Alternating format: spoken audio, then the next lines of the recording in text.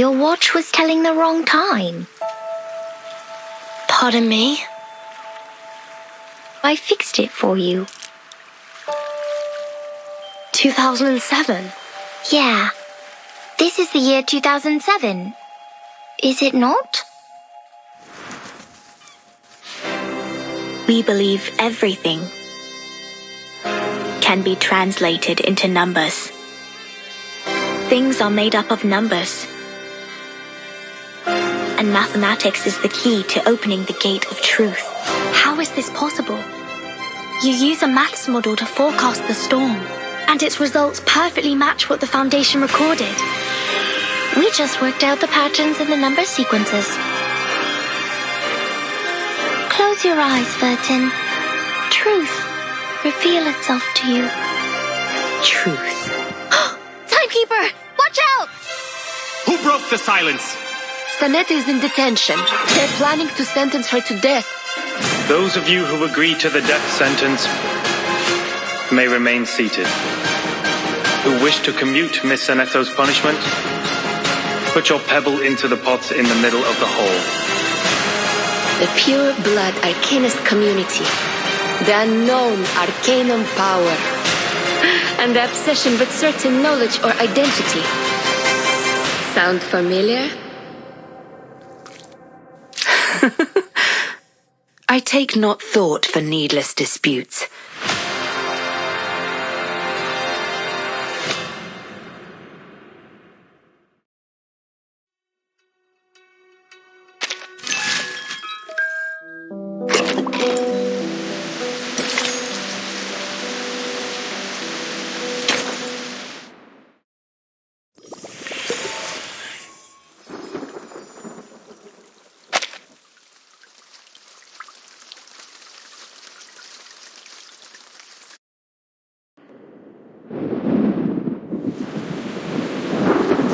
Hold tight!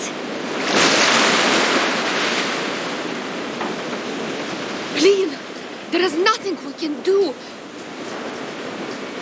We have another 10 minutes tops before this ship sinks like a stone. 60% of the left cabin has been flooded, as well as 75% of the right cabin. The ship cannot survive such a ferocious storm. Timekeeper, we should get ready for evacuation. Prepare the teleport soft disk. Wait, what are you talking about? Are we going to abandon the ship? These are just some breezes and ripples. Won't last longer than a blink of an eye. Just hold on to the wheel and we'll...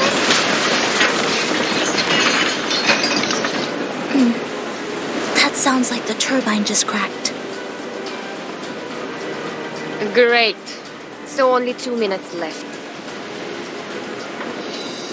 A true captain will never abandon her ship.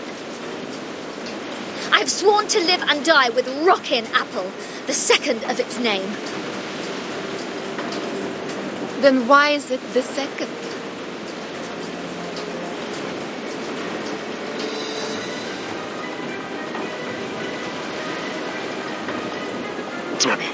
Sotheby just bought us this ship. I racked my brains to think of all the assurances I could give to get that governess off my back. I think it's better for us to embrace the fact that all things would come to an end, Captain. Sometimes, deserting is to leave for another battlefield.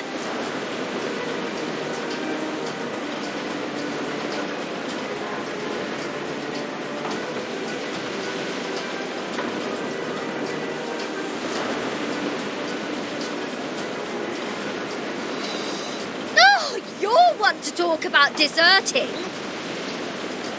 If it wasn't for you, we wouldn't have ended up like this in the middle of the... Timekeeper, we have an emergency.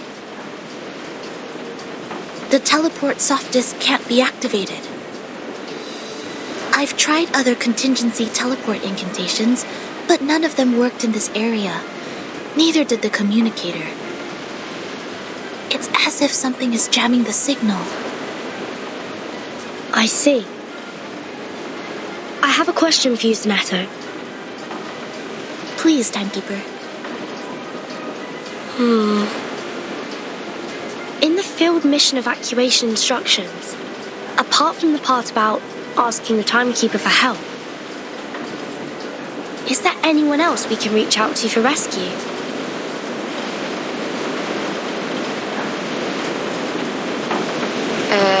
Seriously, Virgil.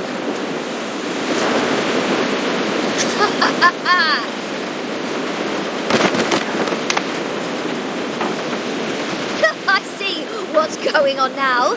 This is a trap! And you are behind all this. It is you who played that nonsense travel note from 1999 and lured us into this random sea in order to torture us, afflict us, and now feed us to the fish. Go ahead, give us the wicked villain laugh, you Manus mole. Quit playing innocent here. I don't know. I mean no harm. Nice try. See what else you got to say when this pirate opens your battery cover and finds Maiden Manus there. Please, do not shake me. If I broadcast how to clean kitchen appliances for you now, will it brighten up your mood? Like hell it will. Can't you see? My ship is going down, along with my record collection and your battery cover, to the bottom of the sea, for good! Even John Lennon can't do anything about it now. I'm terribly sorry. I can't see. I could only touch, hear, and imagine. How about this program? Lesson 101, the express route to heaven one shouldn't miss. I think it would serve you better. Oh! I can't stand this anymore. My records, my Dr. Pepper's, my pirate radio, my Rockin' Apple II. For crying out loud, what have I done to deserve this?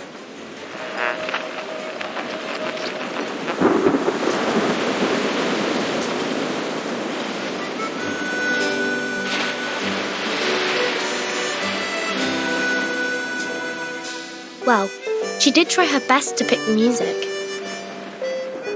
Though no one is in the mood, I think this piece is not bad. As to Regulus's question, we need to slightly twiddle this knob to 1913.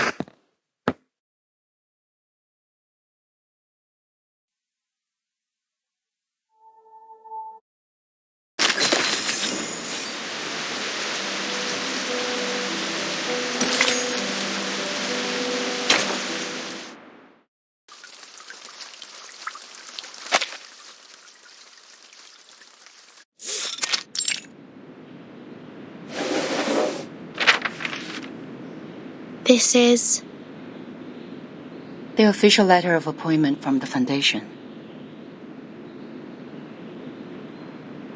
Congratulations, Vertin. After the long evaluation period and the re-examination, the Storm Reformation, Manpower and Discipline has been officially approved by the Pact's Security Council. Team Timekeeper is now a legitimate, independent department. You are now granted a more flexible autonomy and independent budget.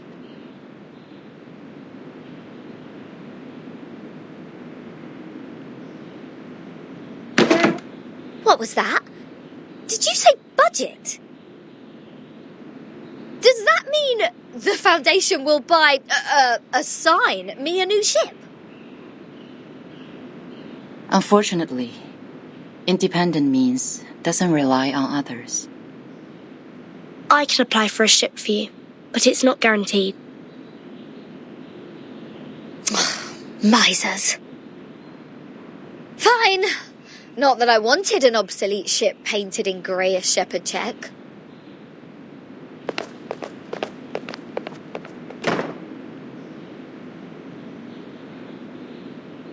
However, the price of passing that bill is to let the Foundation keep its authority to discipline unregistered arcanists. The arcanists who have been and will be assigned to the Timekeeper's team will be put through a risk assessment procedure carried out by the Foundation.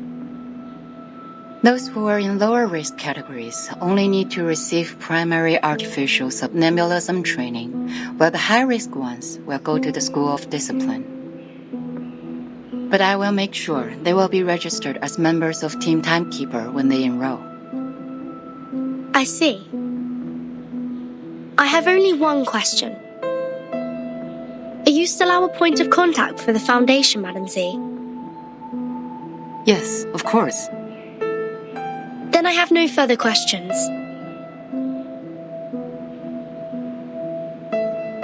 Meanwhile, Team Timekeeper can apply for secondment from the Foundation, Laplace, and Zeno if necessary. You can check this file for more details.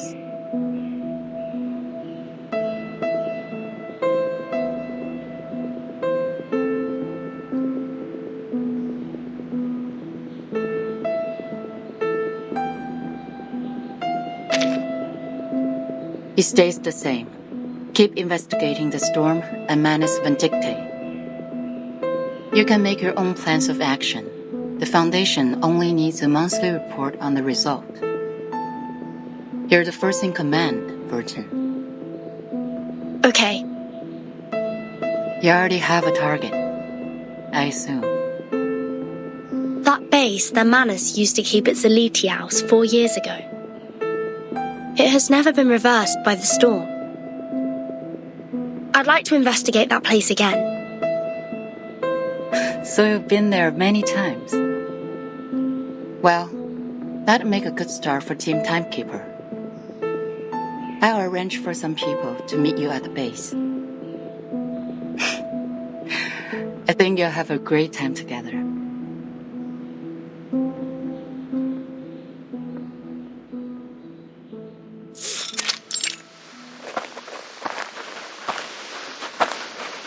The fog is thick here.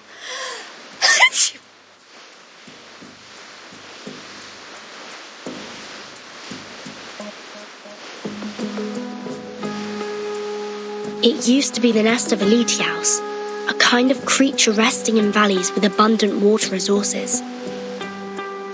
What's more, it's winter now.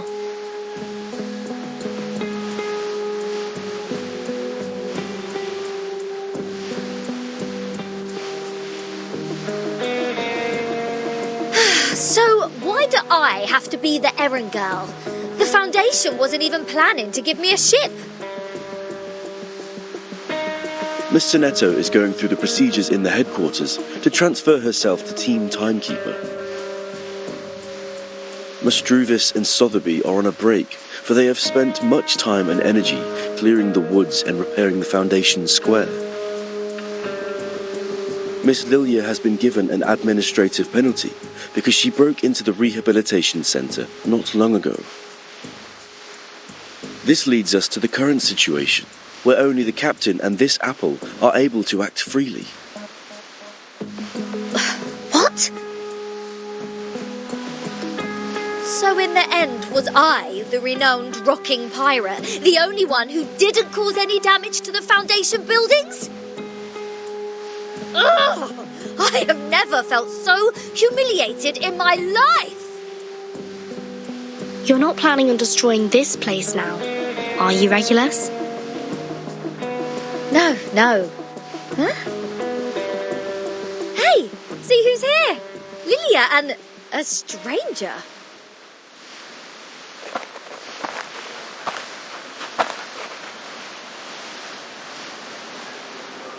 What took you so long?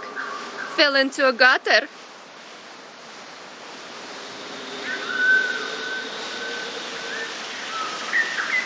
Hello, Timekeeper. My name is Moisson.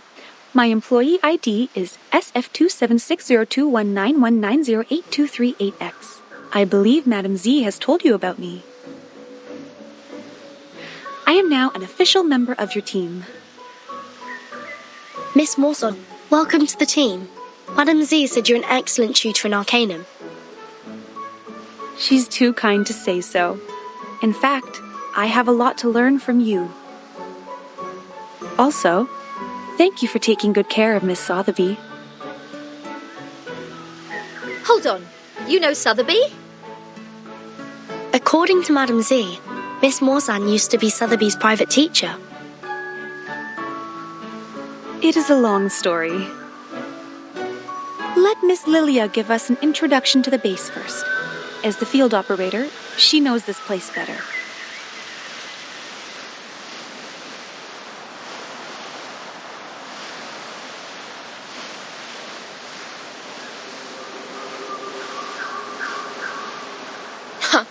After I got promoted and transferred to the headquarters, those exciting outbound missions have been removed from my schedule.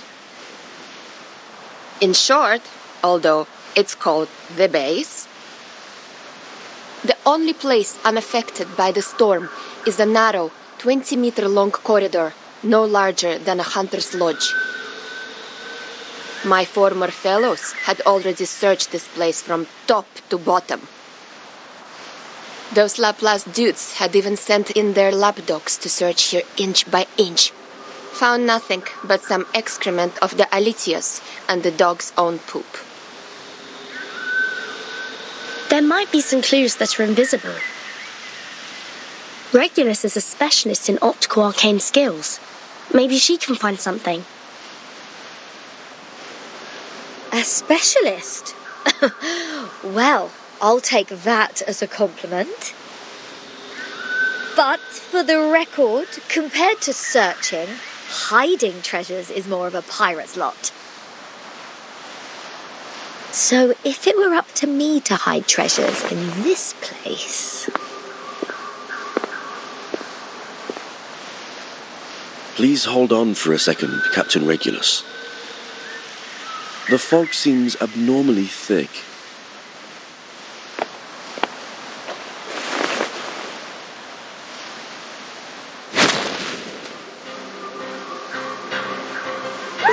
Ambush! Ambush! These brats nearly shot my hat off! Lucky you, they hit the jackpot right away. There shouldn't be any ambush in this place. Easy, Miss Regulus. Please carefully retreat to my side. Miss Timekeeper, please cover us.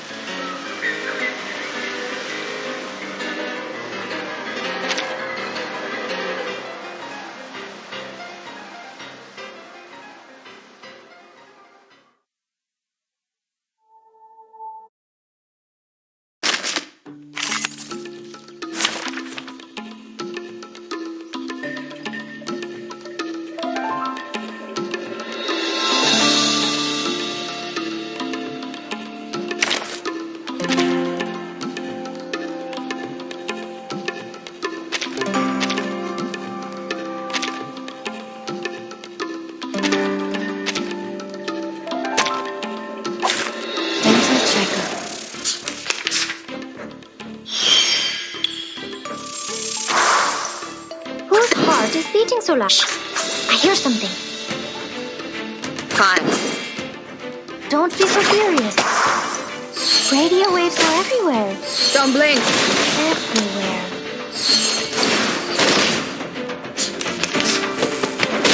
Stop.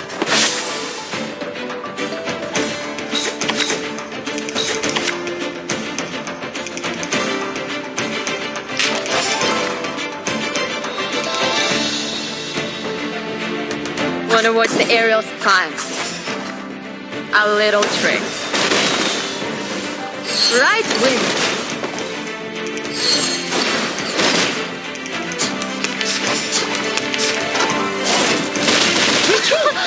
Haven't you eaten? ВДВ. Whose heart? Сколько побед? I hear something. Swallow my exhaust!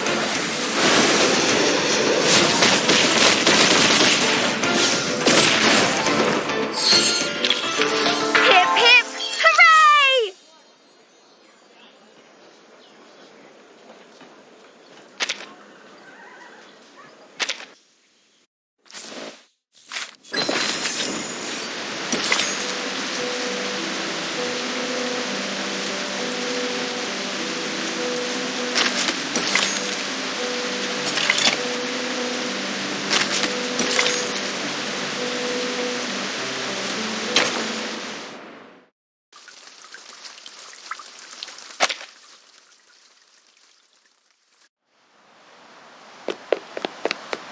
Hold on.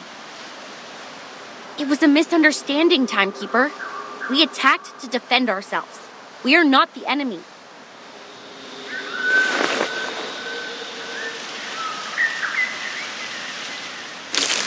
We are the investigators from the Foundation. These are our IDs.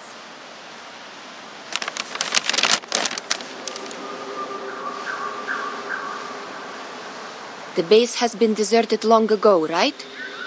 What's the purpose of the investigation now? The outside world has been reversed to 1913. We are here to collect the lost scientific devices from the 1970s. Science and technologies are regressing rapidly due to the storm.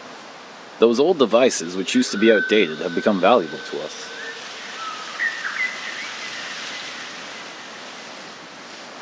I see. Do you mind us investigating this place? It won't be long. Sure. We are glad to give you a hand if you need it, Timekeeper. Good. I have some questions about the base, and I wonder if you may help.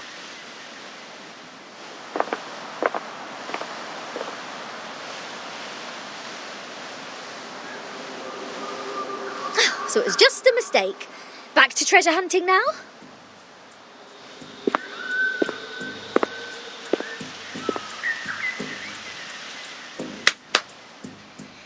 Let's see what Zeno and Laplace have left here. Infrared shotgun. Oh, Maglev auto feeder. Kato calibrator. Oh my god! And a full box of Laplace's military chocolate. Vertin! Come check it out! This is all good stuff. Solid MREs. This pirate with a heart of gold wouldn't mind tasting it for you. I don't mean to rain on your parade, but even dogs won't eat those things. It makes Alitia's excrement smell better in comparison. That being said, to the best of this apple's knowledge, canine animals shouldn't have consumed any food which contains theobromine anyhow. Then can I have it or not? There is nothing to be worried about, since the captain is not an animal of the Canidae family. Well said, as befits the first mate of mine.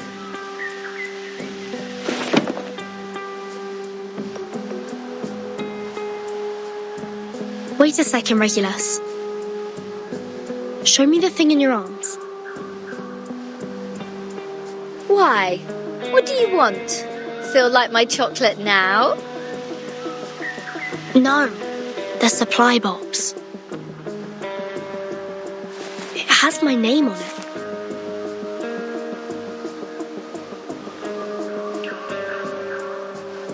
Wow, true. Are there any other Vertin in the Foundation?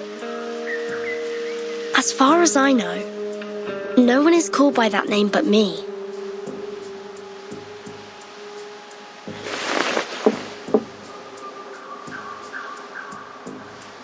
Looks like an ordinary wooden box. But these ordinary boxes are always the most dangerous.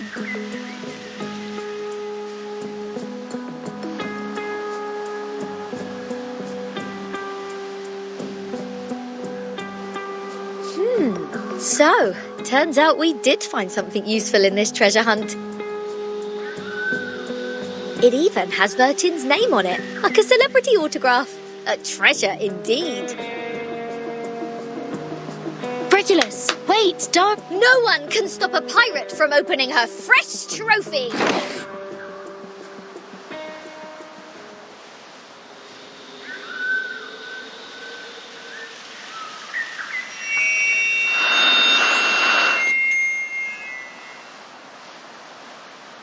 News of the day. The Outcasts held the 11,231st pep rally in the Mammoth Cave, Kentucky. They eventually unanimously passed the principle of dozing in spring, relaxing in summer, slacking off in autumn, and hibernating in winter. Practical Modern Incantations has now been reissued for the 77th time. We are now at the end of the 20th century. This book still remains the #1 book on the list of most regretful purchase on Classic Score by The New Yorker. Biographer Erd has recently published her latest travel notes, Roaming in a Peyron, which has started a new round of craze for traveling in the Aegean Sea region. The chief editor of The Voice of the Millennium strongly recommends this book, praising it to be the literary reproduction of the romantic, elegant, and classical dreams, a glimpse at the golden era. Among them, criticisms abound. The Babylonian Review issued a warning that the author's observation of the Apollo star was fatally inaccurate. Self-driving tourists can easily get lost in the Gorgon Current backwash if they do not correct their direction by 3.14 degrees on the Ford Sextant Model T. Time for late night news. What? End of the 20th century? Voice of the Millennium? Is this radio broadcasting news in 1999?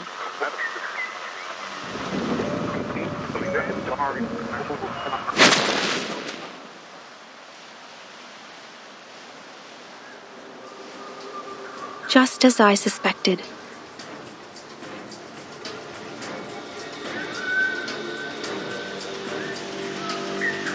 Since Timekeeper hasn't reported the time of this era to the Foundation,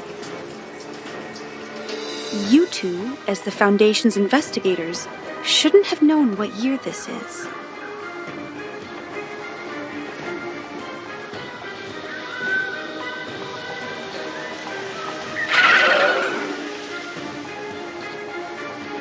In such pouring rain, time is the best proof of identity. Huh, I get it. Not a bad plot. Miss Morzon, watch your six. Let us help you.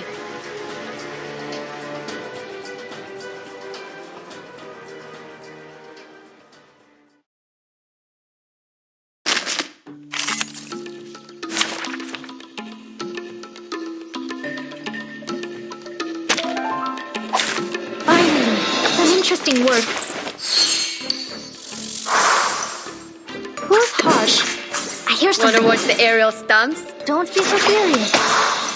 Agents have guns. It's called common sense.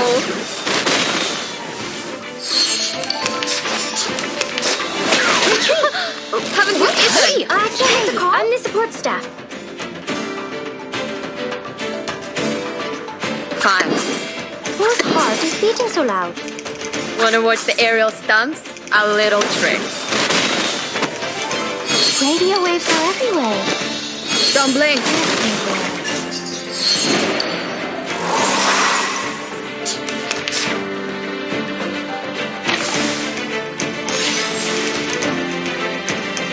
Shh! I hear something. Fine. Wanna watch the aerial stunts? Talking out calms people down. Oh. Right wing.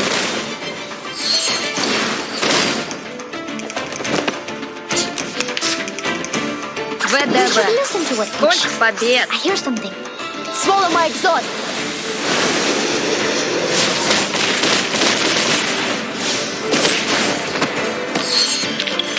Hip hip hooray!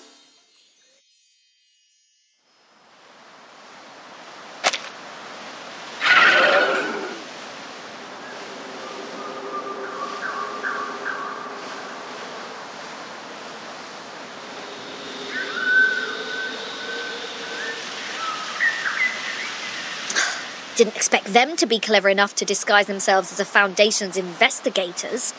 They sure have learnt a thing or two. The era of 1929 only lasted for 2 days. The frequent change of time muddles work and responsibilities in the Foundation, which in turn caused some chaos within it.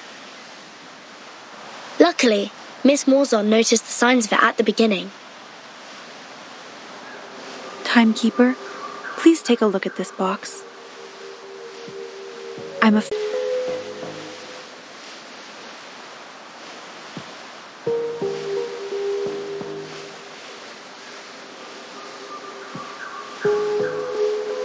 This is... the Manus Master used to stay immune to the storm.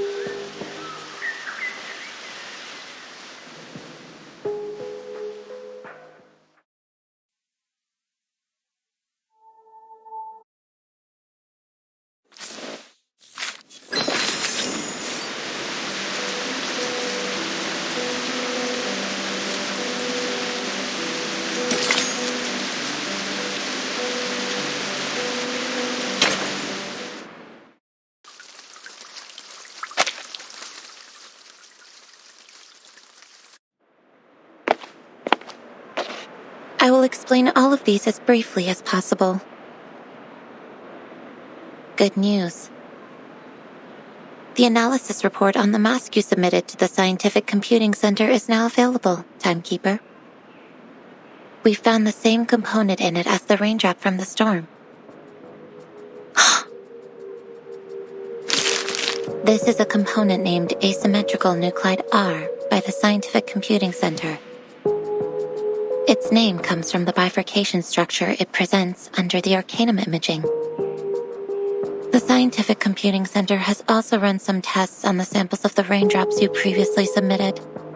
After removing all water, mud, human hair, and dandruff within, the remaining unanalyzable component is what we called asymmetrical nuclide R. What a familiar name.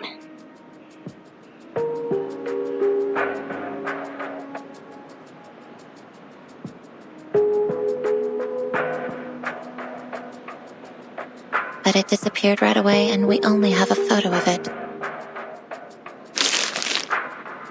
Fortunately, we extracted the stable form of it from the Manus mask. It might be the key to staying immune to the storm. Does that mean it'll be possible for the Scientific Computing Center to develop protective gears which are immune to the storm? Like the Manus does? Seems to be so. A credit to you. The whole center is crazy about it, and I am responsible for passing along the good news on behalf of my fatigued colleagues, who stayed up all night and suffered from neurasthenia.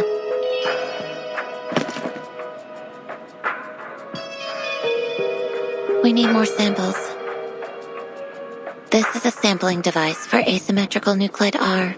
It's the one and only. The manual is in the interlayer.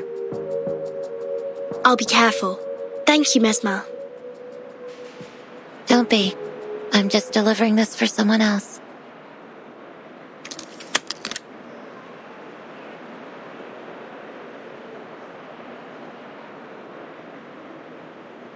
How do you feel now? I'm sorry about what happened in the rehab center. I'm good. It just helped me further verify some factual information about Arcanists. It's just... I thought you weren't one of them, Vertin.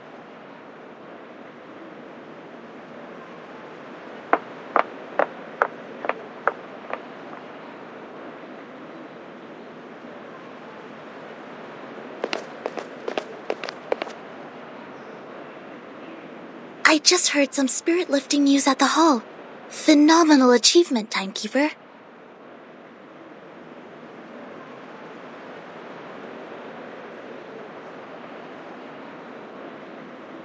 It's a tremendous breakthrough in our fight with Manus Vindictae. Everyone at the headquarters is cheering. Although, I don't know what this component really is. Is it a kind of ritual? Or a unique substance? That'll be the next thing to find out in our investigation, I think. Manus Vindictae always has more information on the storm and how to be immune to it. We've been trying our best to keep up with their progress. Fortunately, now we have another direction. Oh, and these are the files you asked me to search for.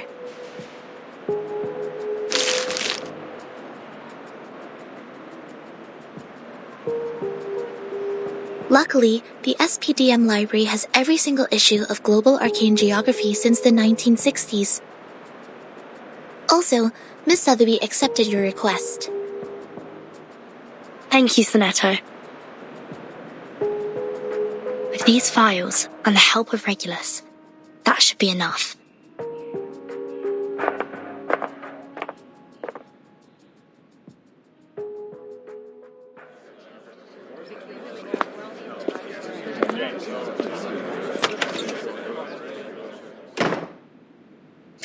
Ha! Yeah, go on. What else do you get except for playing dumb, you cunning flower-headed tin box? Speak! Tell us what you know. Like, what were you doing in the Elitiao's base? In what way are you associated with Manus Vindictae? And who put you in that box which has Vertin's name on it? I have no idea.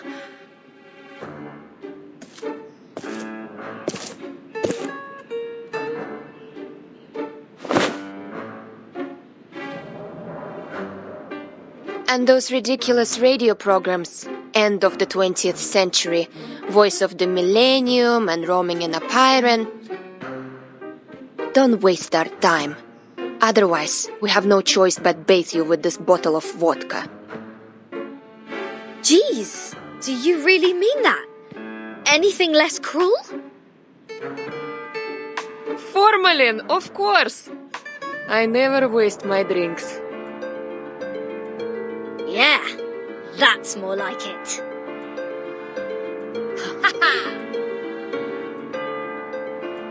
But I really don't know anything.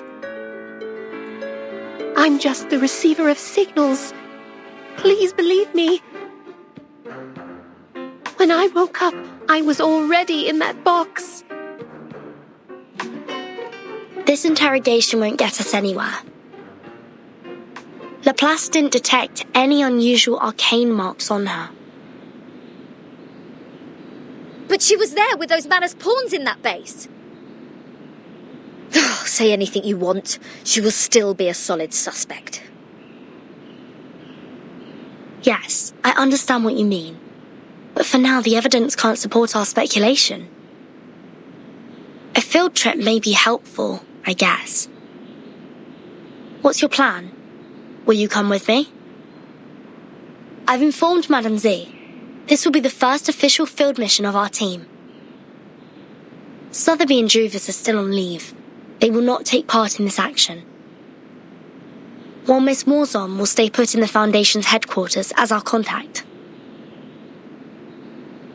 Wait, a field mission? Didn't we just come back from that Elitiao base? Besides, where is this field? The Apollo star we just heard about means the sun. The Ford Sextant Model T is an arcane device produced in the early 19th century. The Scientific Computing Centre has one of those as a part of their collection. The Gorgon current is mostly created in the Aegean Sea, near the Balkan Peninsula. I remembered an Arcanum magazine in the 1970s had a detailed article about this and introduced the circulating current. I read it in the periodical room in SPDM. The current will be flowing backwards every time the Earth is at aphelion and perihelion. This is also known as the current reversal, which is on the 3rd day of January and July this year. And the time in the outside world is...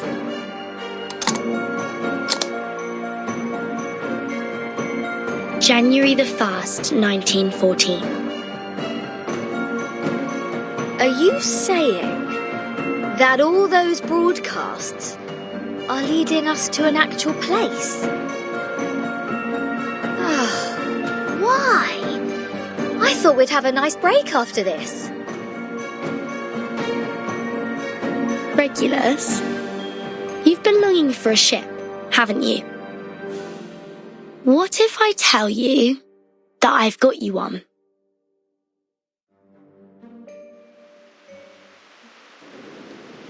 Now, hold on a second. Come to think of it, it wasn't the flower-headed radio thingy who tricked me into the Aegean Sea. It was Vertin. Watch out! The big wave! Блять, this is enough! SU-01VE! Wait, Lilia! Are you sure about taking off in such stormy weather? This isn't a normal storm. Something is attacking us from the ocean! I need to pull it out! You guys go study that whatever instruction right now.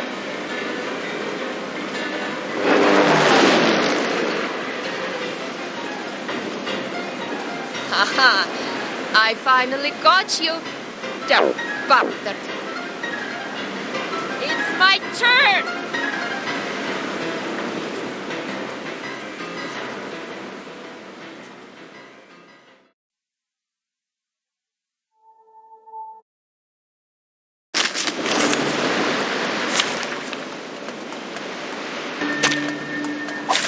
Dental checkup. Work hard. I hear something. Fine. Don't be so furious. Agents have guns. It's called common Don't blink. sense.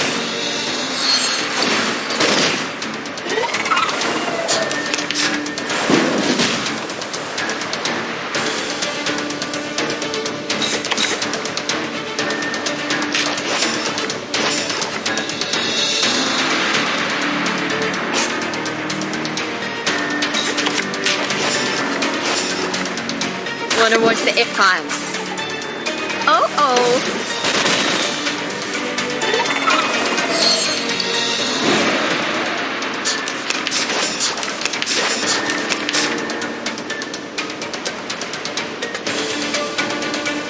ВДВ. Сколько побед! Wanna watch the aerial stunts? Swallow my exhaust!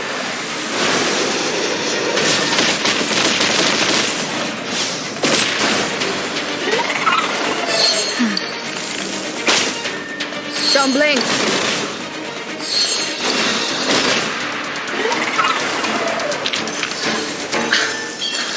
Red 38 is about to return.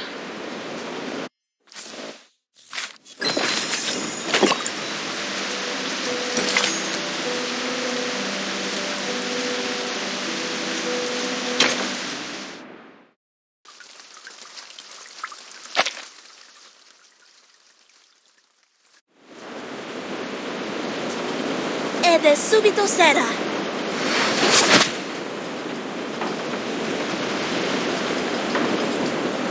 Well done, Sinetto. Now cut the other halyard. We need to reduce the angle of attack and depower the ship. Roger that. But we can't stay like this for long. Bertin, have you thought of anything? It's not working. I've tried different ways, but the Tempest blocked every signal I sent for help. So is that it? We are as good as dead? Wait, there might be another way. I'm sorry, Miss Radio. I need to borrow you for a second. Huh?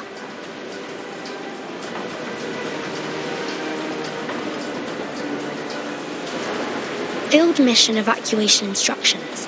Article 21.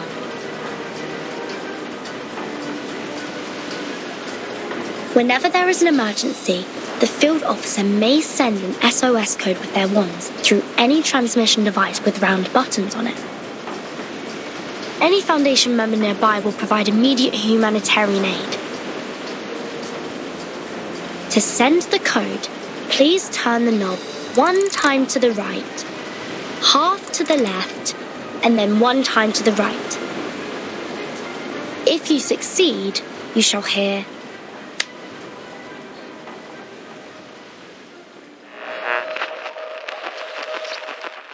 May the peace be with you. I've never seen such a tremendous ritual.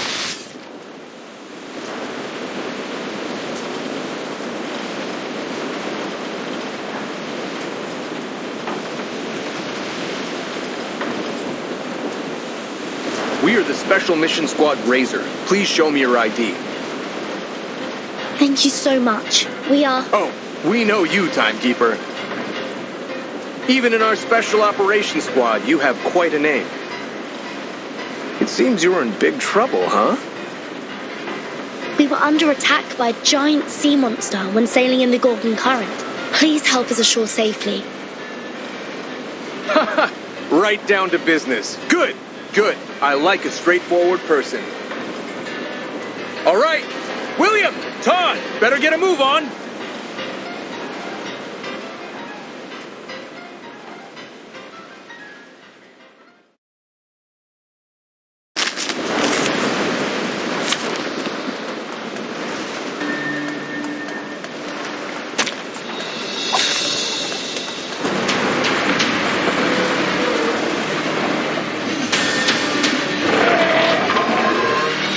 Look at my back.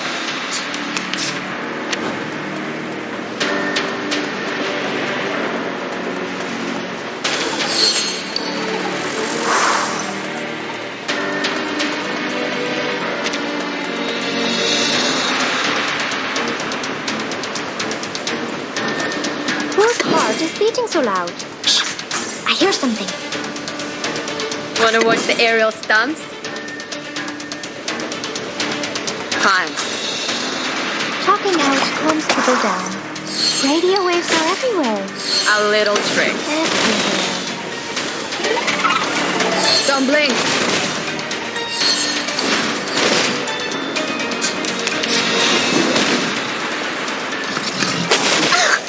Don't touch my bag!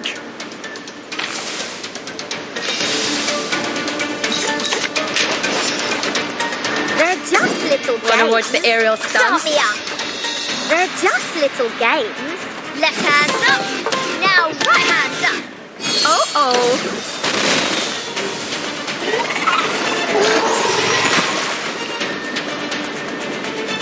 Woohoo! Release! Nice!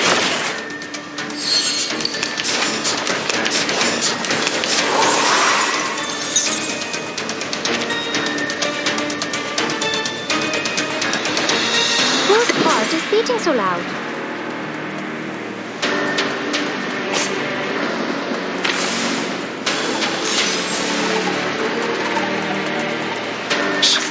I hear something. Start me up! Whose heart is beating so loud? They're just little games. Talking out calms people down. Rock, rock, rock! Change the world! Right wind.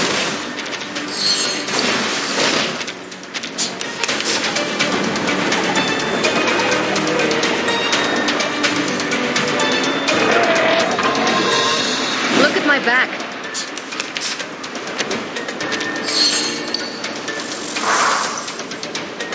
Whose heart is... Wanna watch the air time? Oh? Agents have guns. It's called common Right sense. wind. A little trick.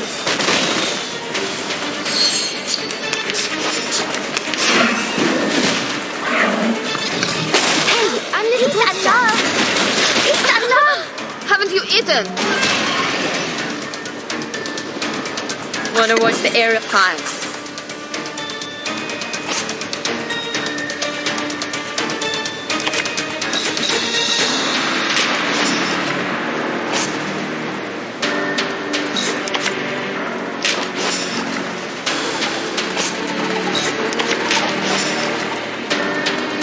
Wanna watch the aerial stunts? Time.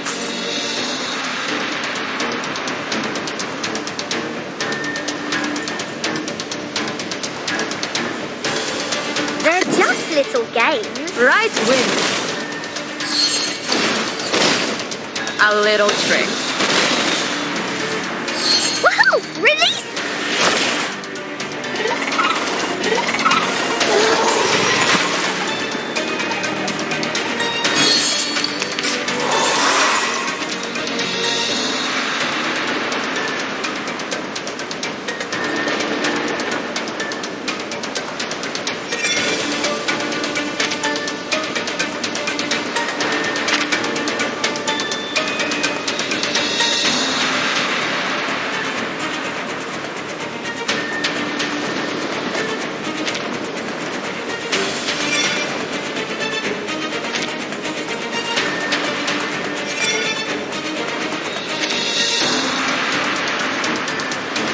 Whatever.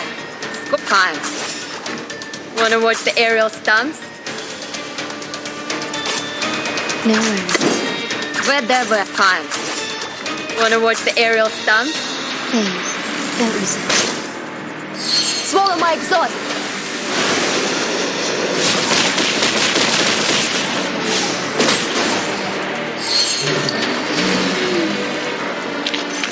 We are much naughtier than the Foundation's kids.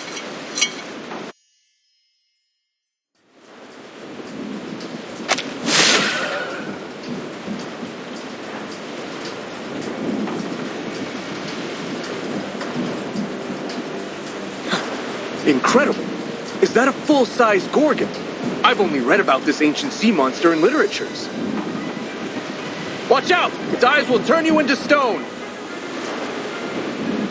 There has been no witness report of a Gorgon since the 12th century.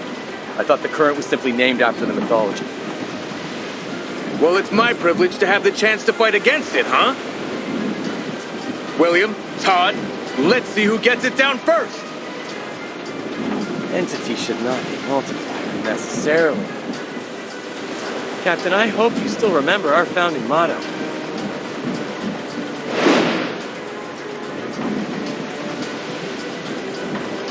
Want to compete with me in speed? Have a try, if you dare. Ho-ho! You have guts and I appreciate it. Bring it on! Speed up, my friends. We need to rush back to the Balkan Peninsula for another mission. Everyone, please wait a minute. The size of the sea monster. It's shrinking. What's happening now?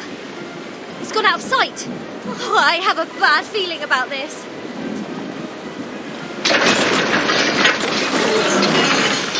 Not good. It's crawling into the cabin.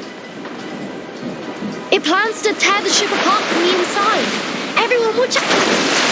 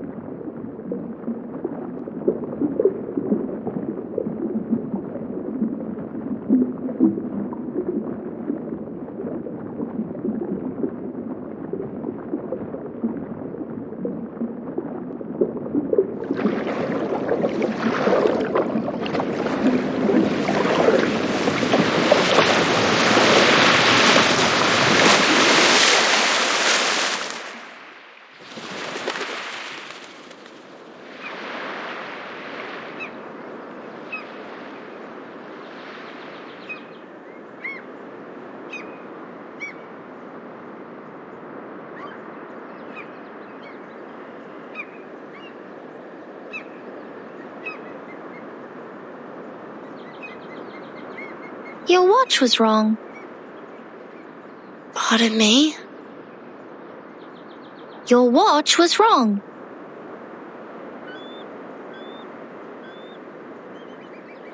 Are you talking about my pocket watch?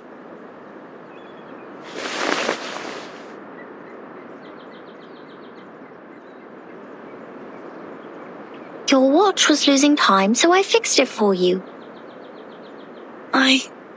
I don't understand. Do you mean this is the right time? Yeah.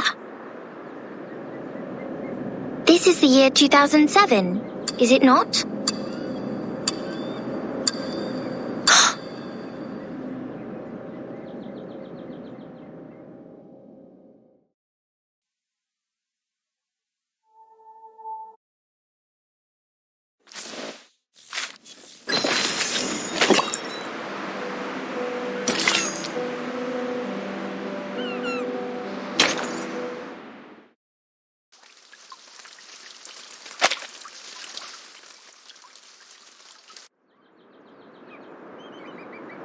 You're saying we're in 2007?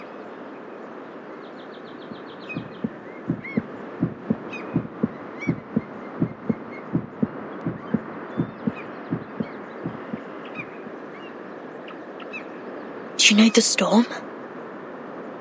Is that how you call it? We call it the emanation.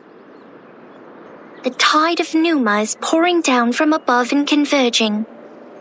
It would raise as a tsunami and break the world of matters where darkness abounds. I don't understand.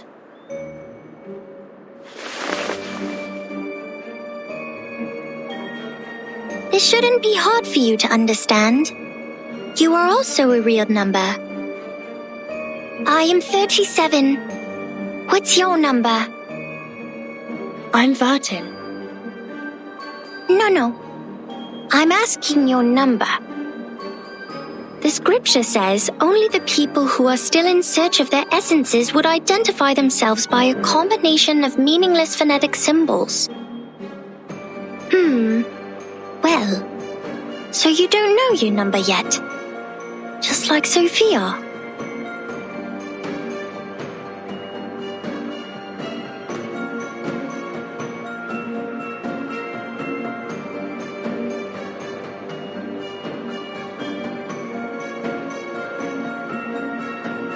Have you seen my companions? Yes. Are you looking for the integer or the fraction? Or the irrational number? Or the imaginary number? What? Integers are the living example of virtues. Fractions can be understood through specific means. Irrational numbers are the free spirits, while imaginary numbers are the existence which doesn't belong to this dimension of the number axis. Which one are you looking for? I'll ask something else instead. What is this place? Island. What island? Have you seen another island? Maybe another question. Did a biographer named Erd visit here before, in 1999?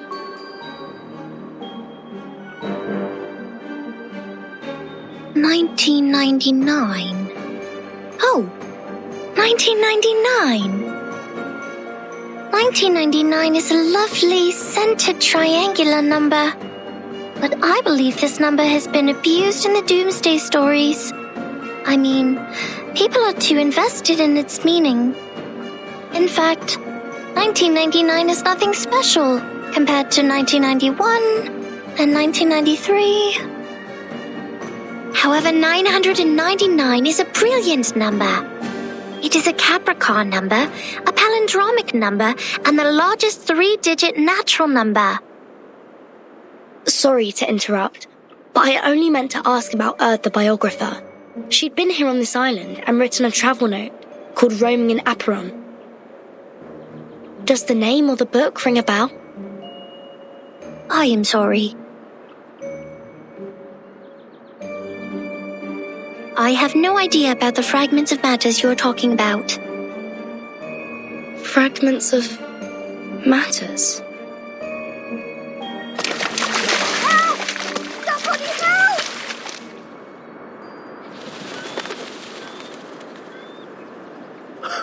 Captain, you should go. This apple's arm has...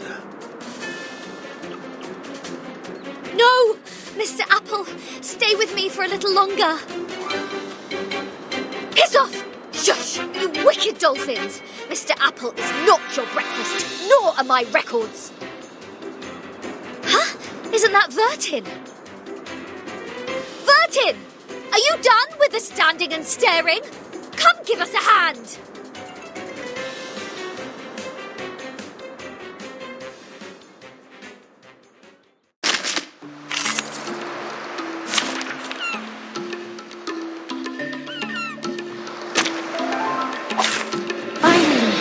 Interesting work.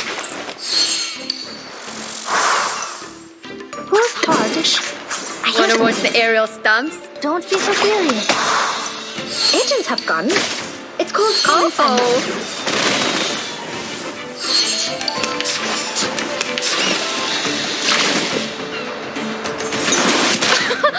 Haven't you eaten? I'm the support staff. Whose heart is beating so loud?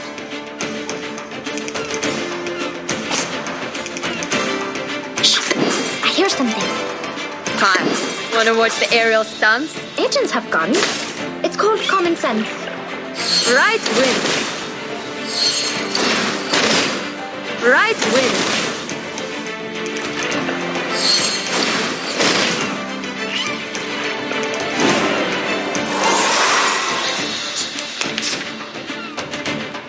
Whose heart is beating so loud?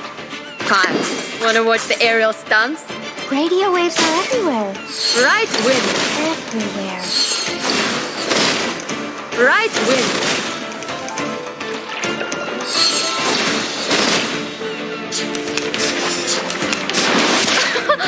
Haven't you eaten? Whatever. Good. Wanna watch the aerial stunts? Swallow my exhaust.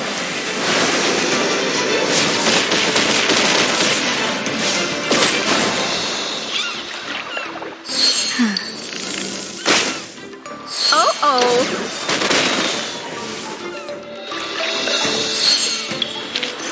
They are much naughtier than the Foundation's kids.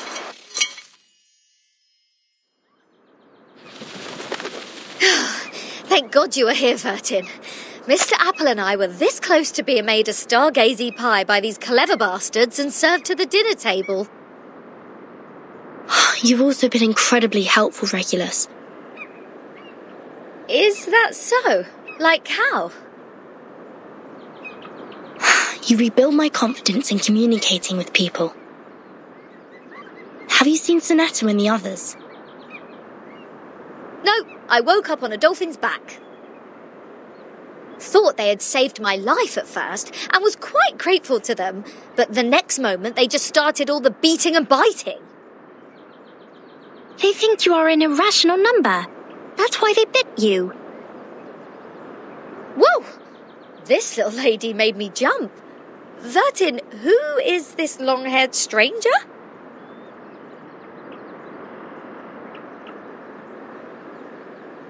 Timekeeper.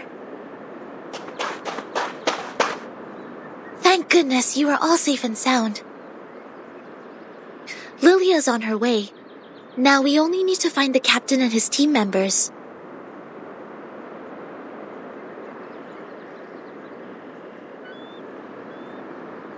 Sonetto, these people are... They are the Apuron believers. They lent us a helping hand after the ship went down.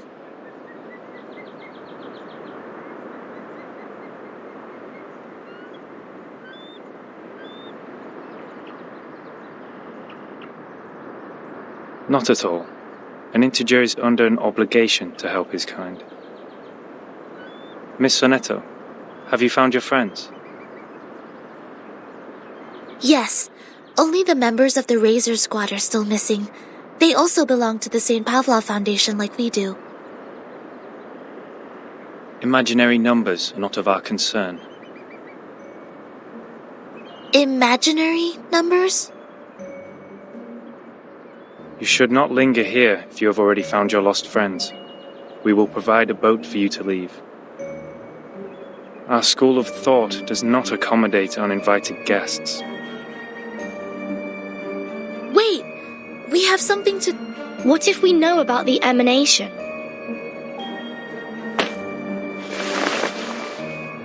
We are the investigators from St. Pavlov Foundation.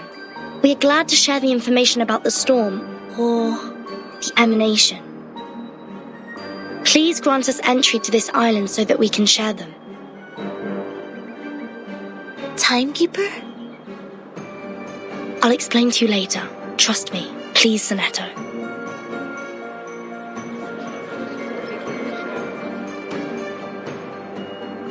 Come this way. We will talk.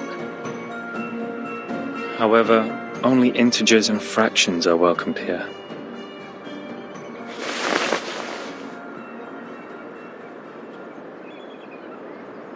No irrational number is allowed on this island. Throw her into the sea.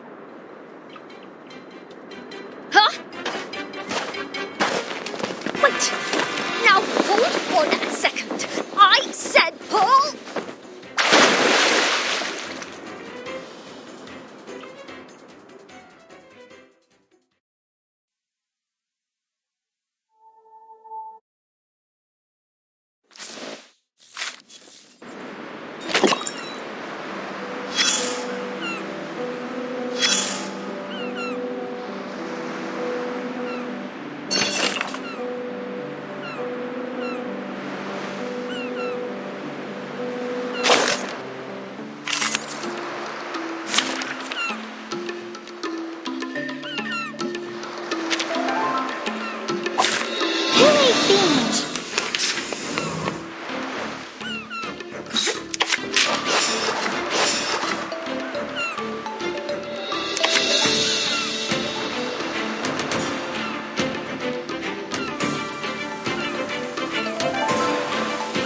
Isn't that? Uh-huh.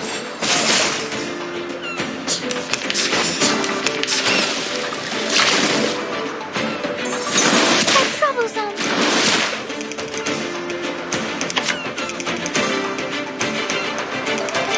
The final demonstration.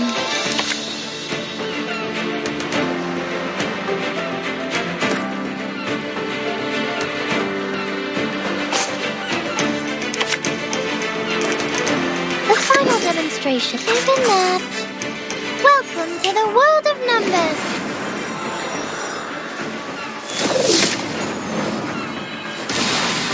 Uh-huh. Huh.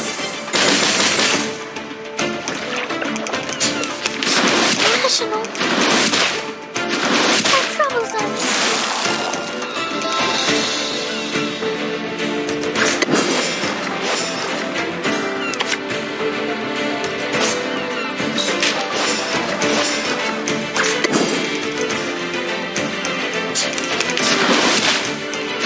How troublesome. The final demonstration.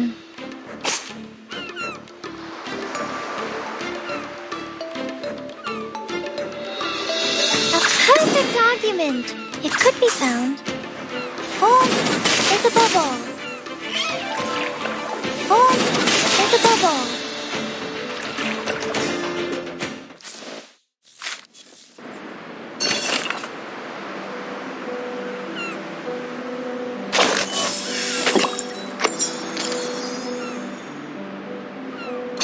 You still look confused. I know, darling. You haven't even vomited up the mouthfuls of seawater you ingested deep into your stomach. Just relax and lie where you are. You don't have to get back on your feet right away. Usually, yes. Usually, when those drunkards and patients wake up from a coma, just like you do right now, they only have 2 questions. The first one will help you find out the name of the land you are lying on. And the other will help you calibrate that bizarre watch on your wrist. All right, now it's finally the right time to make things clear. Open your mouth and throw up whatever you have. Seawater, questions, just get them all out. Right here.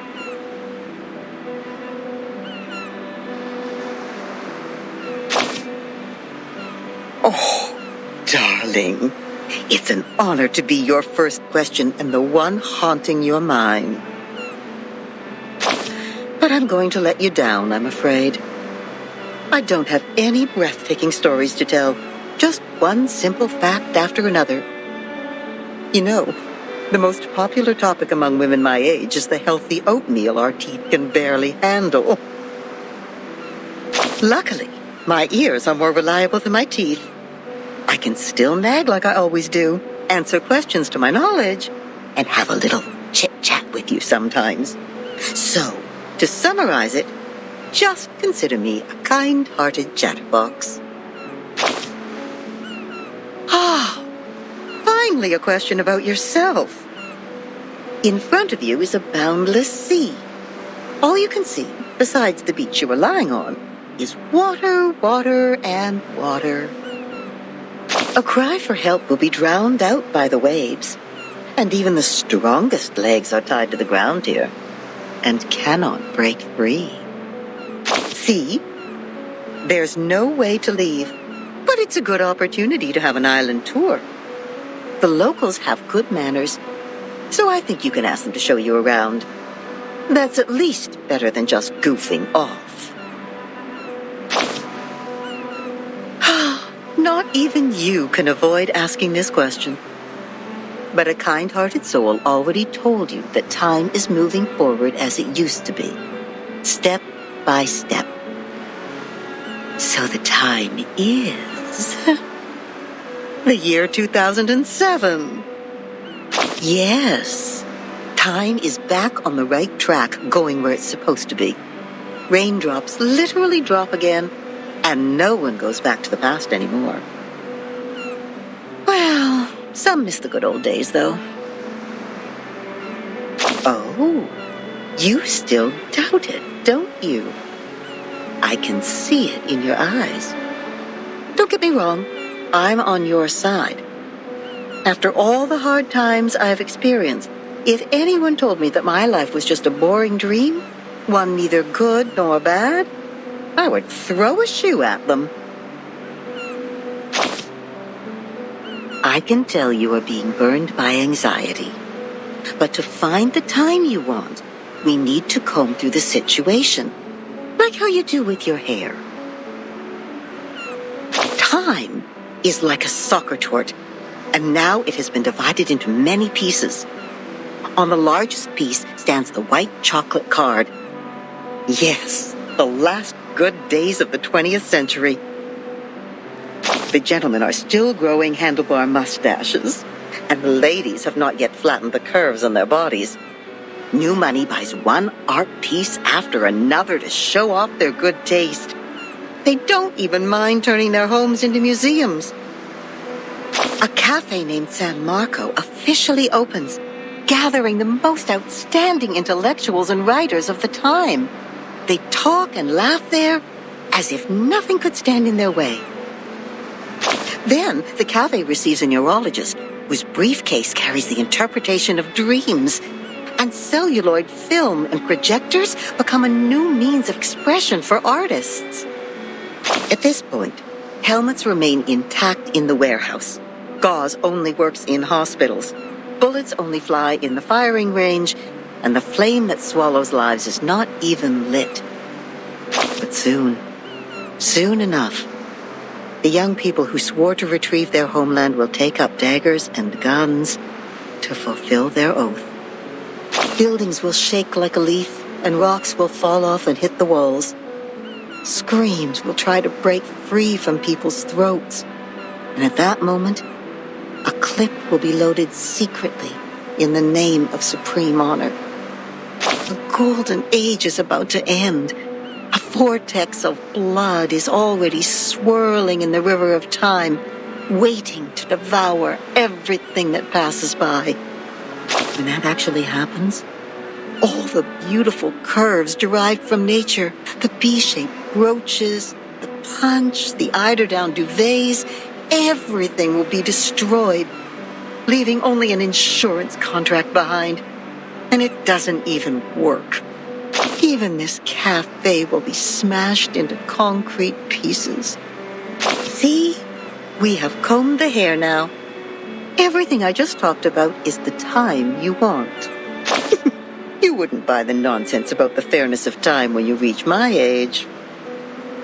It actually feels different between those who keep their eyes shut and those who keep theirs open. Likewise, those who kill never share the same feeling with those who are killed. This is also true between those who have enough food to eat and those who are starving. All right, that's it. I've talked enough. Now get up, darling, and brush the sand off yourself. Trust me, you will find your own answer to this era.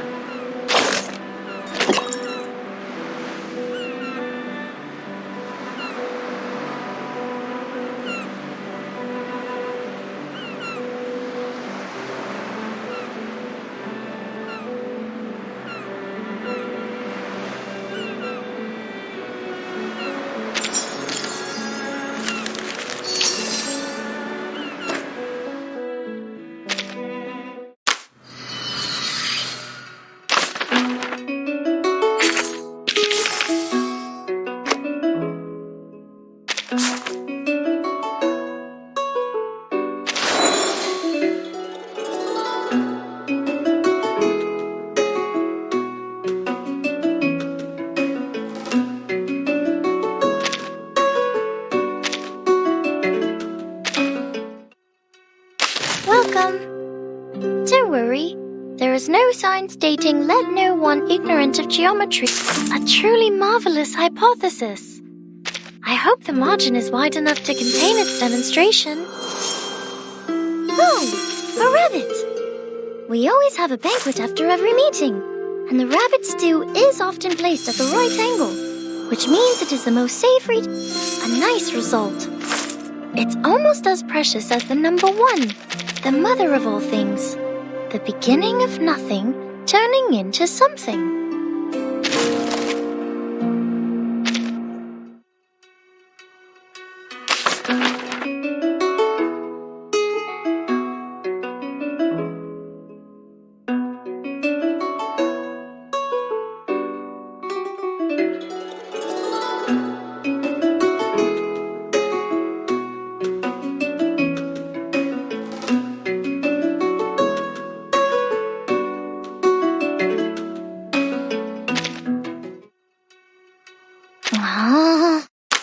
I will not take another step closer.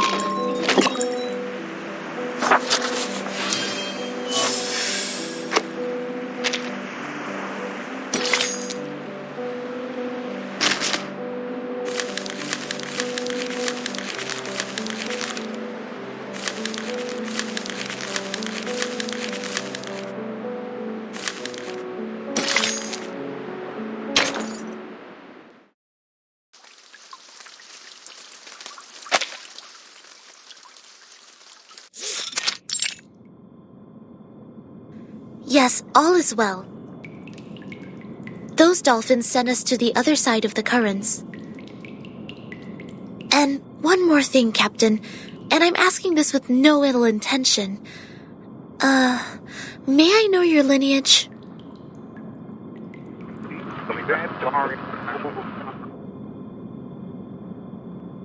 Thank you. I wish your next mission would be trouble-free too.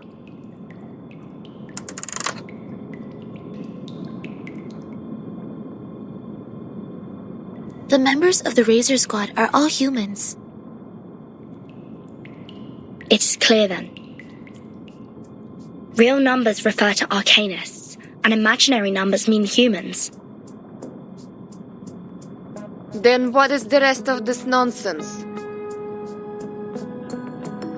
Sonetto, Vertin, and this apple are integers. While Miss Lilia and I are fractions. Don't bother asking. I'm pure blood.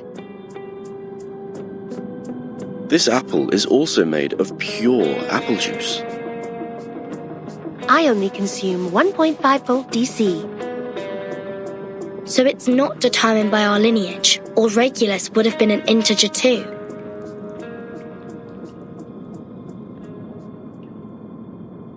So why on earth am I the irrational number? Why only me?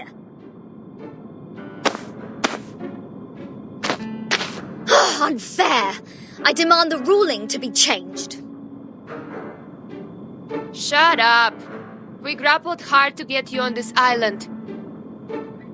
So you have no choice but to stay in the worst guest room.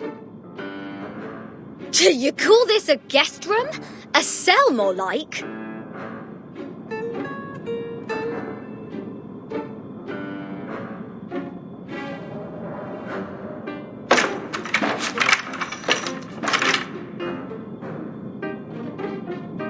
Perhaps this piece of news will cheer you up.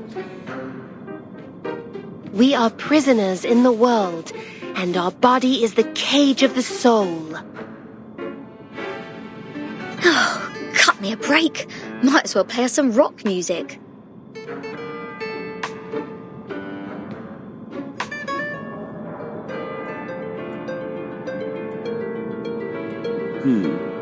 Seems the residents on this island venerate integer numbers. And irrational numbers, or the non-terminating, non-repeating decimals, cannot be represented as the ratio of two integers, hence they are discriminated. No, no, no. Who are they to judge and decide me to be the irrational number? I was the only person who didn't cause any damage to the Foundation in the previous protest. Oh, why do I get to have the worst of both worlds?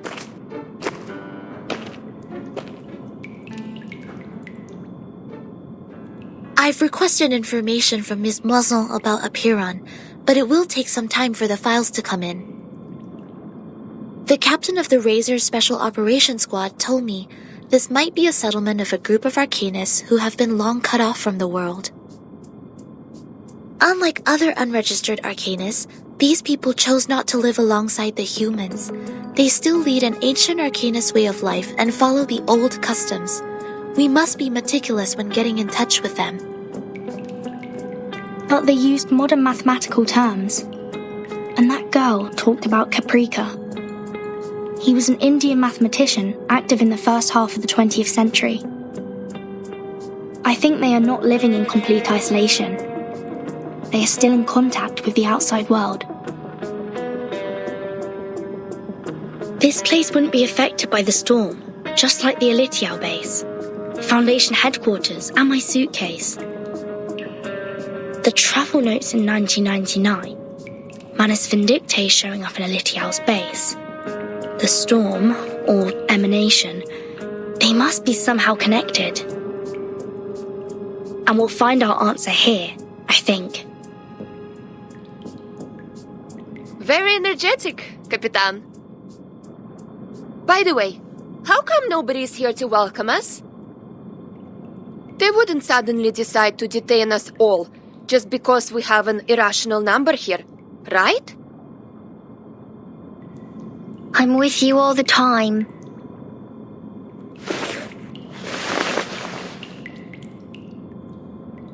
Six asked me to welcome you.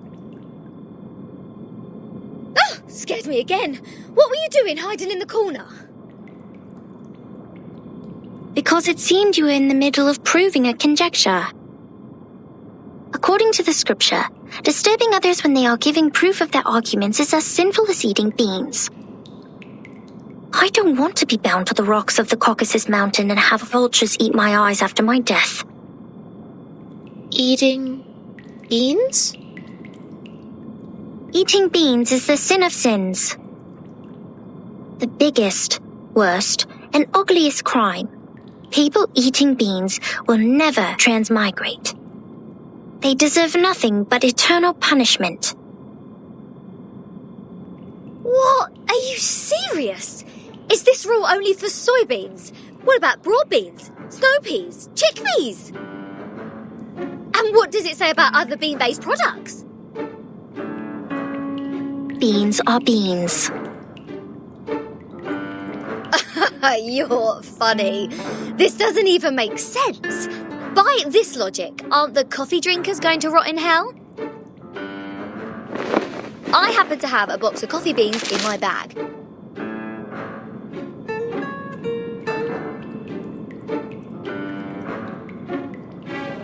If I put one coffee bean in my mouth, will the vulture get me right away? No way! Whoa, easy, mate. Do you want to get physical? This pirate is not scared of you.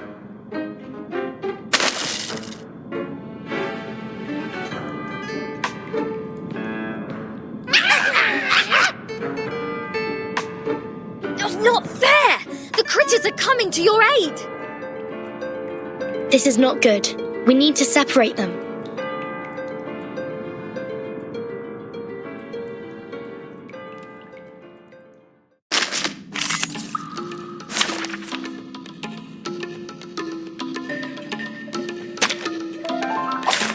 Dental checkup. Who's hot?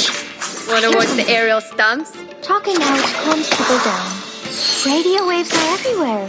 A little trick.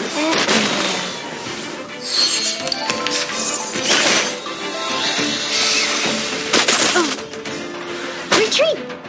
What? I can't make the call. Speaking so loud. Agents have guns. It's called A little trick. I smell the scent of winter now.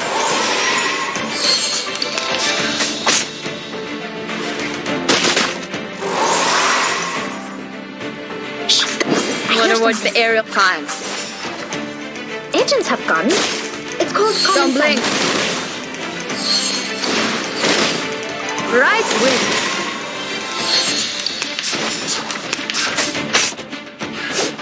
up. Gee!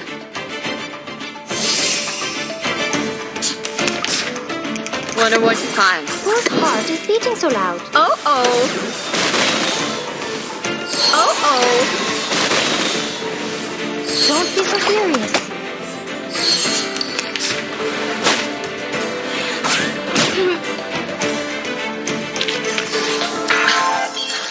Red 38 is about to return.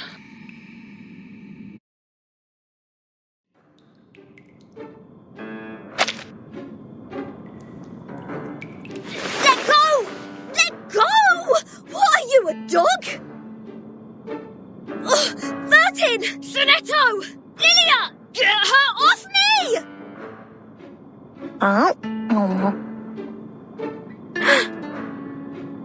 What is going on here? 37, let go of the guest's head. Now.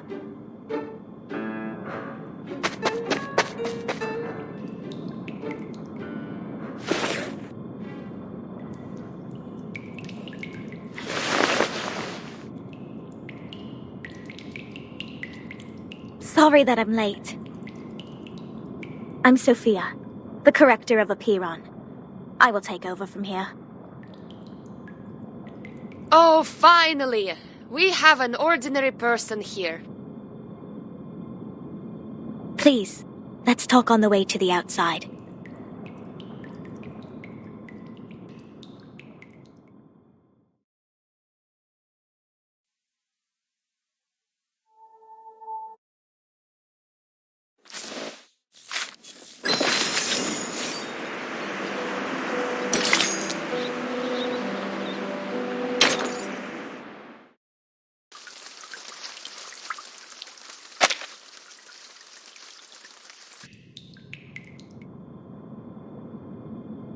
We believe everything can be translated into numbers.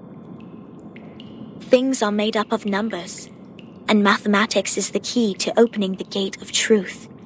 It is like the fire that lifts us from the darkness. This world may decay in time, but numbers will transcend the limit placed for all other things in existence. And if one can take up the challenges and improve oneself with practice, they may clear their thoughts and find out their truth.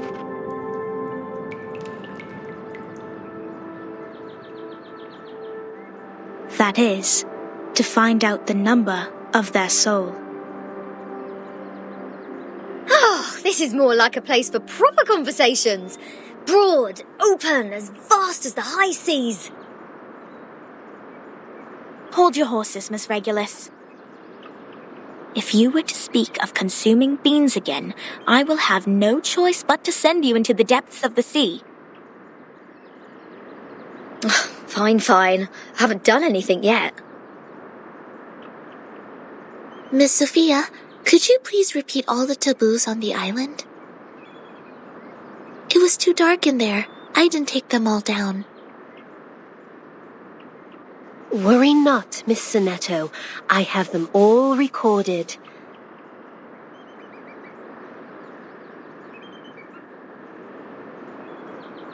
One, abstain from beans.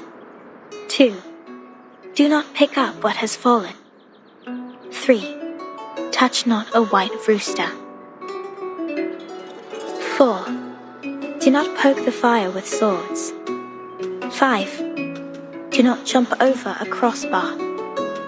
6, do not cut wood on a main road.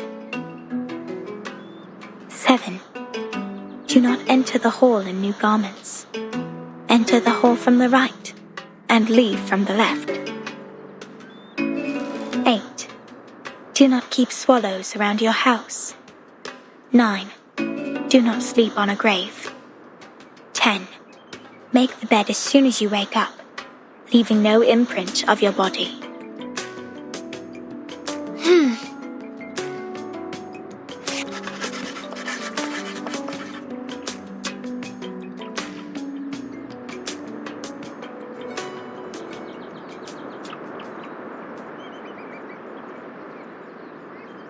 What strange obsessions are these? Even the police in London would be less officious. This is an archaic arcanist group we're dealing with. I assume they have their own reason for these. But what else are we going to do if we can't pick up the things on the ground? Just let it rot? Oh, this doesn't even make sense. You are indeed an irrational number. Huh? What about me? Though I can't identify the exact number of yours, it's never too hard to tell the number types. Like you are a very typical irrational number. Irrational numbers are disobedient, sometimes unreasonable, and they hardly play by any rules. Just like the non-terminating random numbers following its decimal, these numbers are the floating points, or the noises. People of this type are the random ones whose actions show no pattern whatsoever.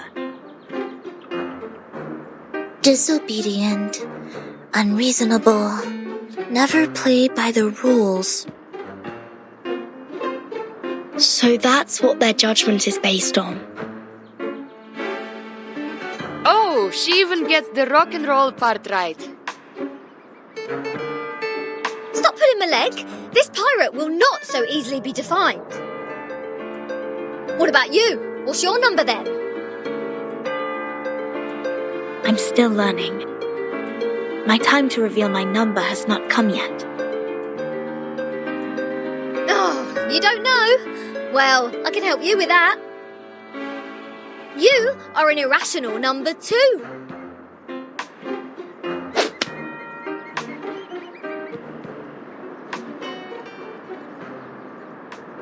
Ouch!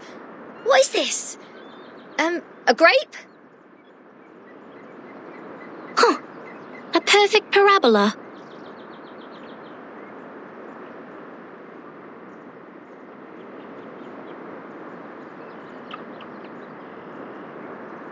Oh, it's you again. I won't be bettered in a fight this time.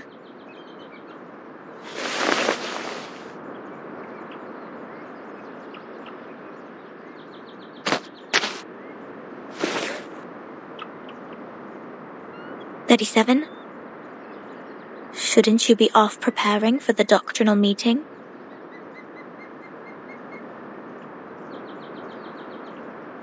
Six asked me to take care of our guests.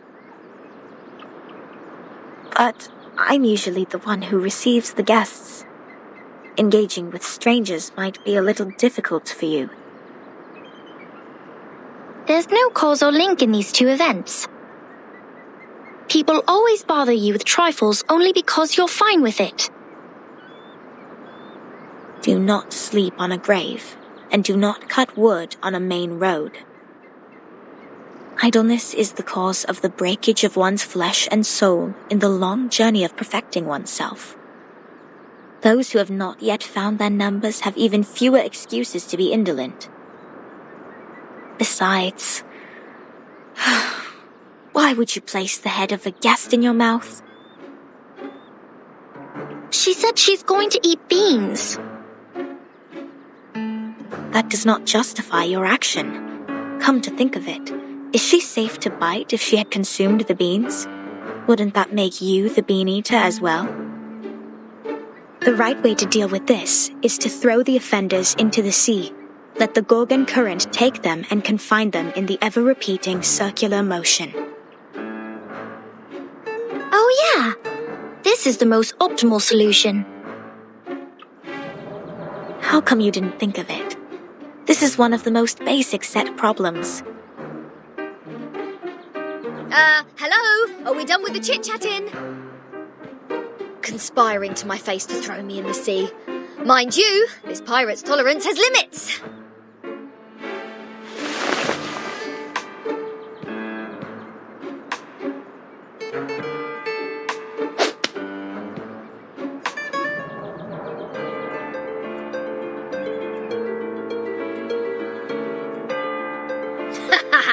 Right in the bullseye.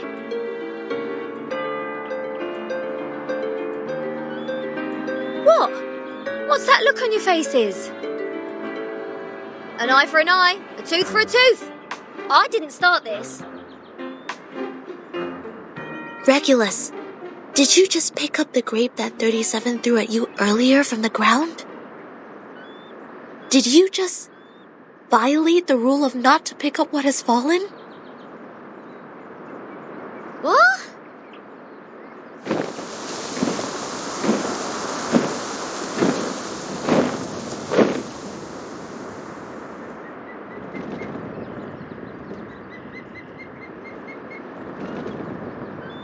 Get down! Abraxas incoming! It will take the offenders with it! A chicken's head and 2 snakes as a feet. What? What on earth is that? This is not good. They seem dangerous. Regulus, come to my side.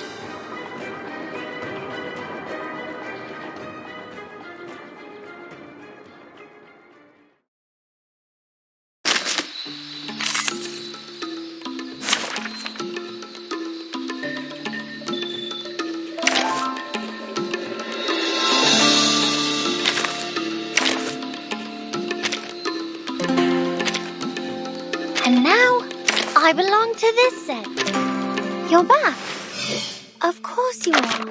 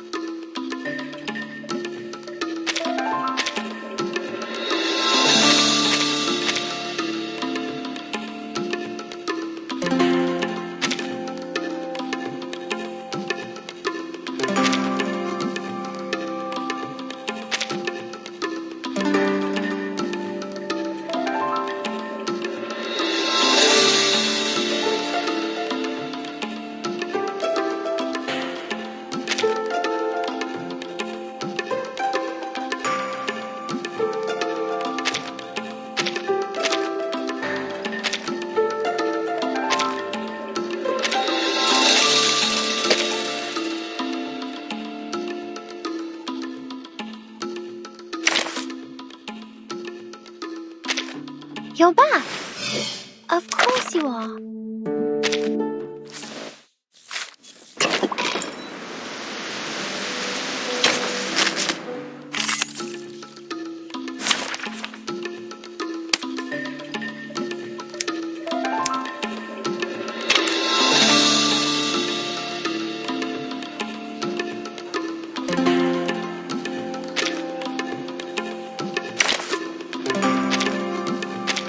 Hey, is the camera in place?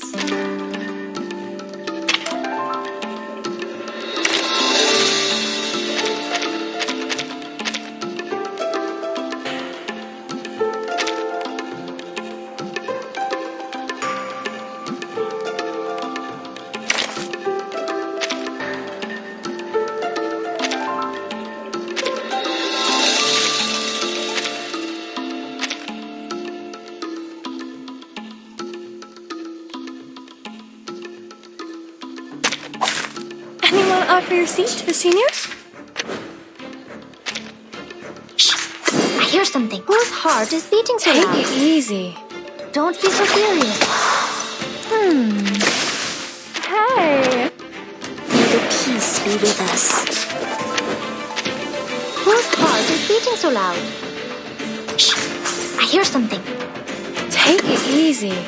Don't be so furious. Hey! How dare you? It's alright. Retreat! What? I can't make a call? Handle it gently. I believe in you. I know the moon, and this is an alien city. Flying handbag for only 3,000 Capitantes. Sempre caro mi su quest'erbo cole. It's alright. What? It's alright. My sword sharp. Take it easy. Whose heart is beating so loud? Venia sereno intenso ad infinito. Agents have guns. It's called common sense. I believe in you. My sword sharp.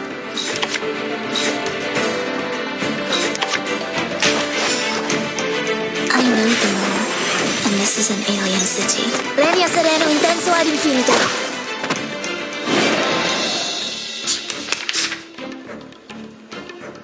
Depict the world I have never seen before. For tomorrow. Depict the world I have never seen before. Talking out calms people down. Each moment, now night.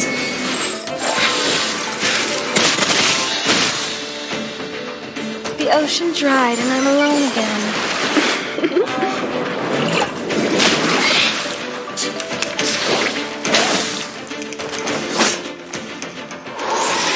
Take it easy. Handle it gently. Try for free. Try for free. Did I meet your expectations?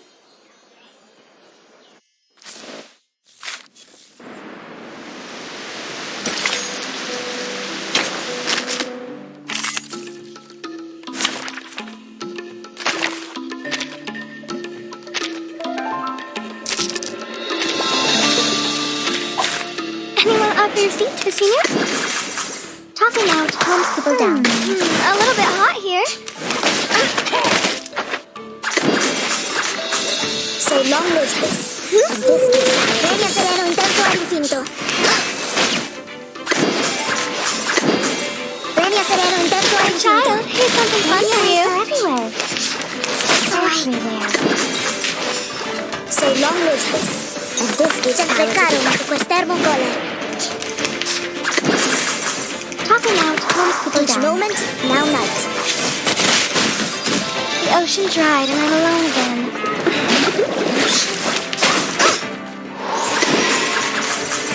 Hey!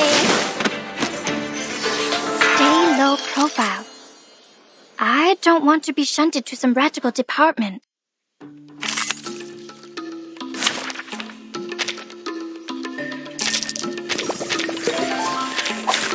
Anyone offer your seat to the senior? Don't be so furious. Radio waves are for free. Try for free. So long live this. My child, here's something fun for you. Intenso ad infinito. It's alright. Sempre caro ma su quest'erbo cole. Agents have guns. It's called common sense. How dare you? I know the moon, and this is an Venia sereno alien intenso city. ad infinito. Oh? Each moment, now night. The ocean dried and I'm alone again.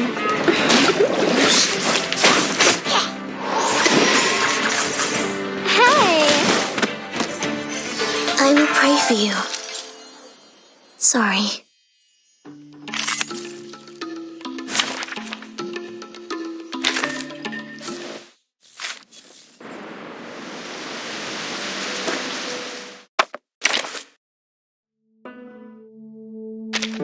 You're back. Of course you are.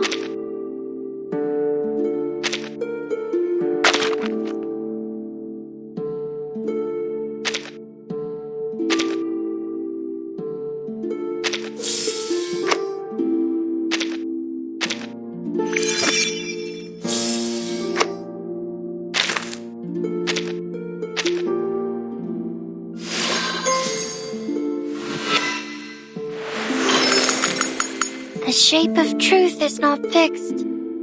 Anyone who tries to figure it out is doomed to get lost on their way. So I decide to draw the one I assume, but just to get it out of my mind.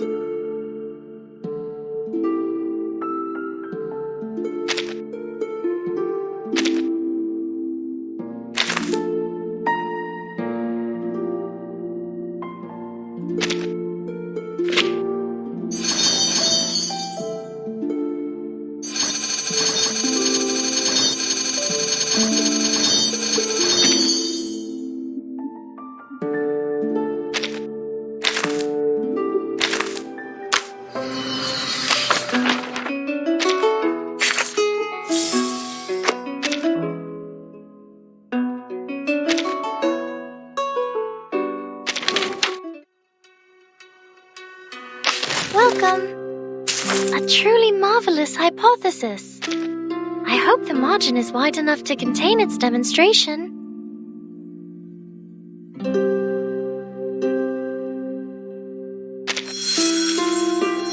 Oh, you got a fragment of the world of matters. All right.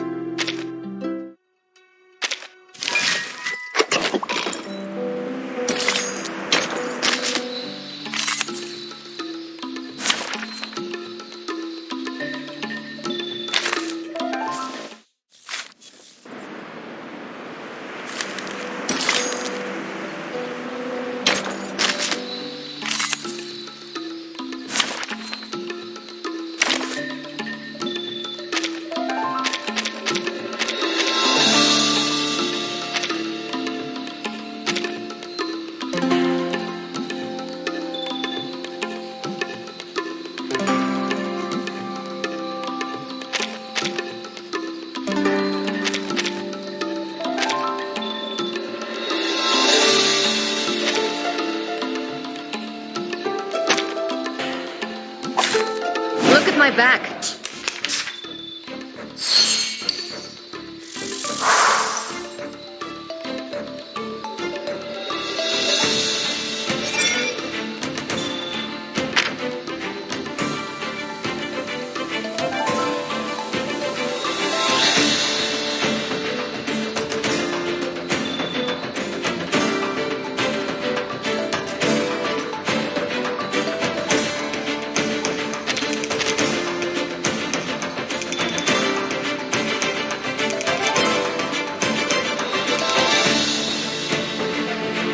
Relax.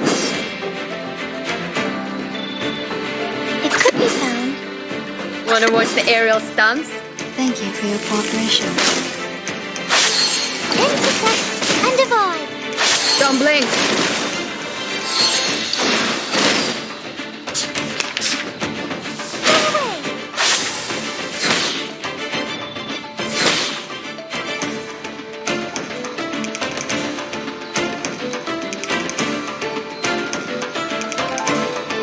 No worries. Time. Even that. Thank you for your cooperation. Don't blink.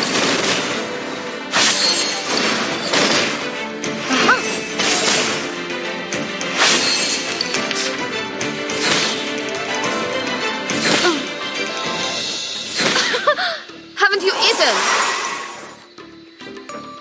It could be found. Even that. Relax. Time to check my calculation. Oh, there's a bubble. Come back to me.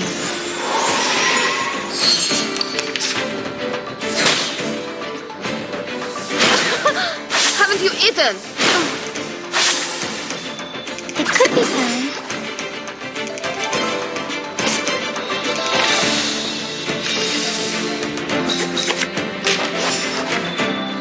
No worries.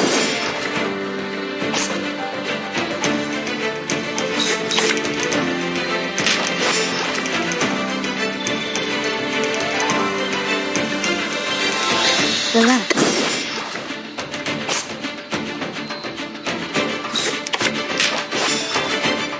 No worries. Even that. Wanna watch the aerial stunts? Time to destruction. Don't blink.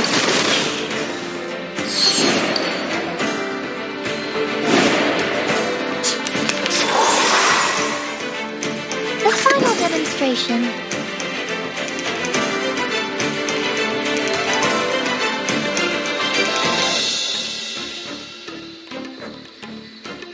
ВДВ.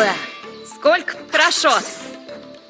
Welcome to the world of numbers.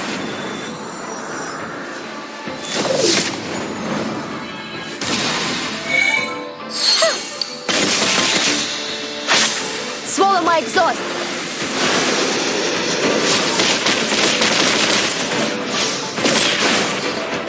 A little trick.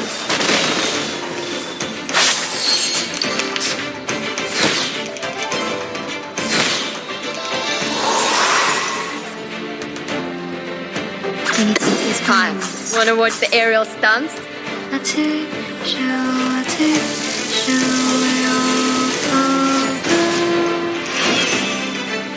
Don't blink. Don't blink.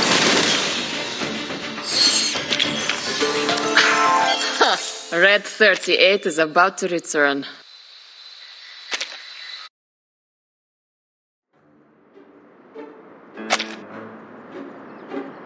Regulus!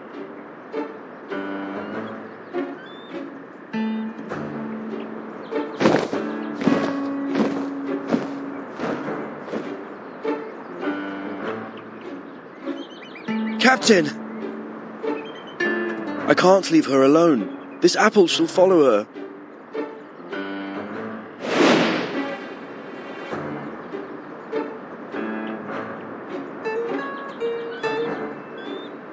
A toast to Regulus. To her ever-fighting spirit of breaking away from jails, no matter how many times she has been put behind bars. Luckily, she didn't have any beans. May her soul be cleansed in the dungeon. What a mess. Ena eftegramot mima, schematizate otan enosume dios semia.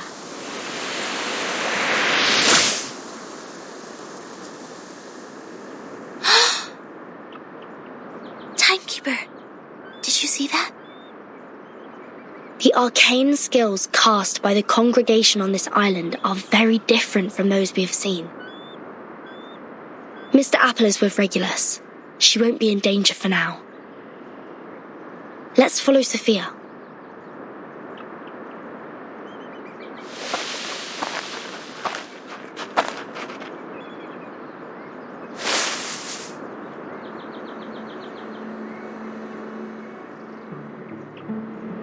We have wasted too much time on unnecessary matters. Miss Vertin, this is the place you've journeyed to visit. The Hall of Apiron. This is where we share our knowledge of Numa, which is also the storm you've been referring to.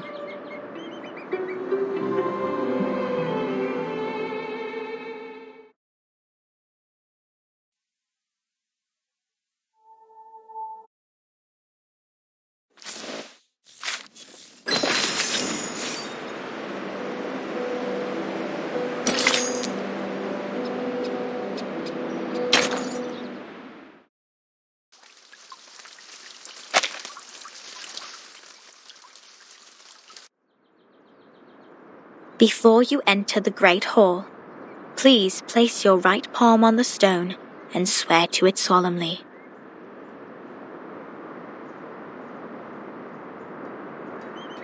I wish to be baptized in the water of Gnosis and be rid of the long darkness of ignorance. I ask my tongue to be taken, for it has spoken mindless words, and I shall stay silent for the truth. I choose to leave the fragments of matters behind me and enter the great hall of forms as clean as a newborn. I swear to let matters stay in the world of matter and a form in the world of forms. I swear to reveal no secrets, or my heart shall be taken by the vulture, my body consumed in flames, my soul trapped in the endless wheel of birth.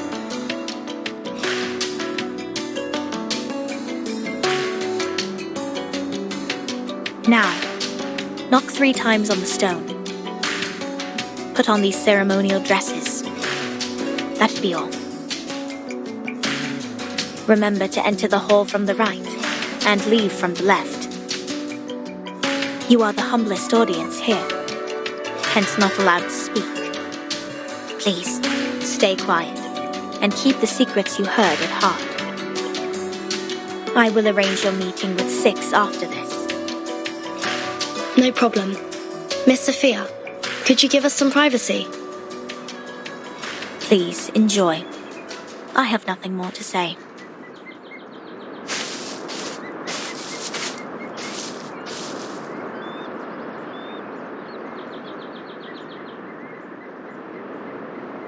Vertin, are we really going to do this? That oath we have to make to enter the hall sounds vicious. To stay quiet and keep the secrets. It's similar to the training we once received. I can go inside on behalf of Timekeeper.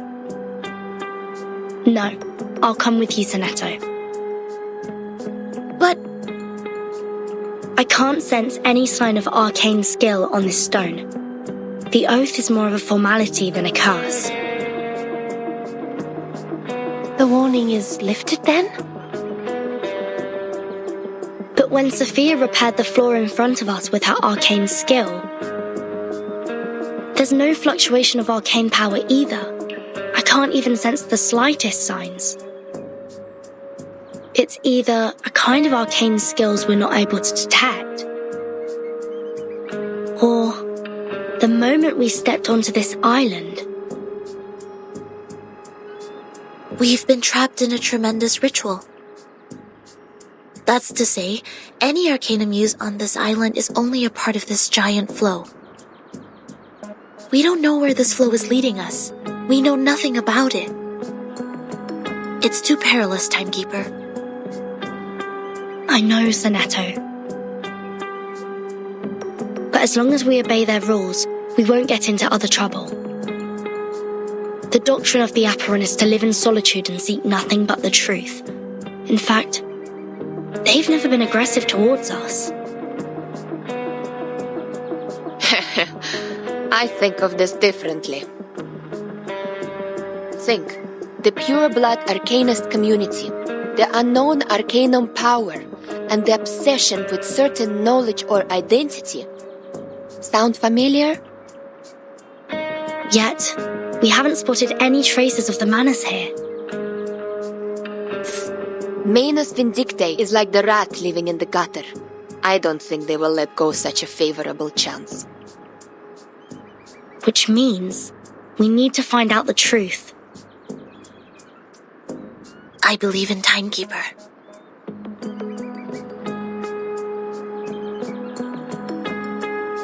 I have 0 interest in this meeting.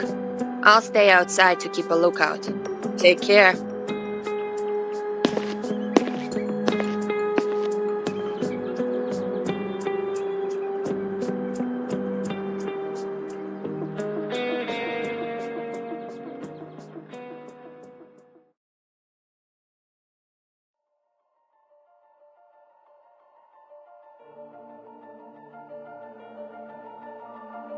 I wish to be baptized in the water of Gnosis and be rid of the long darkness of ignorance. I ask my tongue to be taken, for it has spoken mindless words, and I shall stay silent for the truth. I choose to leave the fragments of matters behind me and enter the great hall of forms as clean as a newborn. I swear to let matter stay in the world of matter, and a form in the world of forms. I swear to reveal no secrets, or my heart shall be taken by the vulture, my body consumed in flames, my soul trapped in the endless wheel of birth.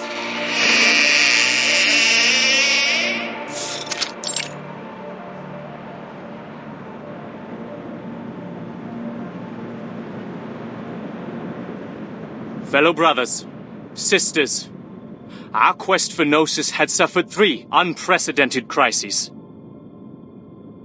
First was the discovery of irrational numbers, and then the creation of imaginary numbers. Last was the loss of the grand unification of different lineages. The truth was buried, and history was rewritten. But the emanation is not a crisis. Instead, it's our last salvation. The supreme existence has once again shown itself to us. The door to the everlasting transcendent world of forms has opened once again. As Numa pours down, things are rewound to the world of light. Everything in the world of matter breaks into pieces, for they are as delicate as a petal before it. We, who have the honor to witness the emanation of Numa, have the privilege to survive the turning of the Wheel of Birth. Because we know the truth. Our survival is destined. It is the beginning of a mission to bring the unseen truth into this world.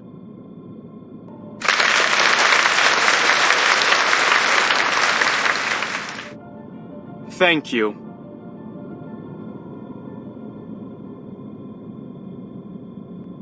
The next orator is 37, our smallest irregular prime, and the brightest star of Vermont.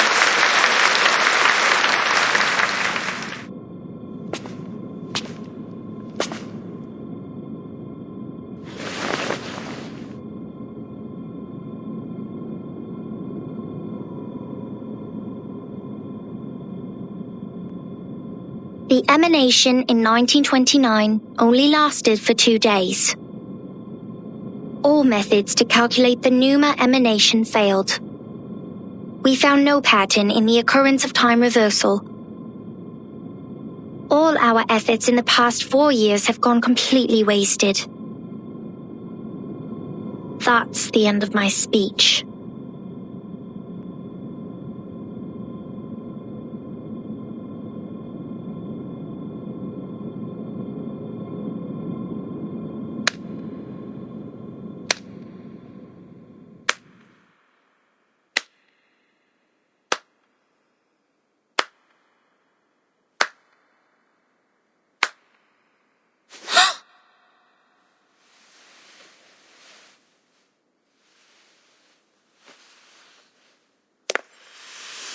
Regna sereno, intenso ed infinito. Shh. Who did that? Who broke the silence?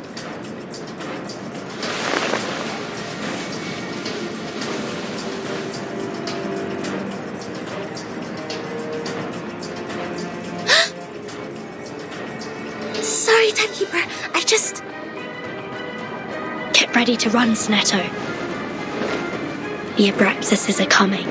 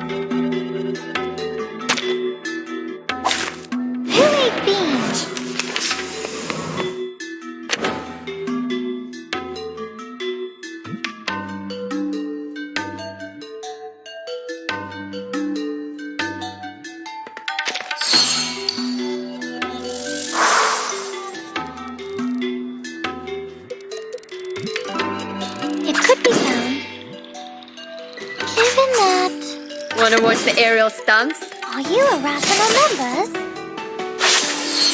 Intersect and divide. Right win.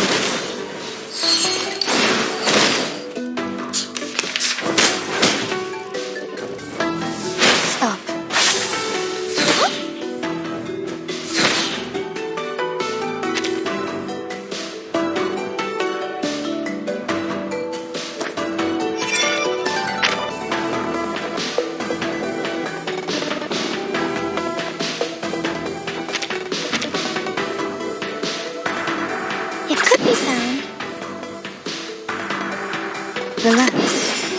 Fine. Intersect and divide. Thank you for your cooperation. A little trick.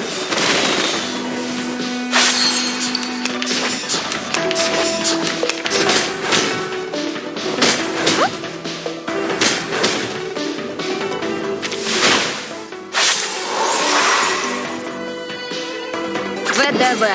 Сколько побед! Given that. No worries. Swallow my exhaust!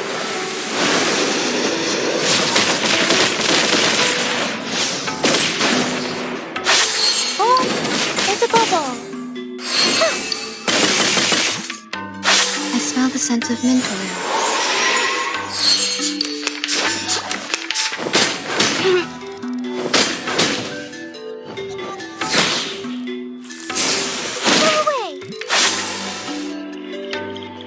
Хорошо. It could be found.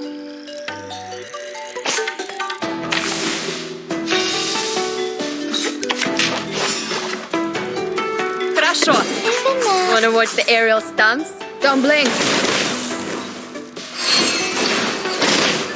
Uh-huh. A little trick.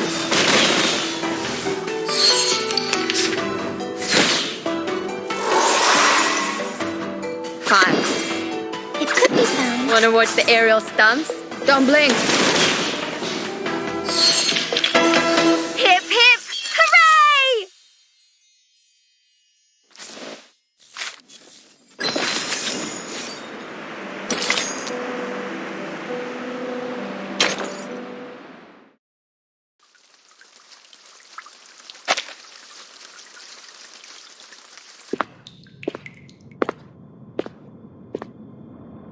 Can somebody tell me why I constantly get locked up ever since I've known Vertin?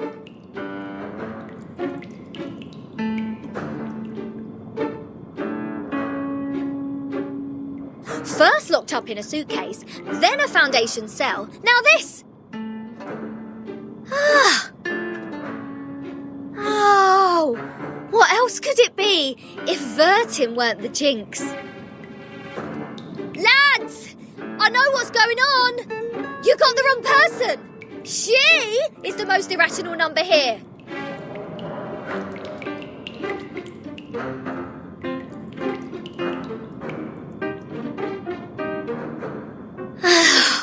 I'm knocked. What does it say here? Freedom will be granted once the proof is completed. That's to say, I have to prove myself not an irrational number to get out of here. Which is exactly what I've been trying to do, isn't it? Rat!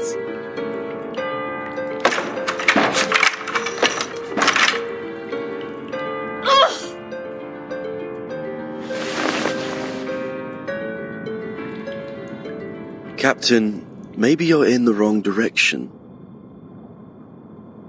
This apple presumes that the followers on this island have a close connection with Pythagoreanism.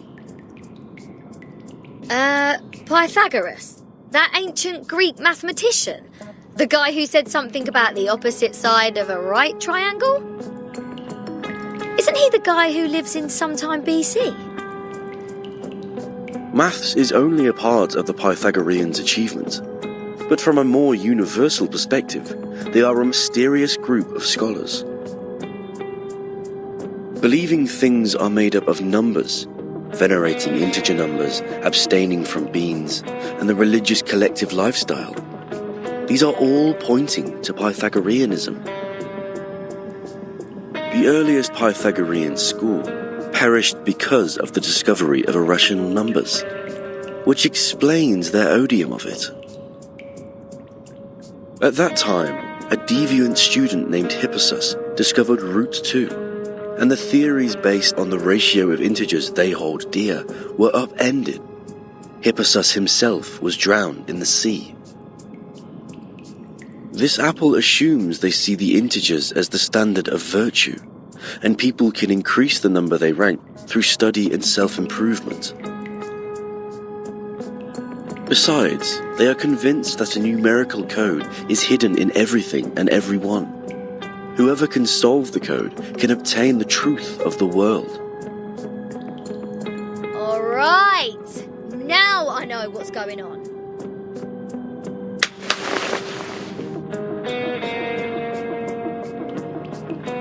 This pirate has had enough of this moral standard, which is obviously prudish, backward, and lacks humanitarian spirit. I'm going to tackle the root cause of this misfortune.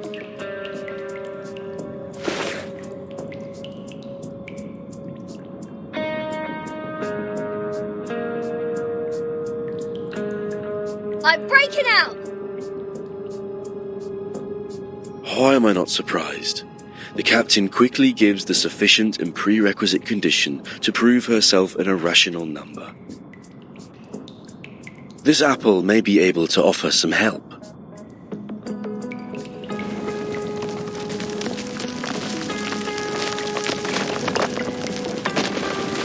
What's happening? An earthquake?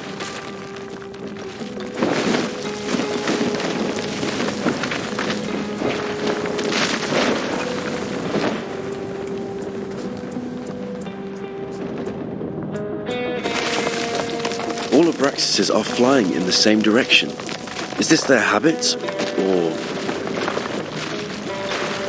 Ah! The roof is about to collapse!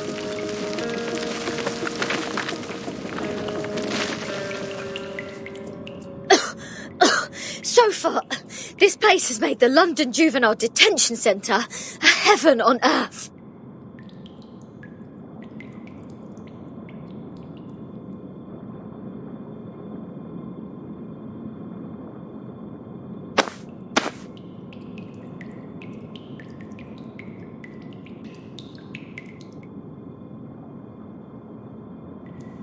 Oh, is there a piece of paper?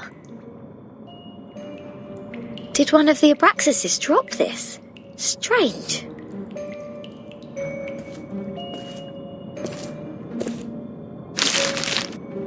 The unsolvable puzzle. Is this a math problem? 0.4, 0.7, 1, 1.6, 2.8, 5.2, 10 and 19.6. 8 numbers in total are listed in this order. There are 8 symbols below, respectively representing the Sun, Mercury, Venus, Earth, Mars, Jupiter, Saturn and Uranus. Maybe it is a hint that we should fill the symbols in the blank box after the numbers. That sign says to complete the proof. Does it mean to solve this puzzle? Ha! How unsolvable can it be? Clearly, each of these 8 numbers should represent one planet. We can easily find the missing planet by trying them one by one. And our Mr. Apple here is the king of the Times crossword. Yes? I think there is a difference between this and a crossword.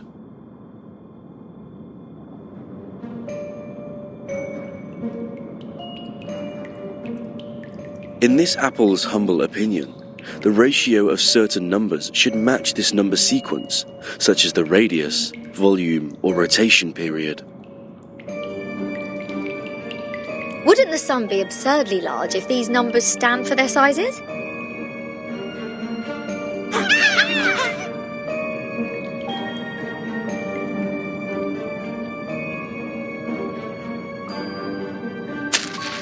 Hey! The underground critters are back! Go away! Don't touch my notes! It's not your food!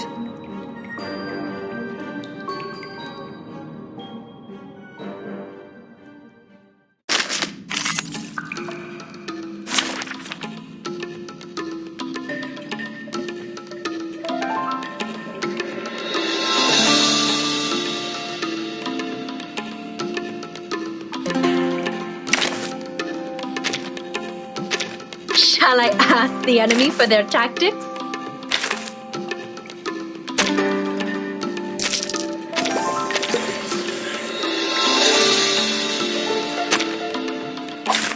Finally, some interesting work. heart is beating so loud? I hear something. Wanna watch the aerial stunts? Don't be so furious. Agents have guns. It's called A common little sense. trick.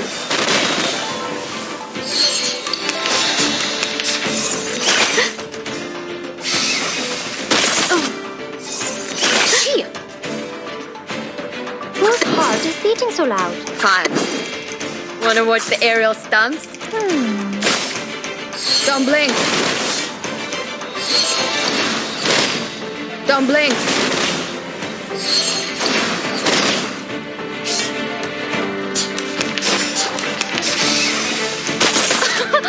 Haven't you eaten? Relax. No worries.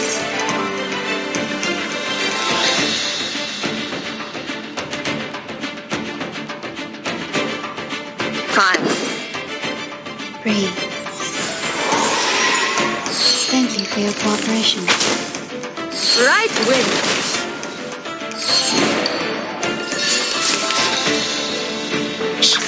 I hear something. Whose heart is beating so loud?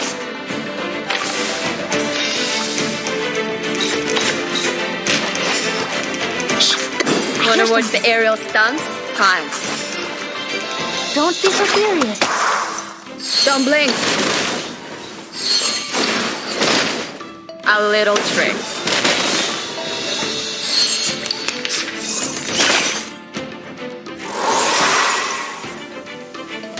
We should listen to what Whatever. people say. Good, Whose but heart yes. is beating so loud? Secrets always hide in careless words. Listen carefully. Swallow my exhaust.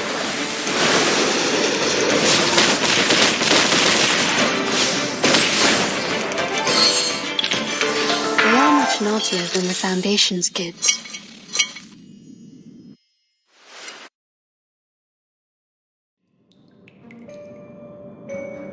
Hold on, please, Captain. Seems like the critters are trying to tell us something. They are pointing at the sign of the sun. Is that so? Even the critters on this island know math. The sun. What if the sun is just here to serve as a reference point? I read an IAU's report in the Times 2 years ago. You know, the International Astronomical Union.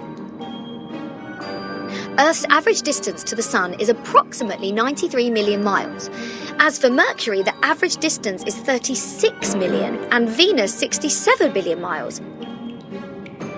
Let's say if we take the distance between Earth and the Sun as one astronomical unit, then the distance between the Sun and Mercury would be approximately 0.4 units, and Venus 0.7 units. There you go. These numbers are the ratio of their average distance to the Sun to the Earth-Sun distance.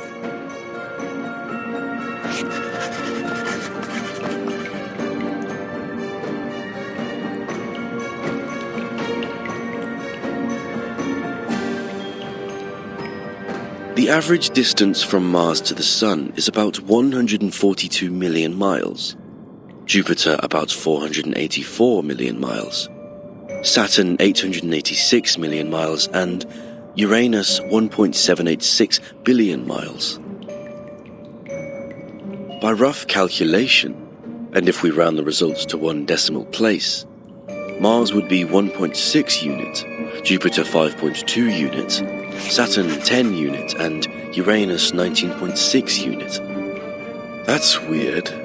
All these numbers one can hardly remember have become so clear in my mind.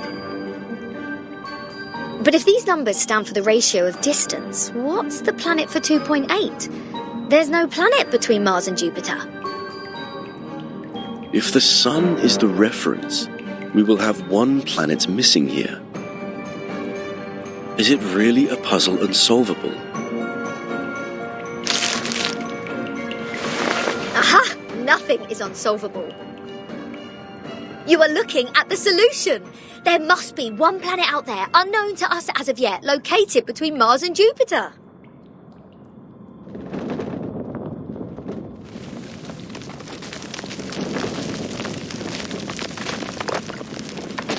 What now?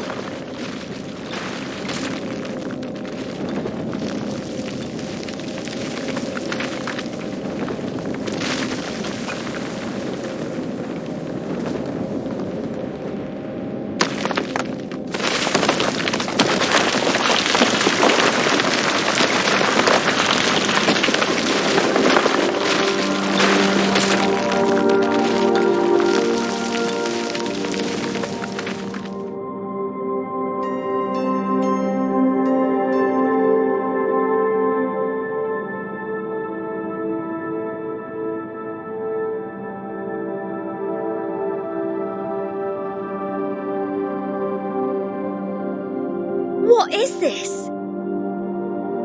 A celestial body, which I have never seen before. Captain, this apple has an impression on this. There is indeed a star between Mars and Jupiter. It is called the Ceres, discovered by Piazzi Giuseppe, an Italian priest in 1801. Ceres? Did we just validate its existence? Is the universe truly arranged according to this sequence? Could this be the ultimate key of everything? Regulus! Regulus!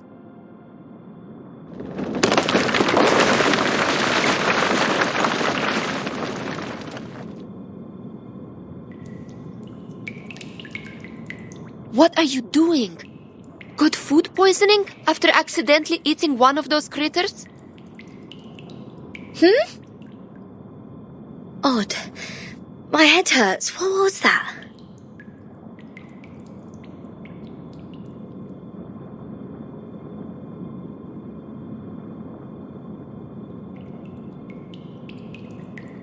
I'll make it short. Stanetta is in detention. They're planning to sentence her to death by giving her the poisoned wine. Hey, what?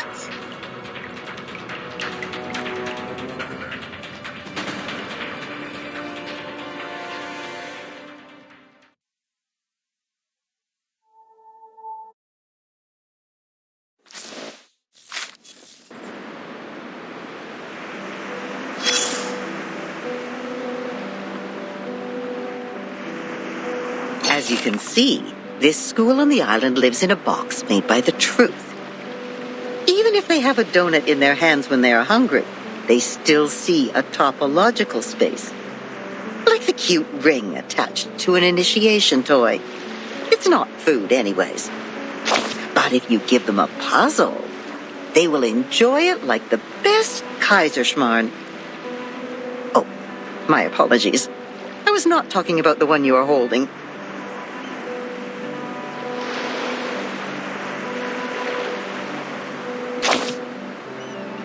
No. With all due respect, that thing in your hand is pretty old. The mold on it seems to come from the 18th century, judging from the smell. I'm sure you know it will make you sick if eaten.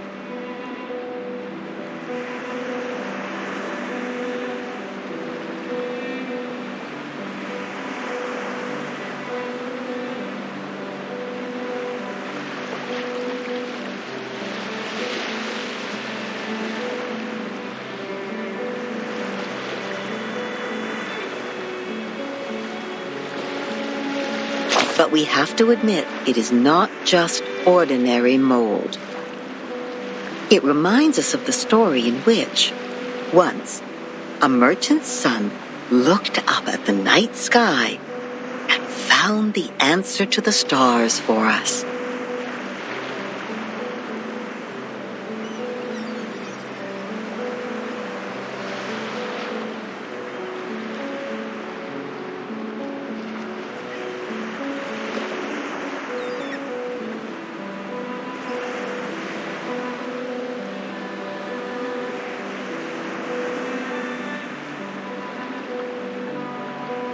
The young man firmly believed that the movement of the stars and the sun follows certain laws, just like how the delicate gears in a watch work together.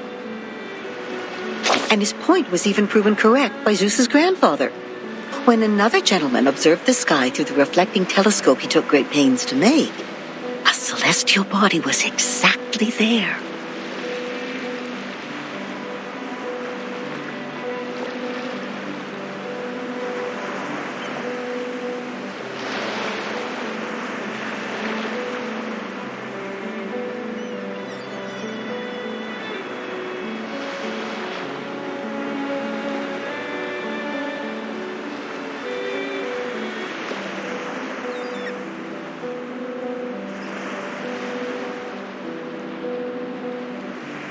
What was it called? 19.6, the 8th number in the sequence, the 7th planet in the solar system, and the legendary God of the Sky. If the world was not created by God, are there any theories we can use to explain such a beautiful law? Yes, the one that says it never actually exists. Anyone can see the breach in this number sequence. That is the planet, which is supposed to be the 5th number in the sequence. I mean, how come we have never seen it before, if it does exist? Either God is wrong, or we've been blind all this time. What do you think? Oh, darling, I forgot that you are one of the boring people from the modern times.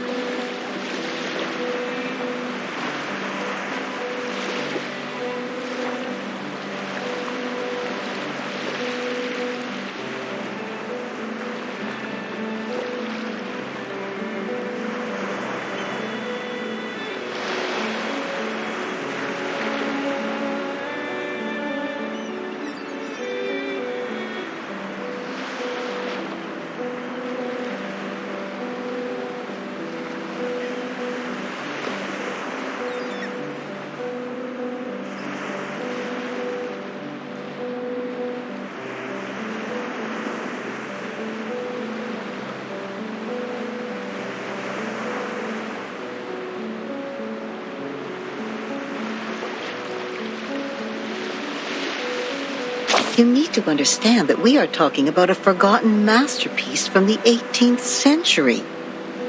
Back then, everyone still believed that the imaginary creatures living on the stars got to witness the birth of God's creations, and the everlasting temperature changes up there were set to punish the exiles. Oh, how romantic. It was a beautiful dream, but it was still ended, eventually, by another discovery, the 8th planet.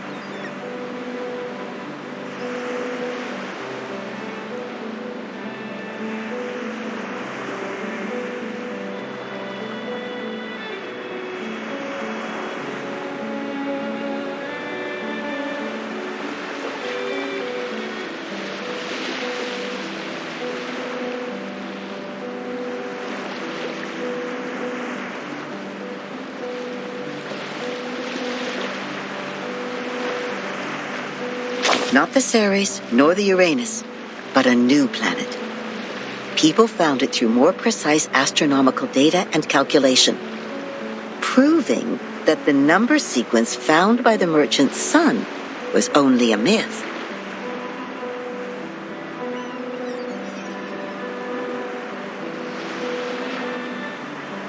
Now we are clear of what we've been talking about. It's an unsolvable puzzle. It makes no sense from the very beginning.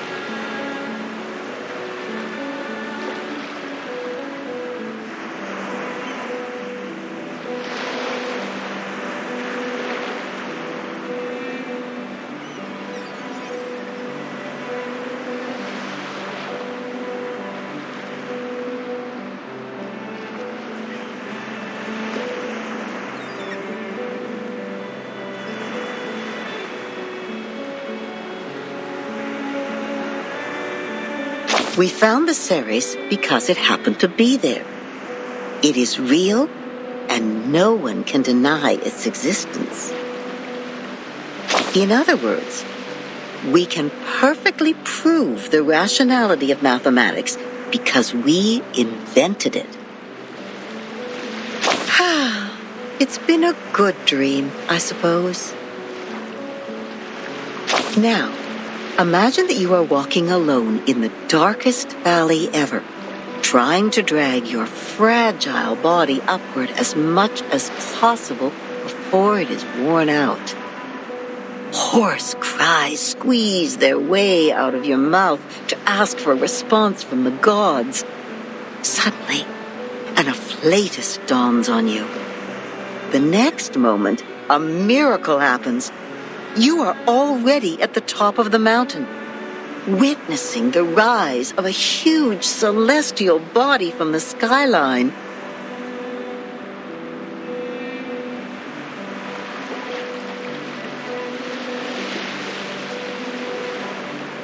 Even if it's only in your imagination, you have just witnessed the dawn of the creation, and the shock is real.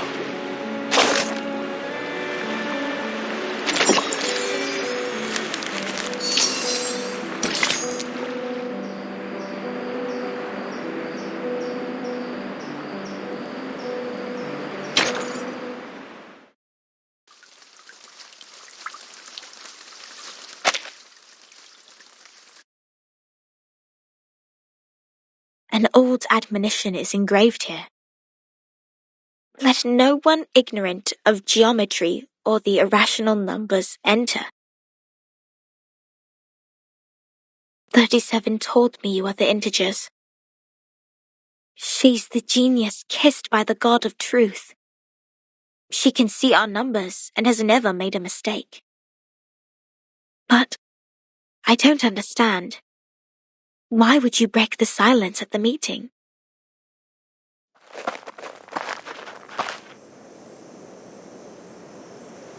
I apologize, Miss Sophia. I won't defend our behavior. You may save that apology for later. If you can persuade more than half of the people to vote for your friend's commutation, perhaps she won't be sentenced to death. I have gathered some case files from the past. I hope it will be of some help.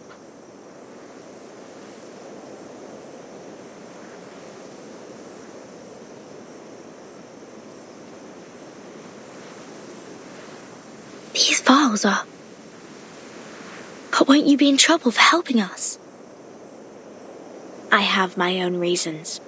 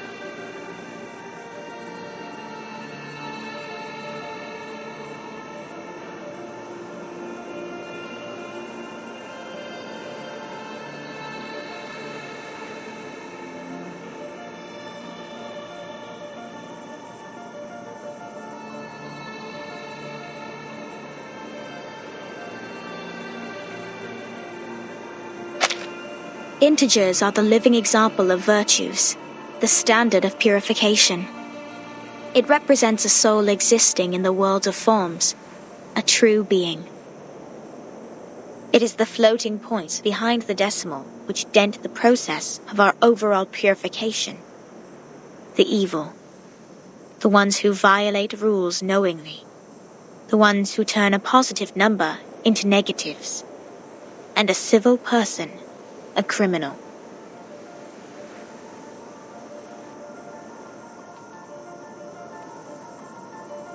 If integers like you would lose your life over some unintentional mistakes, wouldn't it be a great shame?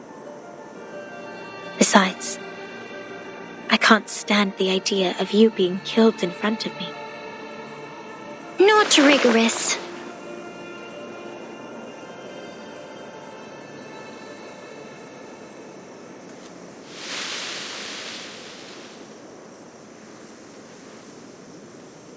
For one thing, we still don't know Vertin and Sonetto's numbers.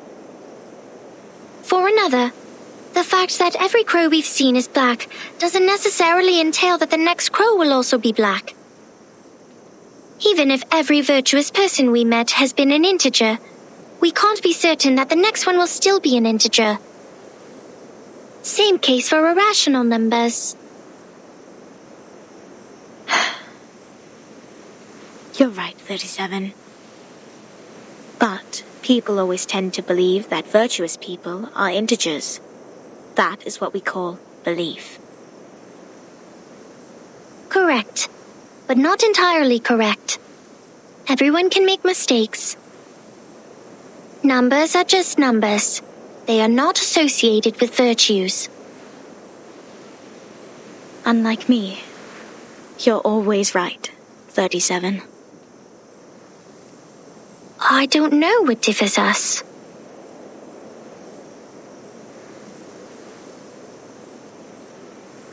Will you be at the assembly? Yes. Then I will leave them with you. I'm not qualified to set foot in the Hall of Truth. I have done poorly in receiving the guests. I will ask 6 for my punishment after the assembly. Huh? So you are not coming back to my laboratory? Neither will you help me review the calculation results or sort out the books? The scripture shall not be challenged. What's more, any students here can help you in the laboratory. It doesn't have to be me.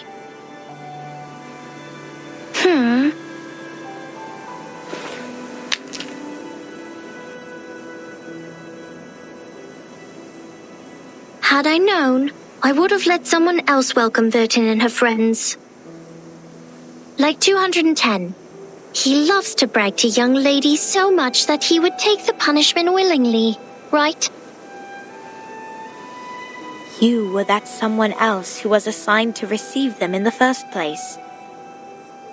If I hadn't stopped you in time, how much longer would Regulus's head have stayed in your mouth? Not to mention what happened last time, and the time before that. But the fact that I have messed up all the receptions before doesn't mean I may excel in the next one. The chances of messing up the first reception and the 100th reception are the same. Whatever you say, you little sophist.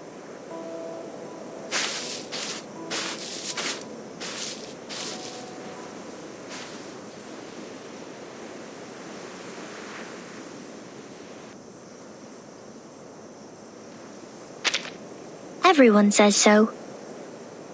But compliments won't help her find her number.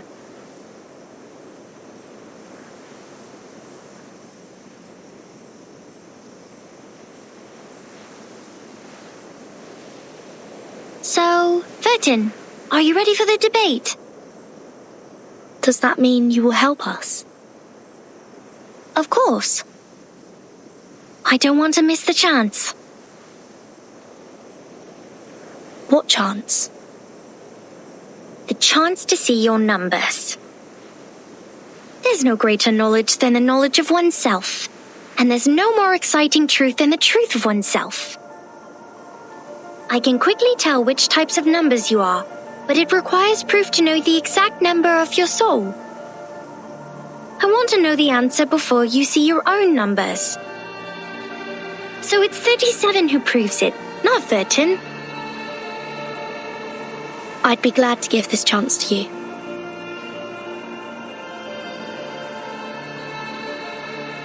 That's boring. Let's go, Vertin. The assembly's about to start.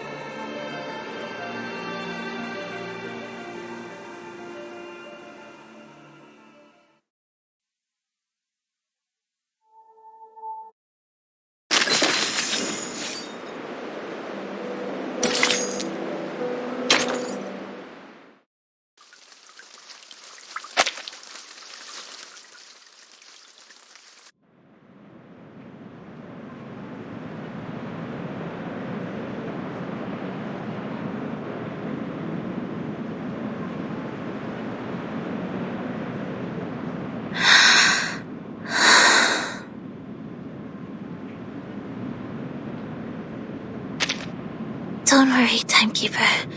I'll defend myself.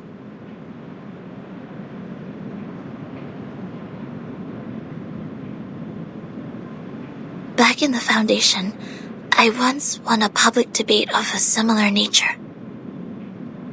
This is my duty. I won't let it get in the way of the team's investigation.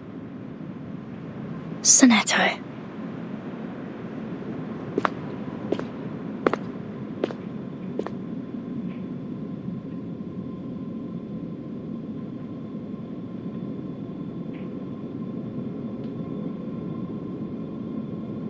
By our tradition, Miss Sonetto will be given the poisoned wine, so she will be muted and stay that way forever.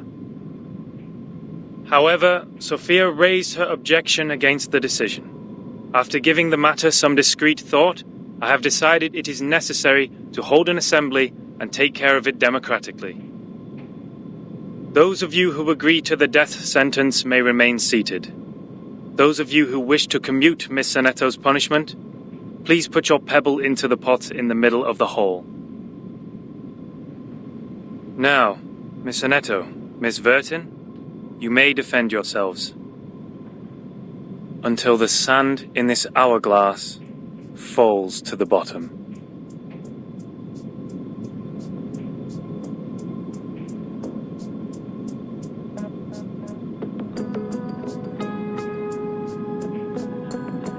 I am Sonetto from St. Pavla Foundation.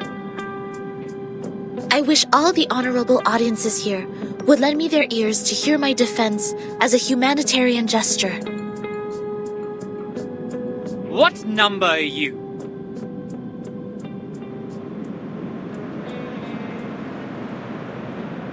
Defendant, the court requires an answer. What is your number? What? Me? No, I don't have a number. Don't waste our time.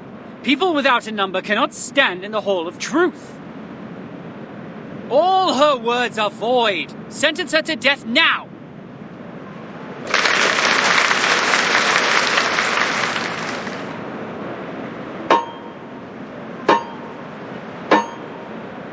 '42's argument is valid. Defenders, what do you wish to contend? What? It's valid?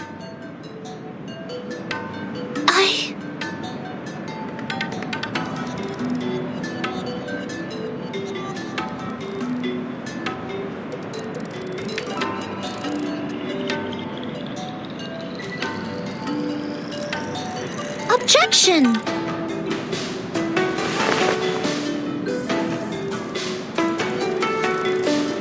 According to the record, the last time we inflicted severe punishment was in 1980 to a visitor who ate beans. He ate a carbuncle that feeds on beans. Then he was sentenced to death according to the set theory. In our scripture, eating beans is the most evil sin, which undoubtedly fits the most severe punishment. But if we are now executing people for breaking the silence at the assembly, how would it reflect our attitude towards the consumption of beans? Has the latter become less sinful? I suggest Sonetto's punishment to be commuted.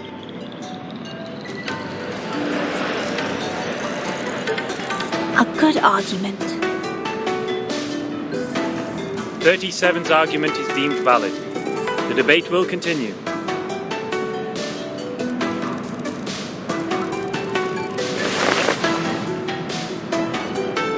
Objection. The punishment for eating beans is to throw the offenders into the Gorgon current, while the punishment for the silence breaker is to drink poisoned wine. Among all the punishments we have, there's no other punishment more dreadful than being thrown into the Gorgon current. Because eternity and infinity are the two things we have the least knowledge of, which makes them the most ghastly punishments among all. Giving her the poisoned wine doesn't make the consumption of beans less sinful. Her argument is invalid.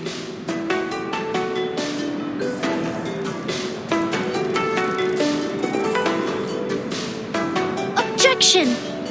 Both of the crimes would fall into the same category if we are taking the punishment as a frame of reference, which is death. Objection.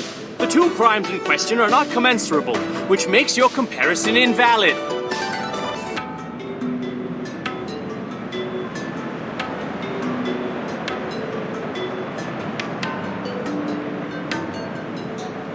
What's this? I'm completely lost in this irrational debate. I see. So that's how it works. Timekeeper? Relax. I will help you.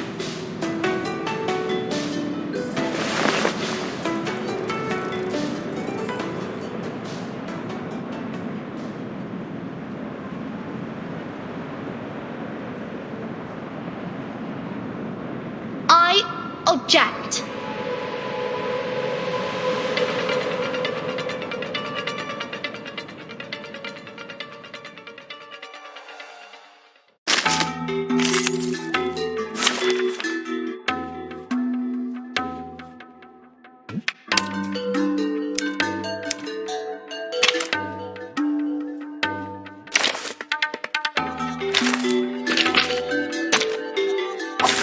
Look at my back.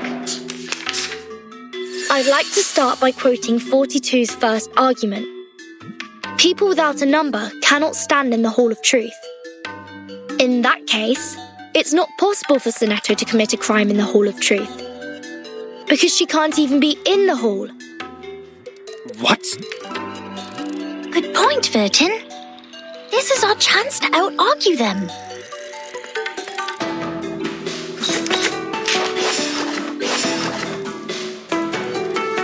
Wanna watch the aerial stunts? Right win.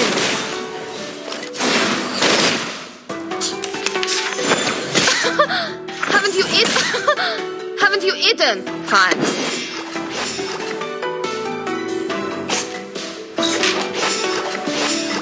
Wanna watch the aerial stunts? Don't blink.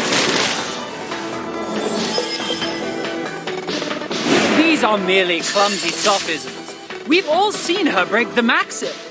Objection! What you see cannot be submitted to the court as a transcendental fact. It's nothing but the fragments of the phenomenal world which can't be used in your argument. Objection sustained. Please, ladies and gentlemen, keep the debate logically consistent.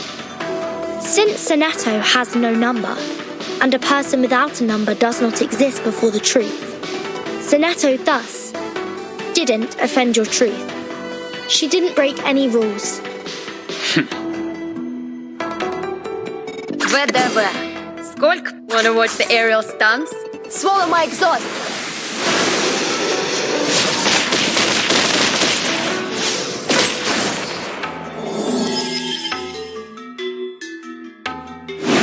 Objection! The rule breaker has a number. We can all tell that she is very likely an integer. Therefore, she should be identified as an unknown number, not void. Your sophism has failed. 42's argument is held valid. Is there anything else you'd like to add, defendant?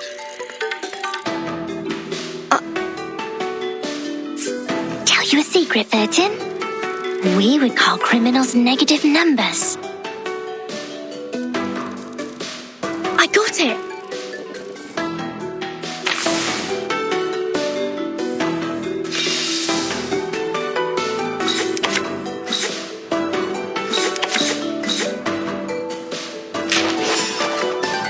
Crash on!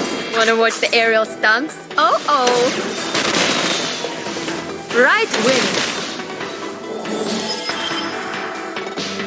It is easy to prove Sonetto's innocence. According to the law of the excluded middle, Sonetto either committed a sin or committed no sin. The two statements cannot be both false at the same time. Since we consider a criminal as a negative number and a non-criminal as a positive number, Sonetto at present is considered an unknown number. That means she doesn't belong to the criminal set or the non-criminal set. She did not commit a sin and did not commit no sin. It's a paradox. I hereby demand to modify the criminal sentence that has been given to Sonetto. They are much naughtier than the Foundation's kids.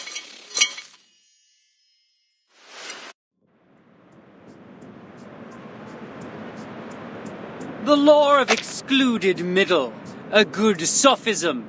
Good for you to create a paradox from one sentence of my argument. But pitifully, you've made a fatal mistake. You've taken my argument as the basis of your defense. I said people without a number should be expelled from the Hall of Truth. You don't have a number either, Miss Outsider. Based on my argument, which has also been approved by you, I argue that all your arguments are invalid. There's no time left. 13 has a number. I saw it. What? 37, do you know what you're saying? Yeah, I read her number just now. 13's number is 0.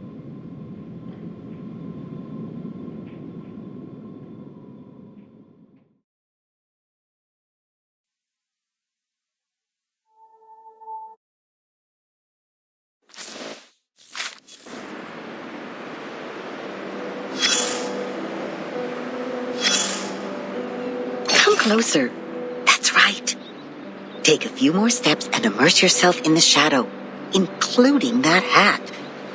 You don't want those good ears to hear this private conversation. That pad of paper from the miss, yes, the one wielding the ruler, is quite valuable. I can tell it is of a certain age and records quite a lot of anecdotes. One visitor to the island took out a baguette from his luggage. To share it with others, he made an attempt to parcel it off. Another visitor fell to the ground and happened to sit on a quart measure and break it. You can learn the punishments for them from the paper. The former was thrown into the sea, while the latter into the further sea. Only God knows how this wine-dark sea holds so many visitors. The debate! That's really a pain in the neck for that logical, pragmatic assistant of yours, isn't it? People always tend to mark what they can't figure out as arcanists' doings, as if things would make sense once they do so. But it won't change the fact that the debate is only a game involving sophistry, improvisation, and straw man fallacy. So what makes it superior to beans, if the form is what they are really after? Anyways, whoever fools the others first will win the game. No arcanum at all. And that argument of hers is the best attraction for the audience. A special number. A 0. You are neither positive nor negative, which means you don't belong to either side. Now, imagine one side as an orderly line and the other as those wandering around. The wanderers can smell the abnormality in you, and of course, no one in that line sees you as one of them. In a restaurant, fruits are served without the seeds, but in a farm, the seeds are retained for the next harvest. Is there any value in the seeds? It depends on what you see when you look at them. The moment you realize that, you have come to the crossroad of fate. Now, back to the number we just talked about. Oh my! It's the prediction of your whole life. Can you believe that? You owe that spirited little genius a thank you. By the way, what do you see in her number?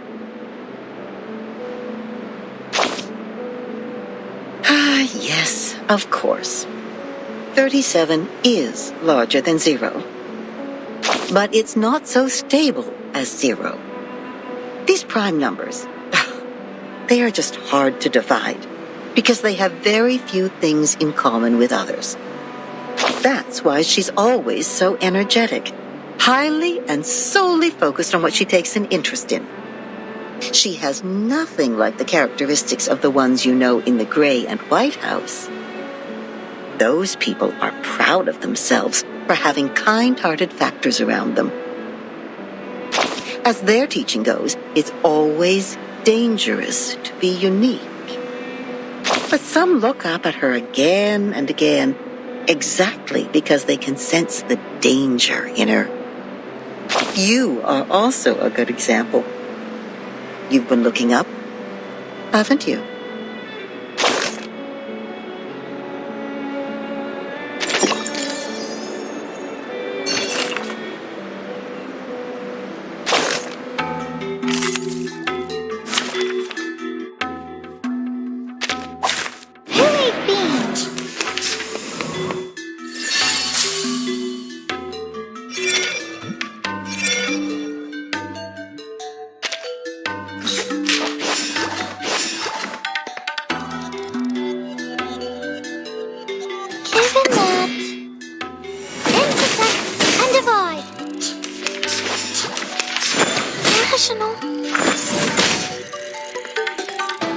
It could be found.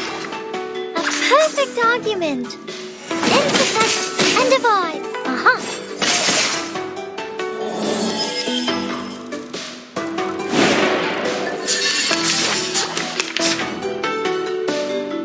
The final demonstration. It could be found. Welcome to the world of numbers.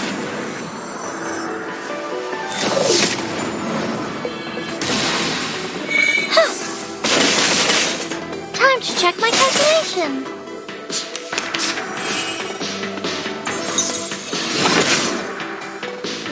Given that a perfect argument, are you irrational numbers? 4 is a bubble.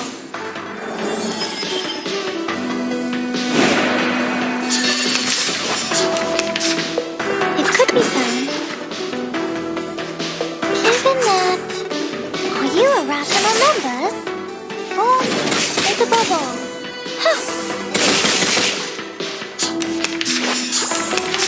Go away.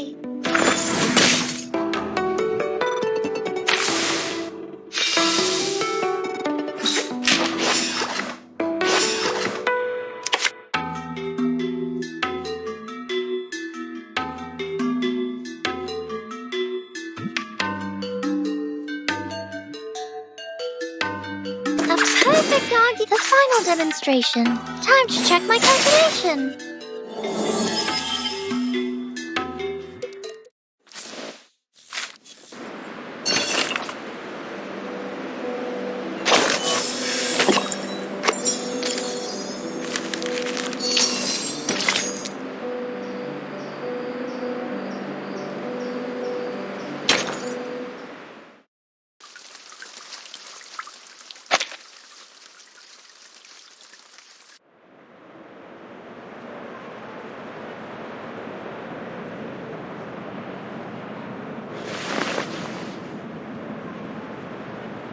37. You just said Vertin's number is 0. Do you know what it means? Very clearly. Would you be able to submit proof to Apeiron? No problem. Half of you in this hall have put in the pebbles. If 37's argument is found to be true, every argument Vertin has spoken in Sonetto's defense will be deemed valid. Sonetto will be exempt from the punishment. I will announce the result once 37's proof has been validated by Apeiron. Thank you for your time.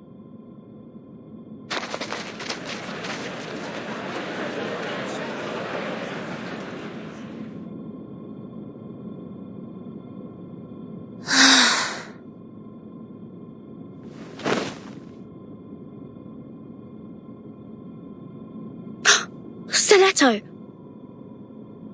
Timekeeper, I'm so sorry. I tried my best, but still I couldn't understand the debate. I failed again.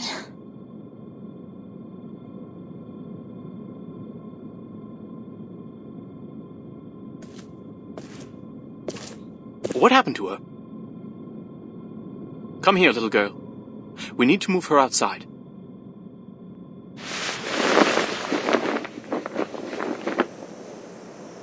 Lie her down on the ground and wipe her palm and feet with dew and peppermint oil.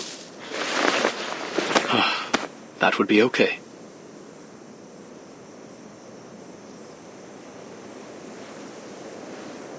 Thank you. You're welcome. The distinguished number 0.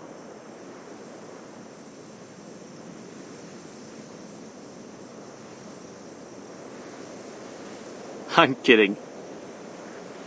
I'm 210. Well, instead of the number, I prefer people call me the rhetorician. I've heard your preachment. Pretty demagogic. That's how logic works. With logic, I can prove that you'd cease to exist in the next moment, or that there are no other people in this world except me.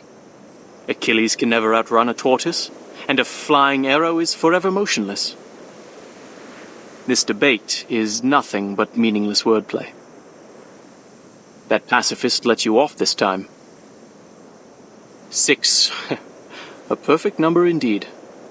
For he knows the benefit of reconciliation. Who wants to have blood on their hands and be devoured by the cycle of hatred?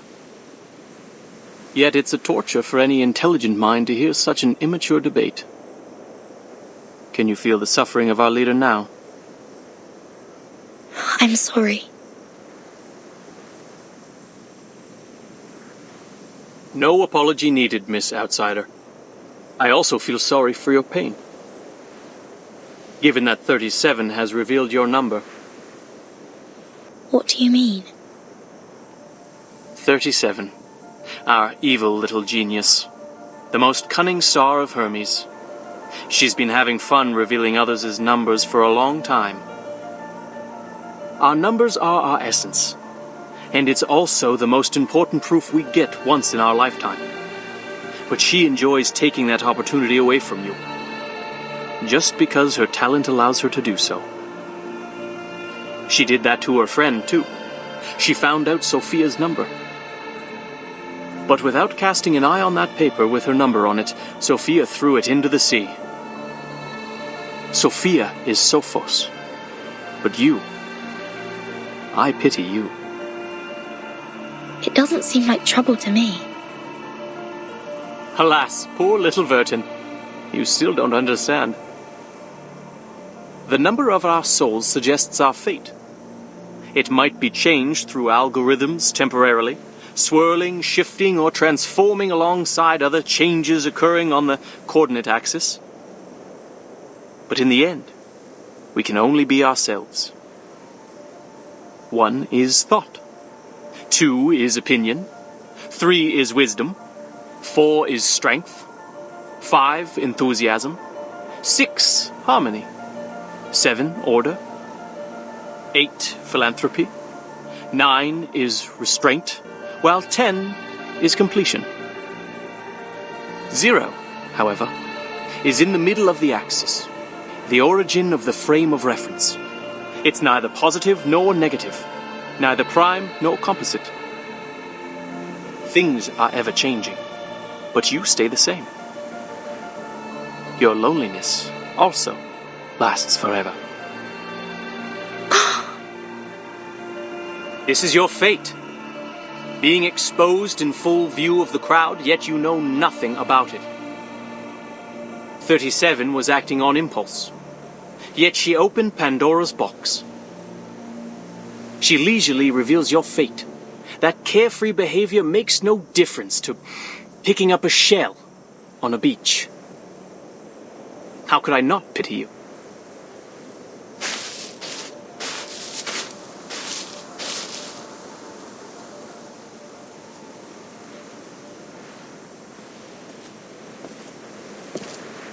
Miss Vertin.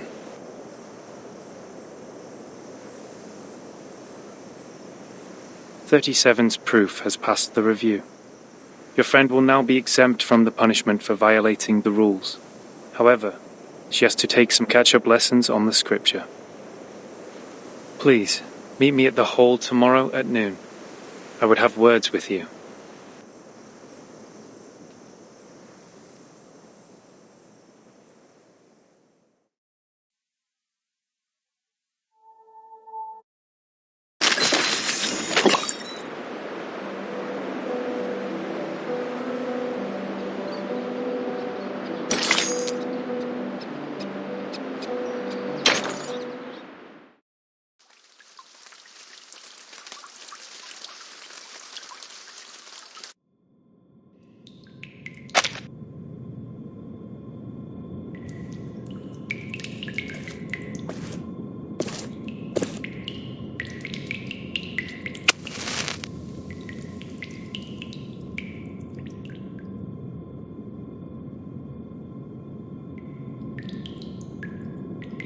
Before this negotiation begins, I wish to tell an allegory to the two of you.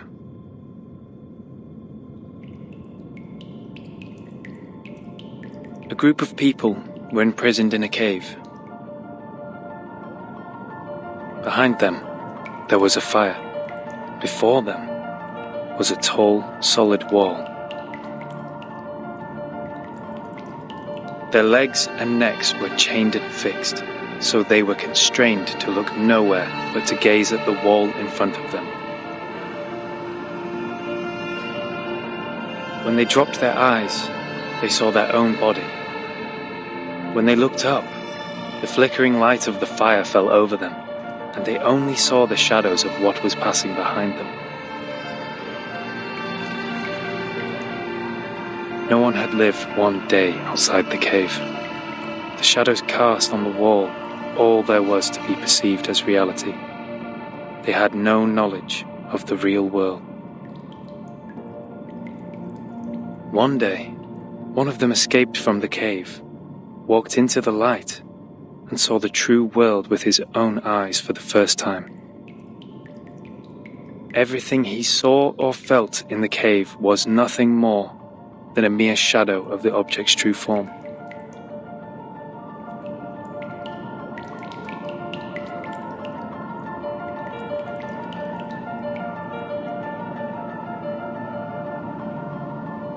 Our world is a poor one, Miss Vertin. The phenomenal world is the cave in this allegory, where we are surrounded by shadows or some humble fractions of the truth. It is ugly, frivolous, filthy, perishable, subject to decay, and filled with hollow desires and meaningless struggles. Only the wise can walk out of that cave and see the world as it truly is. In that eternal, transcendent world, everything is in its most perfect form. I pray that you, Miss Vertin, the representative of St. Pavlov Foundation, and you, Miss Arcana, her counterpart of Manus Vindicte, would pay heed to my words. Everything you've been fighting each other for means no more than some fragments of phenomena to us. There's only one thing worth doing. That is, to seek higher wisdom, develop one's virtue, and achieve greatness in life. We have never set foot on the soil dampened by the storm, nor have we ever been involved in the disputes brought by the torrents of time. I beg you, do not take your conflict in the phenomenal world into the realm of truth. For certain. It was never my intention to sully the sanctuary of truth. Then, to prevent a situation like this from happening again, I would like to ask you two to carve your names on these 2 stone bangles and drip a drop of your blood on each of them. Once the bracelet is put on, no one will be able to remove it. From now on, as long as you're on this island, none of your people will draw blood from one another, or the bangle shall draw all the blood from you. The peace agreement is so decided.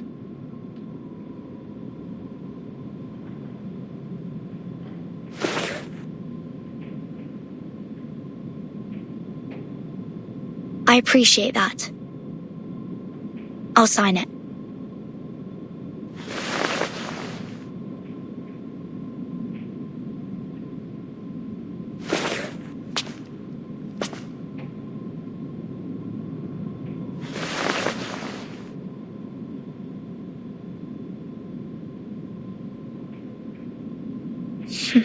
The peace agreement.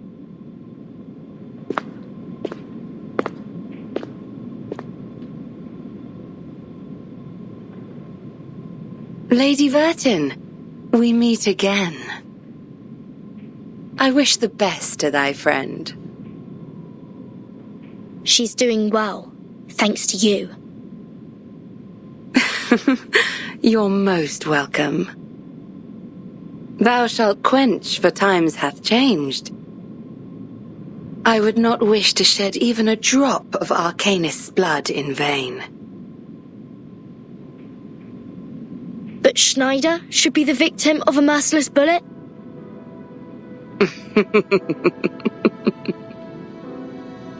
Vertin, my pitiful child.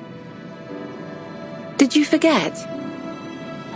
That merciless bullet cameth from a gun never belonging to me.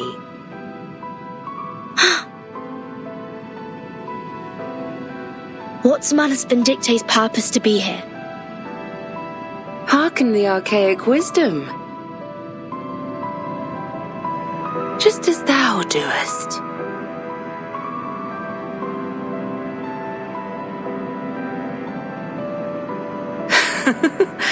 I am not surprised.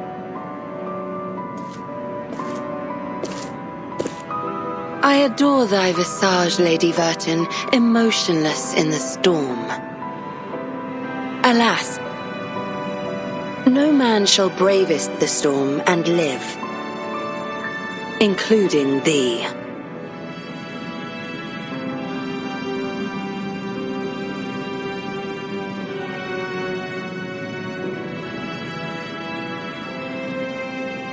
A wooden box in the Elitiaus base has my name on it. Was that your doing? Sadly, it wasn't. I hope thee findeth the answer satisfactory.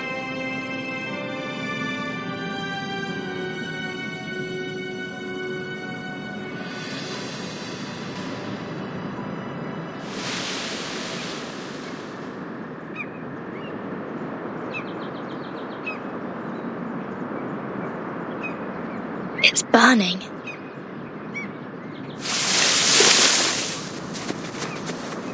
Is that Miss Arcana? Miss Arcana! Please, don't go! Save us! And save us!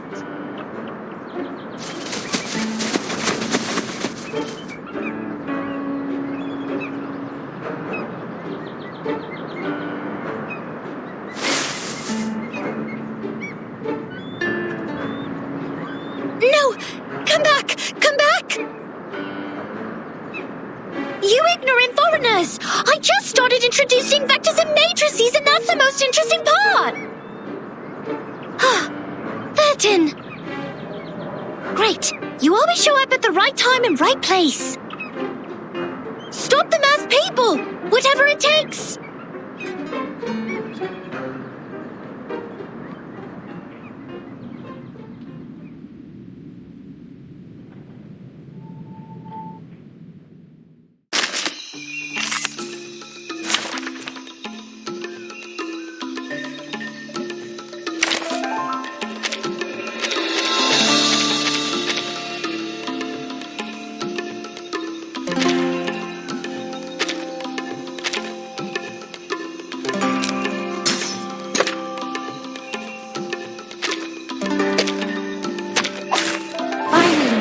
Interesting work. Yeah, I hear something.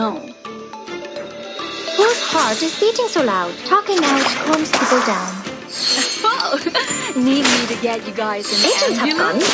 It's called common sense. Retreat! What? I hear something. No. Tú decides. Agents have guns. It's called common sense. I smell the sense of mint around. Ta-da! Time for a special massage.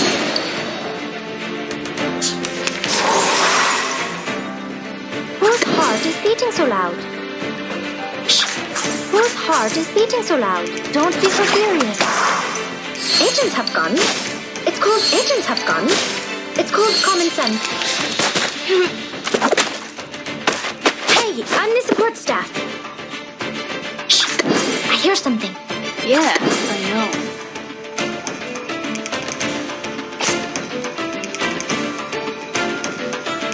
Whose heart is beating so loud? Relax. Agents have guns. It's called common sense. What? You still don't recognize me? What about now? We should listen to what people say. I know. Talking out calms people down. Secrets always hide in careless words. Listen carefully. 7, 7, set!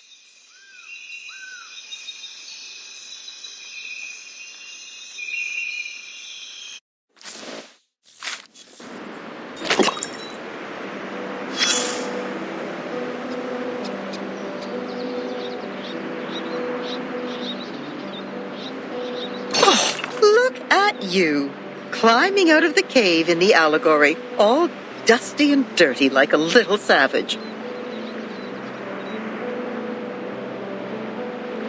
They must have tried to fill your little brain with long preachment.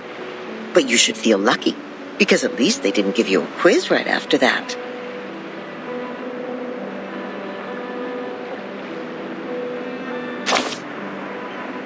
Oh, that's our expert on absent-mindedness. Yes, we should bear in mind those glory days of yours back in school. Try to reach the corners of your mind, if you would, and there you will find another bunch of people standing in front of a stone table. Yes, those people in gowns, white gowns with gray diamond patterns. One of them was standing on the stairs, gathering all the little vacant eyes to his side. What was he called? Give me a second. Teacher, instructor, tutor, the educator. Just titles like that. No names at all. No one gets to write down their names on that banner, after all. But they have nothing to complain about. You know what they say? What is reasonable is real. That which is real is reasonable.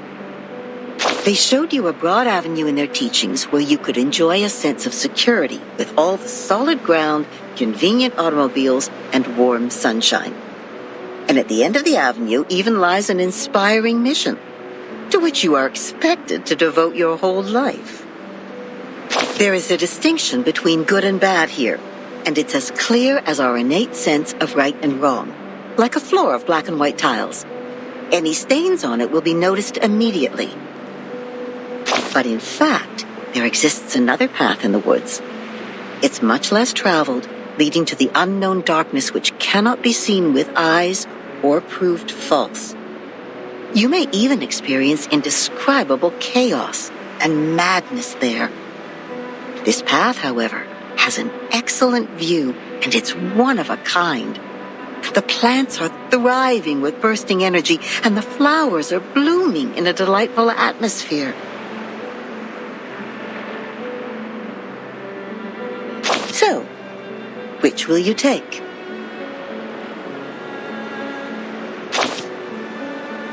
Oh, of course, as you've been on it all the time. But that's exactly why you know how inflexible it is. You know that even better than any of those old fellows who have spent decades on it, don't you? Just because you've been on it doesn't mean you can expect a comfortable journey, darling. But luckily, there's still one more way you can take. It would be a good choice if you want to enjoy the scenery without getting lost in the darkness. I'm sure you know that myth. You shall take the soul of your love out of the underworld, yet you shall not look back. That's right. You shall pass by the sleeping sirens, yet you shall not make a sound. The ones with the belief set off.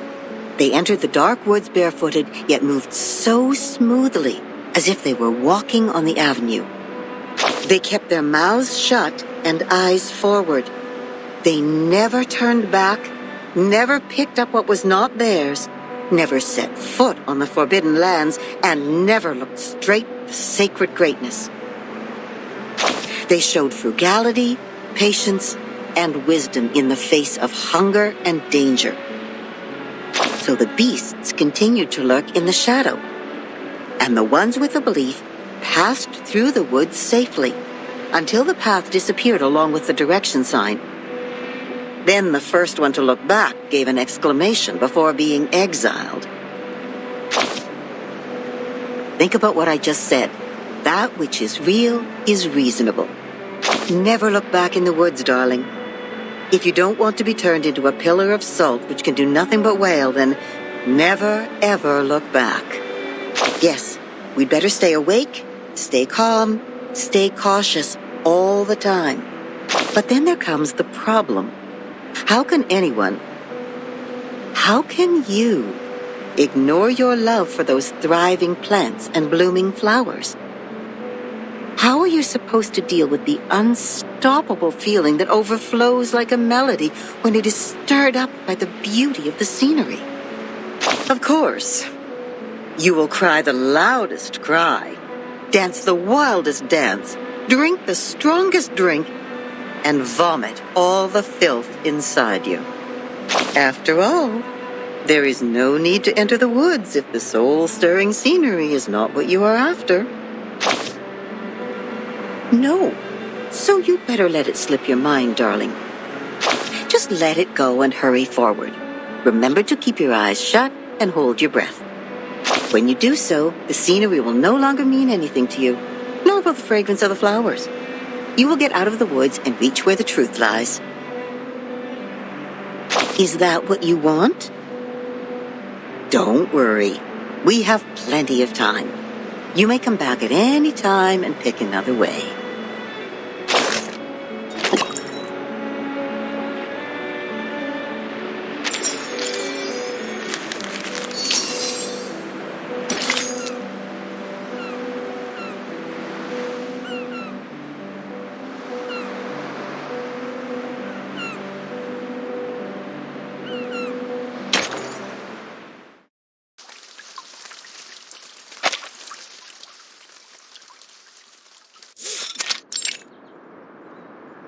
Congratulations, Miss Sonetto.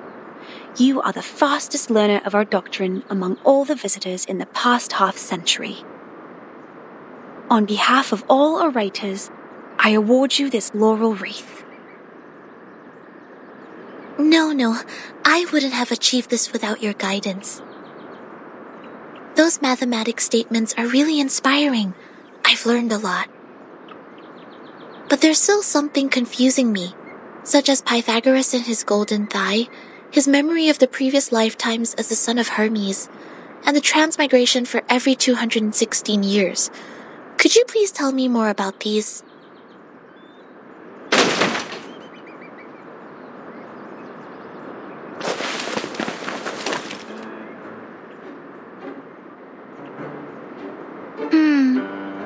Why would people fail to see the charm of the matrices? This is not right. I need to spend more time on teaching. Anyone, save us! Thus my journey of art is doomed to fail. I really don't want to study maths anymore. Help.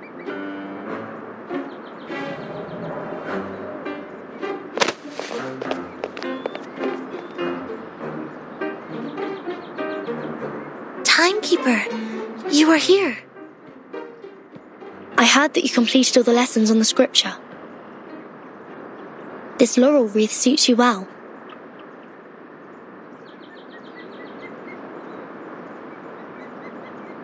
Timekeeper, I'm sorry. At the assembly, I failed to understand the arcanist logic. It was totally different to the debates I have participated in. But now I have... That was not your fault, Sonetto. It is now behind us. I need to tell you something more important. I've signed a peace agreement with Arcana, and the price of breaking it is... death. What?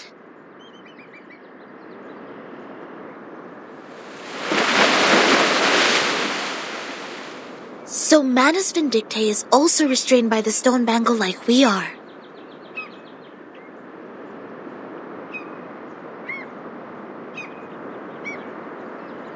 Yes, she put it on without hesitation. But I don't think her purpose would be as simple as hearkening the ancient wisdom.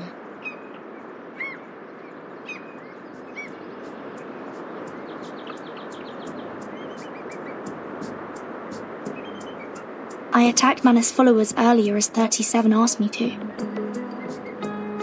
But I received no punishment from the bangle. Perhaps this island makes its own judgment on what to be classified as hostility, like it has a mind of its own. Sonetto, do not report this to the headquarters before we figure out how the bangle works. After all, there are many other things to investigate on this island, other than Manus Vindictae. I see. I will contact Miss Juvis and Miss Moiselle first and keep an eye on Arcana. Timekeeper, this island, the Manus' mask, and your suitcase are all immune to the storm. Does this mean we could collect more asymmetrical nuclide R samples? I tried to collect some samples last night in the outer region of the island. But the detecting device showed nothing. If we were to find out more, we have to go to the center area. What are you conspiring now? Do not poke the fire with swords, and do not jump over a crossbar. The assembly will not be held every time when there's a crime. Please take heed of my warning, and do not overstep the line. Learn a lesson from them.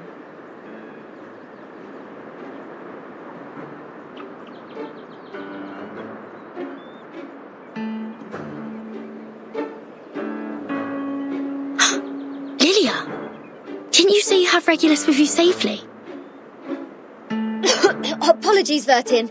I was going to rescue Sonetto through a very creative underground tunnel. But things didn't quite go as planned.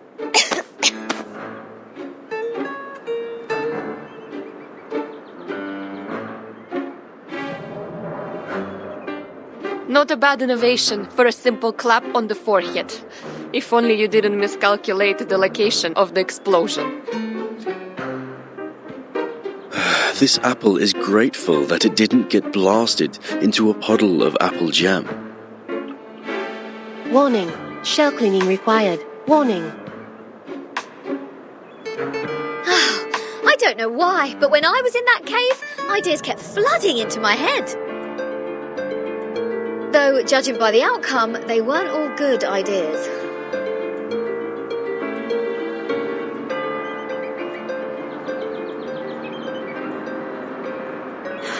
On a routine patrol, I found them trying to break into the cave.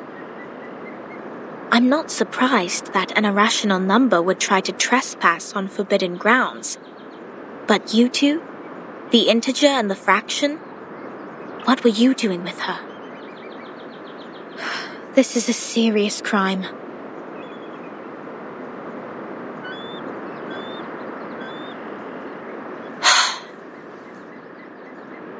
Do we have to go through this debate again?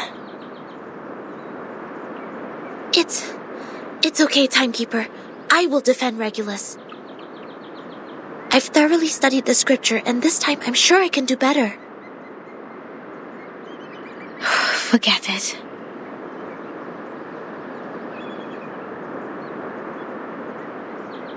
Forget it.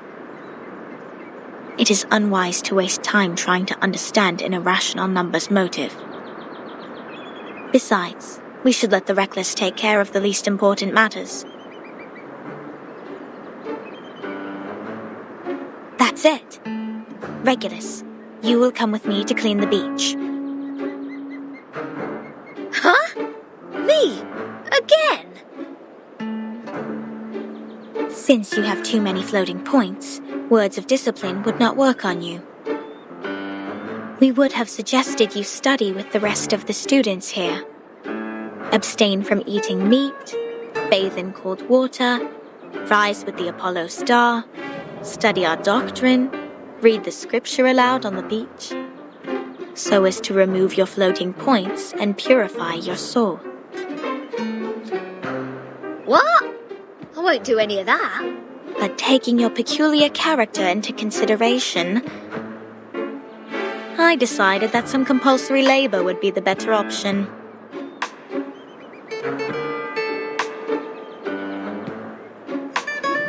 Oh, that's the best news of the day. I'd rather clean up the rubbish on the beach than be surrounded by people giving sermons all the time. At least the rubbish doesn't talk gibberish. I'd be dead if you didn't change your mind. Regulus, studying the scripture is not that scary.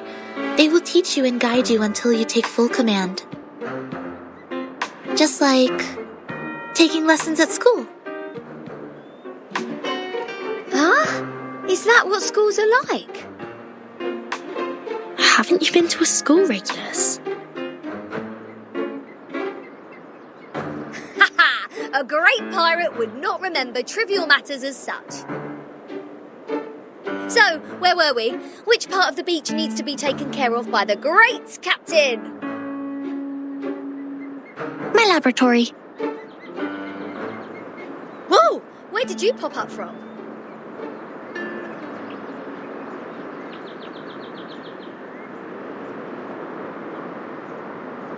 "37. Aren't you supposed to preach to the visitors?" I've seen the numbers.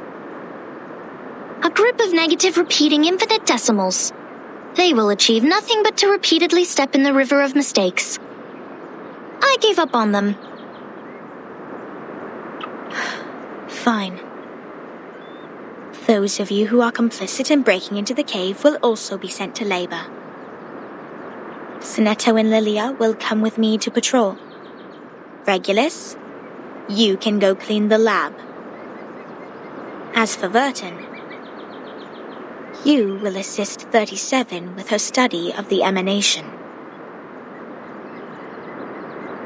Don't waste more time on the trivial matters of the phenomenal world, integers. That was the sole reason you were on this island, was it not?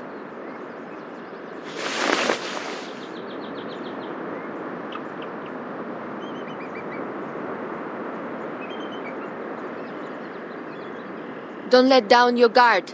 The arcanists on this island are not as easy to deal with as you imagined. Down in the cave, I heard some pretty alluring and intriguing anecdotes. Miss Lilia, this way. You will cover this area. Stay on the radio.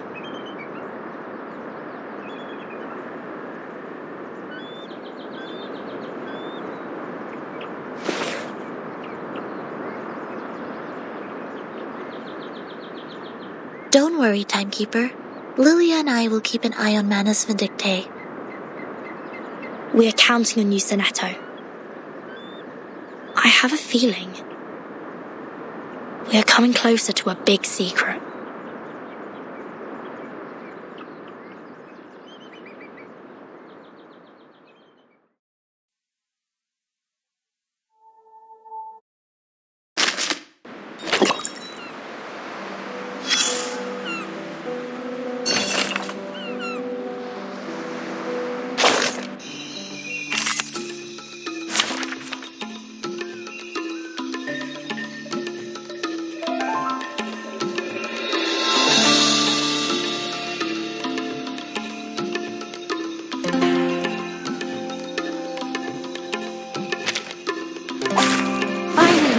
Interesting work.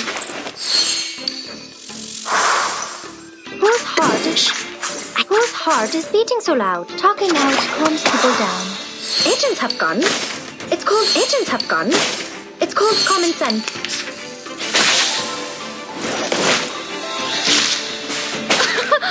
Haven't you eaten? Whose heart is beating so loud? Wanna watch the aerial stunts? Radio waves are everywhere. Agents have guns. It's called common sense. Oh.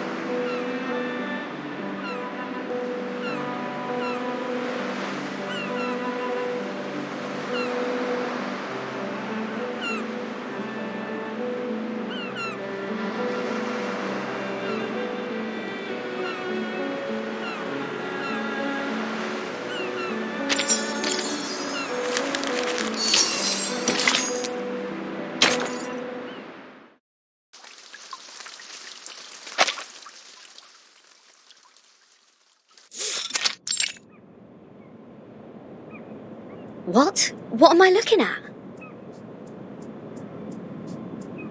So your so-called sacred project is this gigantic IDM computer?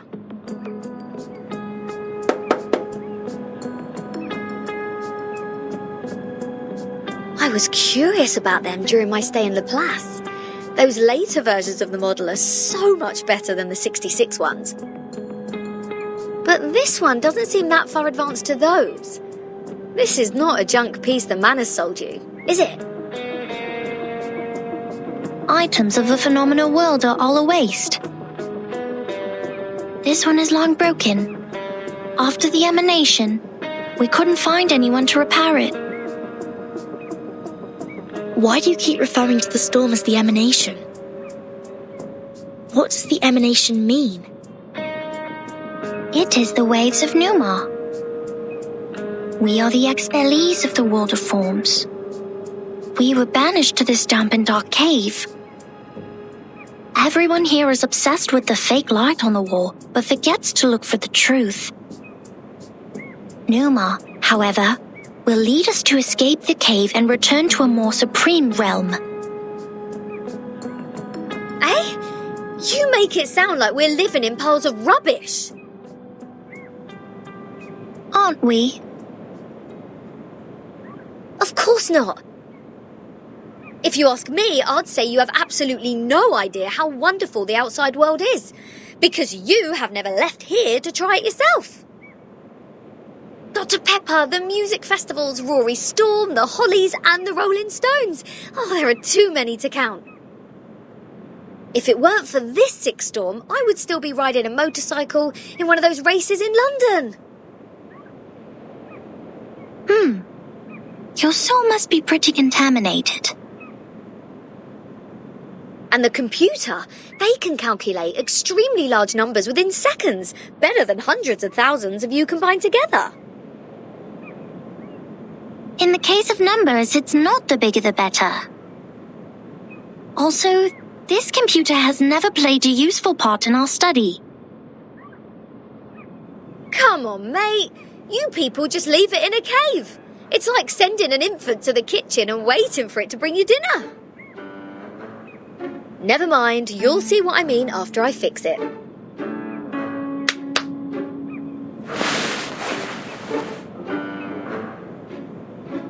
Can you fix an IDM, Regulus? No, but I've seen the Laplace people do it. Shouldn't be too difficult, I assume. Oh, the dust! When was the last time you sent people down here to clean? Oh, some critters are nesting here. Oh, did I break into your party? Bertin, come give me a hand. They won't let me touch them.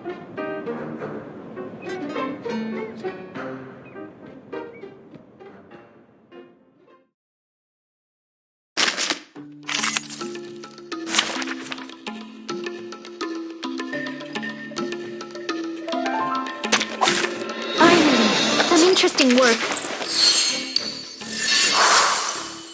Whose heart is this? I hear something. I know. Don't be so serious. Agents have guns. It's called common sense. Need me to get you guys an ambulance?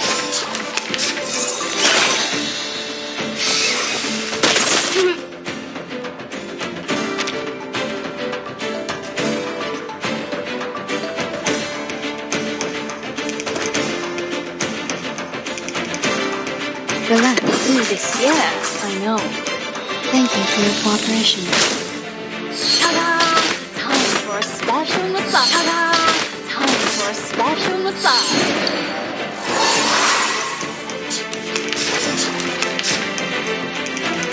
Whose heart is beating so I hear something. Agents have guns. It's called common sense. Serious. Oh, need me to get you guys an ambulance?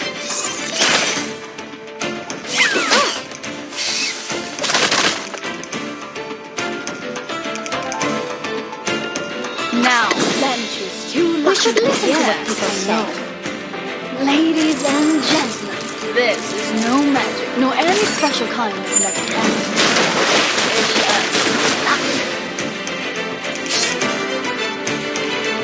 It's secrets always hide in careless words. Listen carefully. 7, 7, set!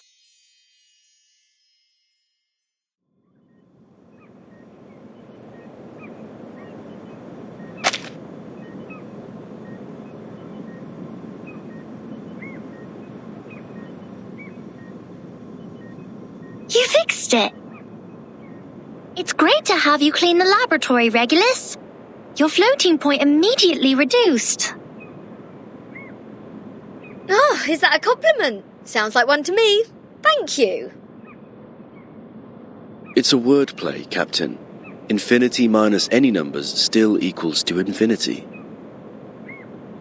Oh, fine, fine. I should have given up the idea of changing your eccentric sorting system a long time ago. What's the meaning of humans inventing computers if these machines were only left here for some critters to nest in? Thanks to you, now we can have a look at the previous models, Regulus.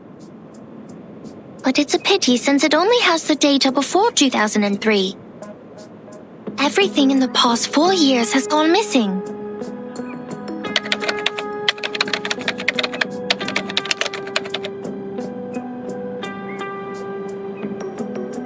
This is our chronology, Vertin. From 1999 to 2007, the emanation has taken place 7 times. In the initial 4 years, the emanation has a pattern. First, it brought us back to the 90s, then the 80s, and then the 70s. After that, it suddenly leaped to the 30s. In the subsequent 3 years, it took place twice. Every record here can perfectly match what is in the Foundation's files. Wait, these are the records before 2003, you say? But this one refers to the storm in 1966, which happened recently. These are indeed the records before 2003. What's following the records is our forecast. That's to say, you prophesied the 1966 storm 4 years prior to its occurrence. How is this possible? That you are clever enough to develop such a precise mathematical model, while at the same time you just let the IDM become the home of these critters. We just worked out the patterns in the number sequences. You made such precise prediction even without leaving the island. That's incredible. You don't need to go into a river to find out the pattern of its flow. Moreover, we would send people to observe in the phenomenal world. My mother was one of them. She is the co-author of this model. Nobody knows this computer better than her. So you have a mother too? Two? 37. Where is your mother now? Like many people, she was restored to her true form. Since then, I took over this laboratory.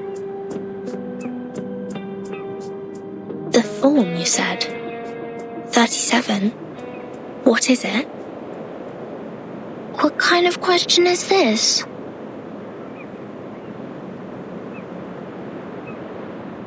The form, or the essence, is what's left of you after all the fakeness has been peeled off.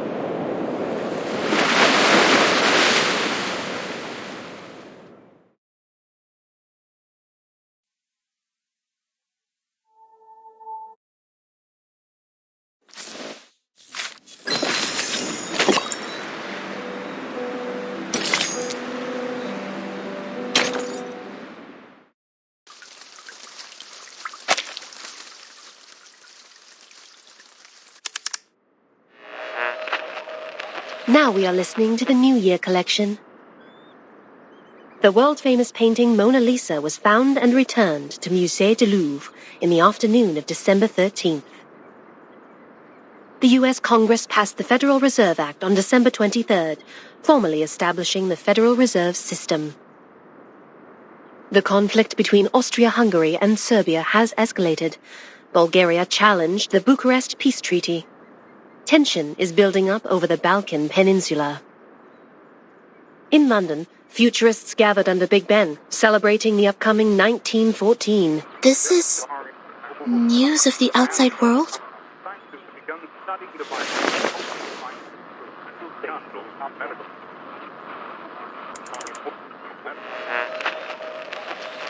What about on your side?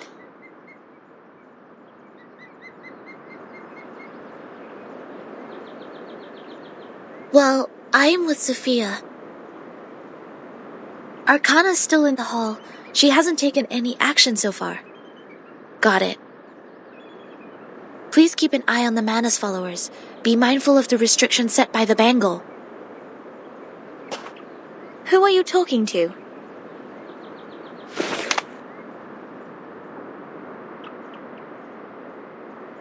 Just checking up on Lilia. Please stay vigilant during the patrol. This is the last place we need to check.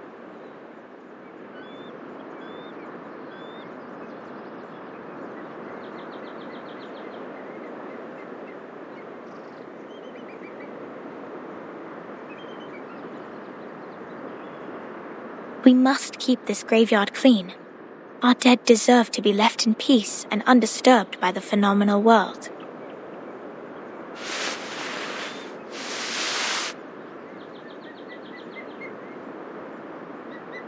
Miss Sophia, you said this is the graveyard?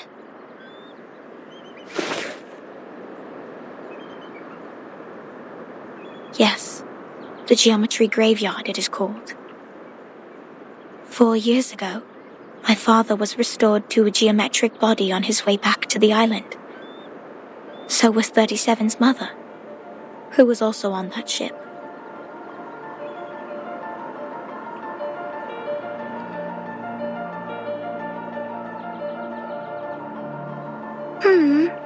Why are you crying, Sophia? I was wrong. We calculated it wrong, 37.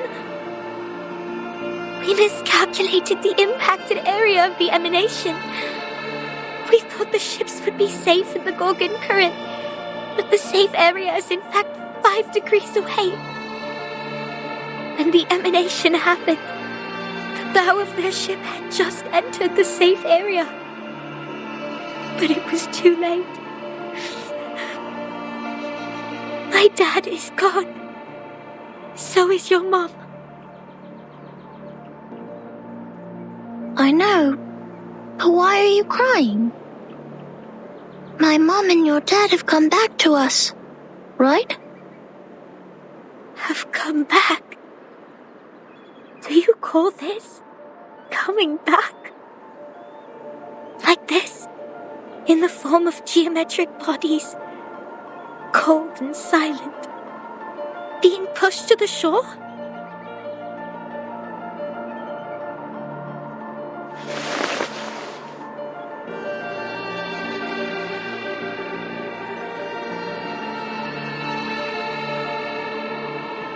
No. They have gone somewhere further. Look at them. These geometric bodies. How pure and how elegant. I've never seen such perfect geometric bodies before. If they are not from the eternal and transcendental world of forms, how should we explain this? 37? I'm going to study the emanation, Sophia. This is the best chance ever. A transcendental world finally opens its door to us. We will reach our hands to the forms and explore the oldest and eternal laws. Will you help me, Sophia? Next time I will definitely make a better calculation. I promise.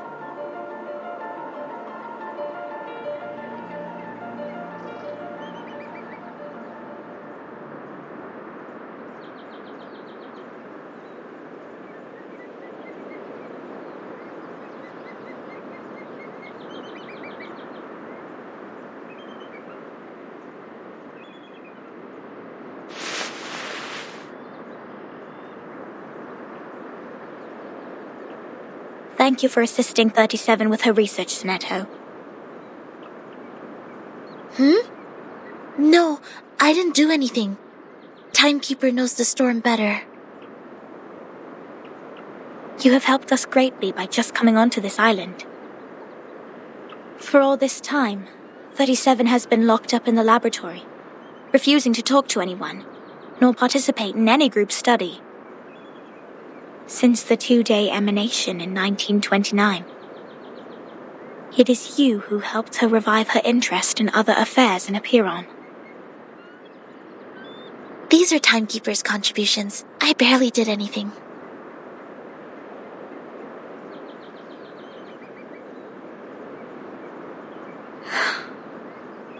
I can't help 37. Because I don't see the charm of numbers. I lack the perception that an integer should have. That's why I can't see my own number. The number's charm? Sorry, I have never thought about this. For me, Arcanum is my inborn mission. If you ask me, you are an unbelievably excellent Arcanist. You can flatten the ground, clean up the beach, and rectify errors. You did it in an efficient and precise manner, which is already an advanced ritual. Any students who have sworn to knowledge can do this easily. They aren't doing my job because they wish not to waste time on these trivial fragments of the phenomenal world. Because they have seen the truth.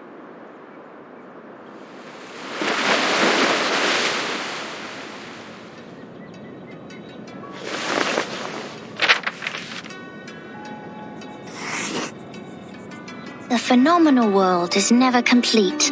Like you can never draw a perfect circle there.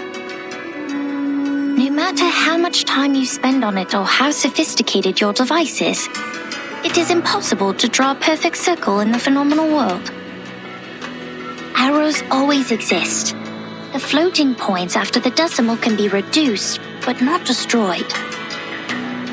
The perfect circle only exists in the abstract transcendental world. Of course, anyone in the world can find out the value of pi through the most primitive method. Egyptians, Greeks, Chinese, and Babylonians, they have all tried. They made circles with twine, painted on the ground with twigs, or measured the land with cubit rods, but none of them actually drew a perfect circle.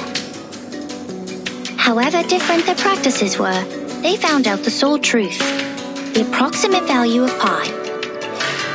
Because the essence of the circle is hiding in the imperfect manifestation of it.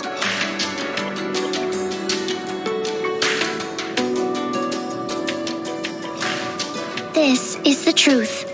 It is eternal, unchanged, pure, and transcendent. Anyone can reach out to it at any time, in any place, by any means, and everyone will get the same answer from it. The forms transcend all matters.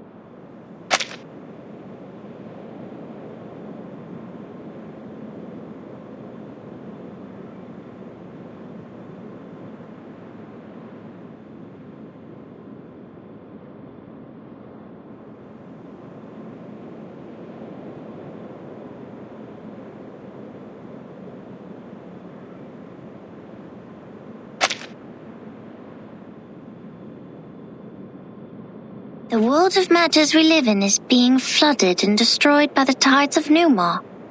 When the tides recede, what is left on the beach is the essence. This doesn't sound right. Let me think. How come your theory reminds me of the Manus Doctrine? 37. We see the storm very differently. Among all the other things, we saw it first of all as a disaster.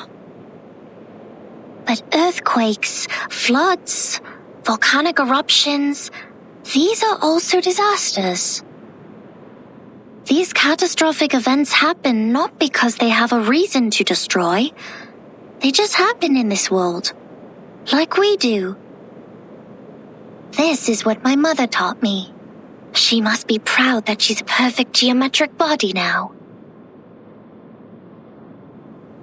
I'm sorry for mentioning your mother. Why do you apologize, Furton? Are you feeling guilty? This is a very unusual feeling for a number like you. I don't get it. Why did you say my number is 0?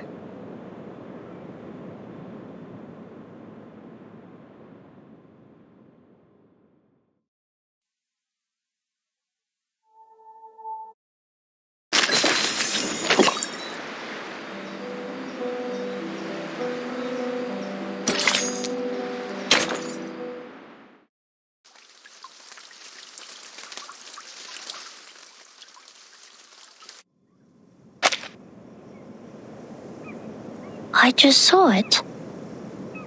The numbers of everything and every being would just emerge in front of me. I see it, and I speak it out loud. That's it. 210 told me numbers imply our fate. Don't believe him, Verton. Numbers are just numbers. I know nothing about fate. Fine. I don't think I like 210. And the feeling goes both ways for us. Because I once said he is a poor number. 210 equals 2 times 3 times 5 times 7. He is the product of all prime numbers between 1 and 10. Looks like he has it all, but he doesn't have any real forte. He likes to sugarcoat himself with metaphors. Only those with a flawed essence would adore the trickery of words. This is indeed an extreme comment. And 6 is no better. Every leader of a Peyron has been a 6. 6 is the perfect number since it equals the sum of all its proper divisors. 1 plus 2 plus 3 equals 6. But this number has been overrated. He's not that special. What about your number? What does 37 mean? I don't know. I am 37. I've known it since I was born. So does everyone else.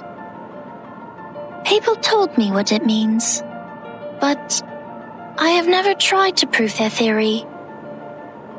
I know very little of fate, so I always think, even if I find out their essences, does it mean I have known them better?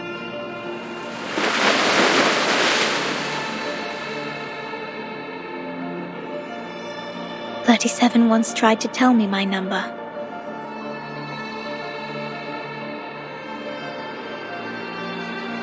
She wrote it down and put it into a bottle, but I couldn't get up the courage to open it. I didn't want to know. I once made a horrible mistake. An unforgivable miscalculation. It makes me worried that I may also be a mistake. So I threw the bottle into the sea.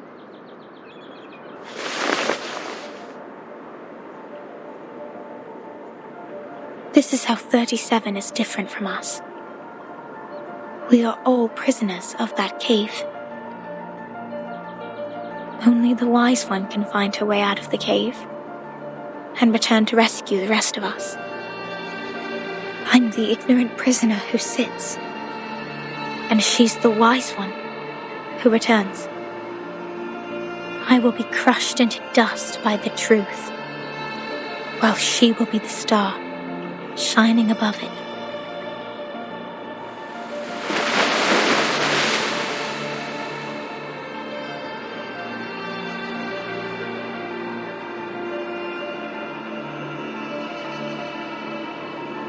The truth is like the stars in the night sky. Beautiful, but cold. It has been there long before my existence, and will stay that way long after I'm gone. It sheds no tears for the weak, nor laments the tragic fate. It's forever bright, and always moving forward. The person who avoids the truth is not qualified to study it.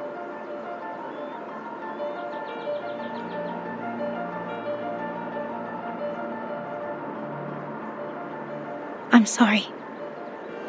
My interpretation has been emotional. No. I think I kind of know how you feel, Miss Sophia. However unworthy you think you are, there must be something we can do. Maybe we can't reach the core of the truth, but we can clean up the path to it for the future explorers. This is our fate. Interesting insight. I have come to understand why 37 likes you so much. Let us go back to work then. Start from dusting the tombstones.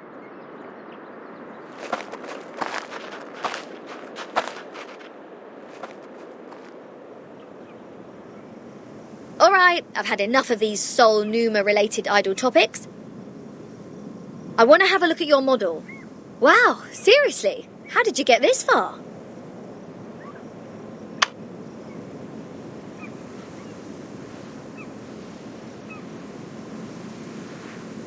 This model has been proven wrong. For 4 whole years we had been optimizing it. But the emanation in 1929 only lasted for 2 days, which means our calculation was entirely a failure. That model is just like this computer. It's a piece of junk. And this is all I can present to you.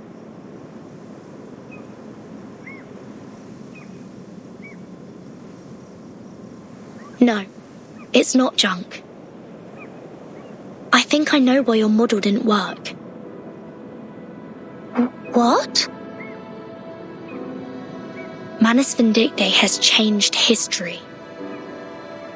They accelerated history, forcing historical events to happen earlier than they were supposed to. Thus, the storm in 1929 occurred sooner than it should. No way!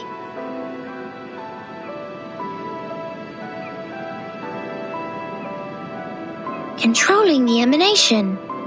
Changing the history of the outside world. Numa is eternal and transcendental.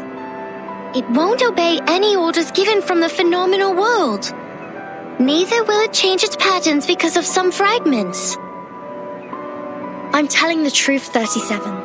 I've been there, in the storm of 1929. Your model was not wrong. You just missed some key information. You've never been to the place where the storm falls, and thus know nothing about the symptoms of the storm syndrome and the true purposes of Manus Vindictae. No! That's impossible! Even if there are means to control the emanation, it wouldn't be like this. If this is true, does it mean the phenomenal world, this insignificant phenomenal world, is more transcendental? Mother's model was defeated by this?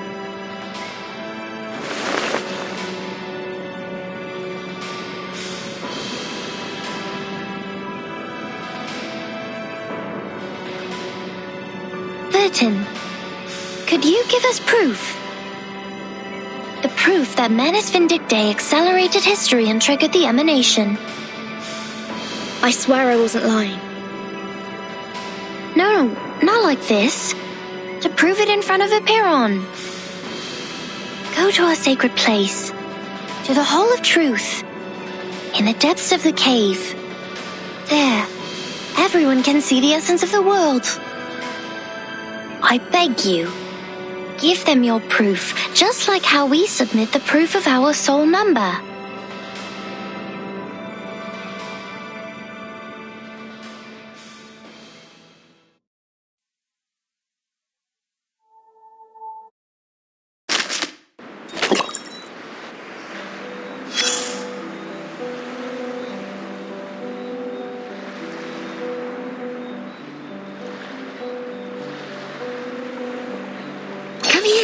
Place your hand on it. Feel the texture. The craft is one of a kind, not some cheapie you can get from the flea market. I mean it. This is a Keelim, and even the most traditional, delicate, and expensive kind. It has applied fiery red as the dominant color, and the stitches are perfectly neat. Oh. From the sea. Just like you, darling. It arrived with a meerschaum pipe, a glass jar, a pack of sugar cubes, and a child in panic. Both she and the Keeling were born on the land where the craft originated. Their appearances apply the same dominant color, and the patterns in them share similar complexity. Oh, your curiosity is aroused. But we are not done with the carpets yet. You've always got to get a souvenir or two every time you reach a new place. So you will have something to show when you tell the stories one day, right? Look at these handmade fabrics. How splendid! Those incredible patterns were the only thing on the craftswomen's minds when they made the carpets. It's safe to say they have spent their whole life improving their skills at using the vertical loom. And that's how we get these carpet knots arranged in beautiful lines. But they are just people like us. What if they get distracted? What if the carpet knots go off the right track and get tied to the wrong threads? Then you will be in trouble. Big trouble. All the problems in the universe will come at you, and the situation will be even worse than the bureaucratic system of a millennial empire. I like the pragmatic quality in you. I'm sure it will make your life even more wonderful. The people will be impressed and line up to tackle the problems for you. Oh, don't be mad. Some make troubles and others deal with the troubles. That happens.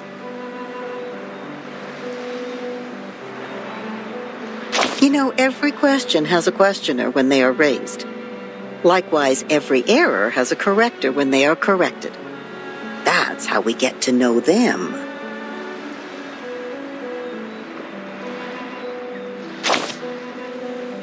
The correctors, an ancient profession.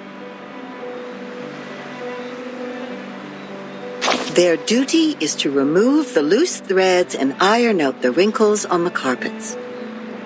In the language of this island, that is to check the calculations on the papyri and even the holes on the punched tapes. No one is capable of doing this job except the altruists, because it is similar to unraveling a ball of wool. Besides finding the end of the threads, you must always pay attention to the cats. Yes, the cats. They may jump on the ball and make things even worse. And she, the red-haired little girl with the carpet in her arms, was overwhelmed at the beginning. Not yet familiar with the ruler, she tried her best to find the end of the threads. So the cats took the opportunity to jump on her together and left countless scratches on that little forehead. Poor girl.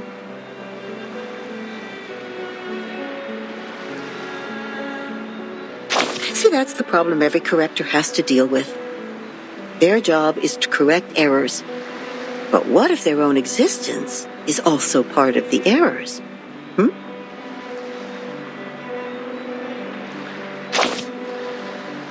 Oh, it's no big deal. There is more than one loom in this world.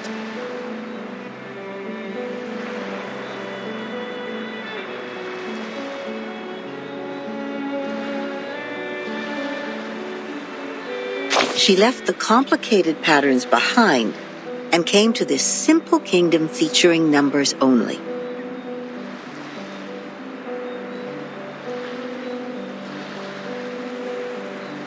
There she made the first contact with a spinning loom named Geometry.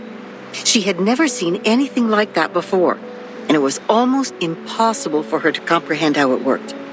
She could hardly convert the numbers on the books into an actual diagram in her brain.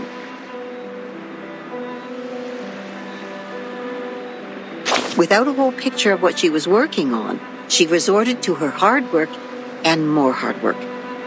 Then a long time passed, leaving one wound after another on her fingers.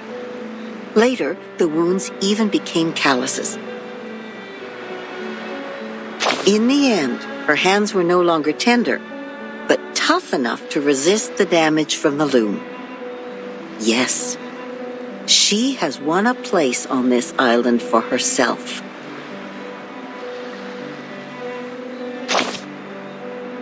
Yes, she's a quick learner. She learned even faster than some of the locals. But that was not enough, because she has been outmatched by her playmate, the leading one in the field of mathematics on the island.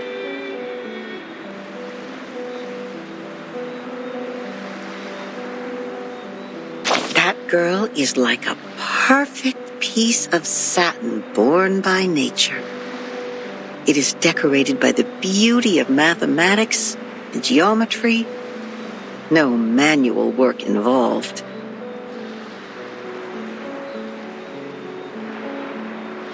In order to reach the showcase where that perfect piece lies, and to stay on the right track and fit into the school, she has done everything she could. But she is still the most distinctive carpet there. Anyone can tell that as long as they spend some time on the island.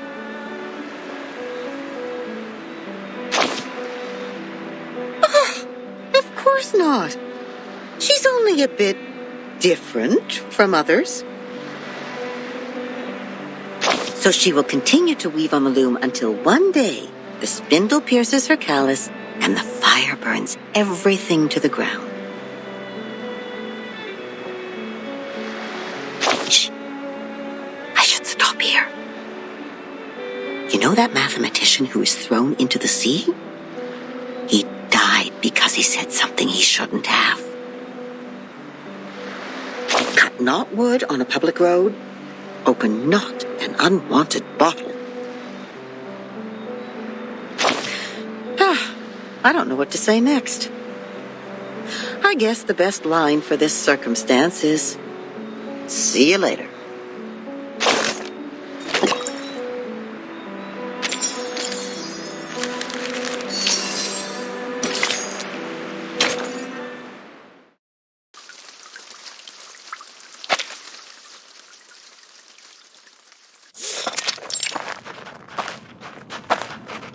Wait a second, just a second.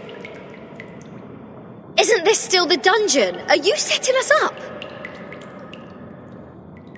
All caves are interconnected. This is the way to our sacred place. 37, wait. I remember Sophia once told us that trespassing on the sacred place is a serious crime. No worries. The restrictions were to help us not be distracted by the unimportant details in life. It would not stop us from seeking the truth. Excellent. I will tell it to the Abraxas when it shows up.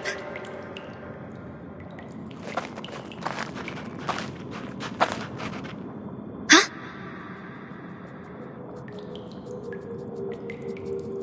Hey, 37. Are you sure this is the right way? My heart just sank as if I took a bite of those overnight potato chips. Are you scared? Oh, you wish.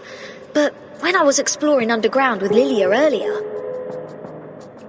we ran into some fog like this one. Oh, it doesn't bring you any wanted guests, mind you. Maybe you were their target because you are an irrational number. Oh, is that so? You integers will be fine then. Good luck. Don't beg this pirate for help later. Hold that. Something is coming out.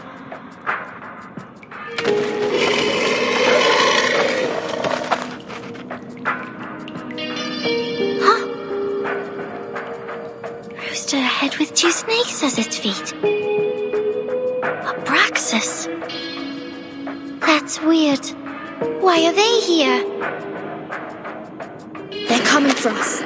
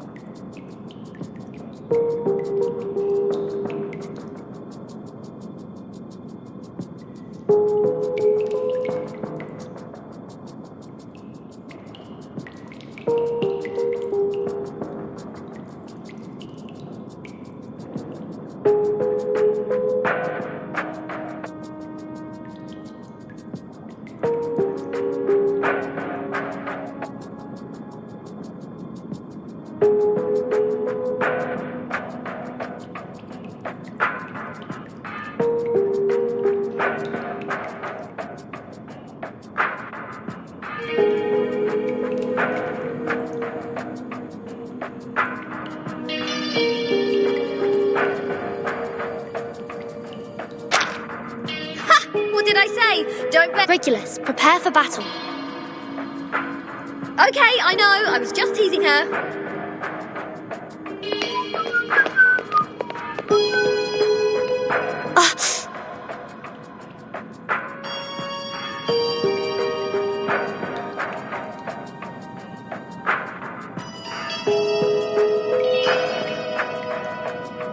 The stone bangle is activated. But they're just Abraxas. Regulus, wait for their attack. Do not kill them. What kind of request is this? Listen to me, Regulus. That's of prime importance. Fine. If it is of prime importance, this pirate will try her best.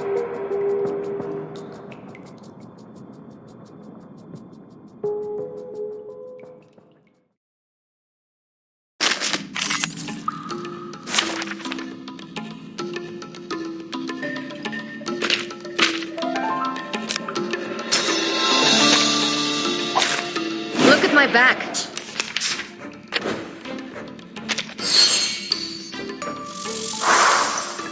Whose heart is beating so loud?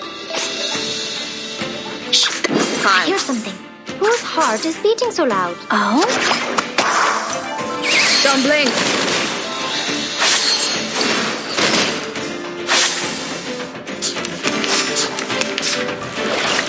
Stop.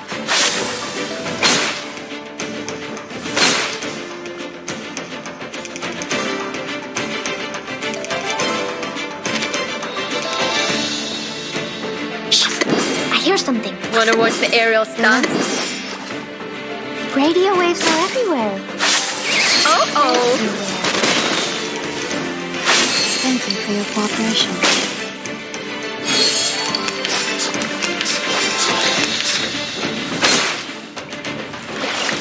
Stop.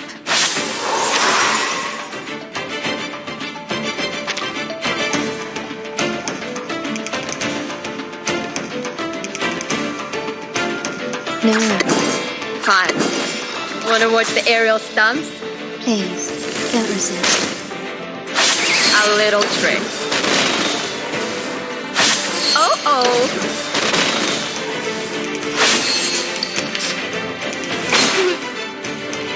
Hey, I'm the support staff. We need some peaceful moments. ВДВ. Whose heart is Сколько beating so побед? loud?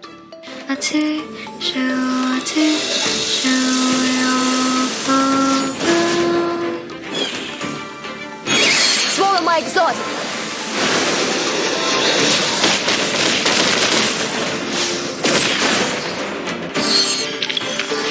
Stay low profile. I don't want to be shy. That's it. I still have 10 more songs to play. These are not the same kind of Abraxas as we've encountered before. Do they have different varieties? Wait, where is Miss 37?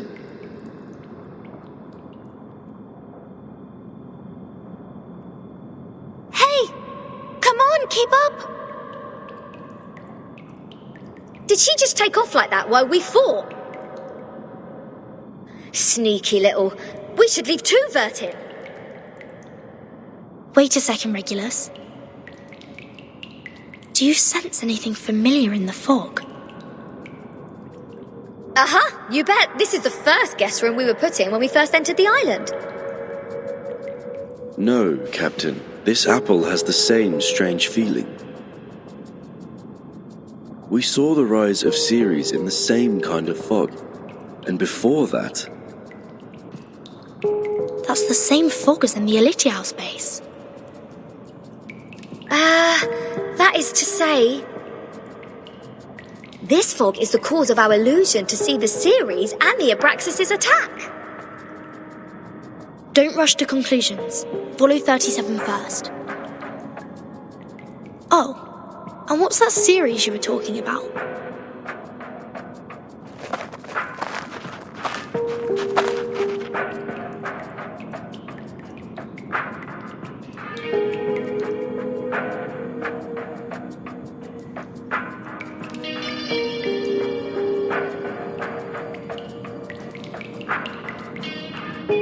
I just picked up a piece of paper. Like this, just bent over and reached to the ground.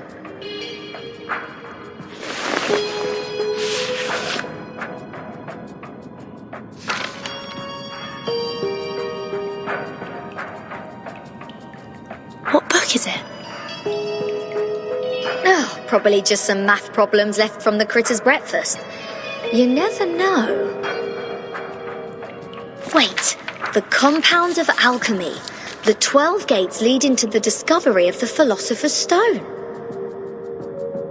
This is that alchemy handbook given to Edward IV by George Ripley. Why is it here? Look at this, Captain. Of the Great Stone of the Ancients by Basil Valentine. The 112 books by Geber. Emerald's tablet in Latin. Seems like there are more ancient texts about alchemy hidden inside the whole, but they are all incomplete. Oh, so maybe I need to crack some more crossword puzzles to find out about this.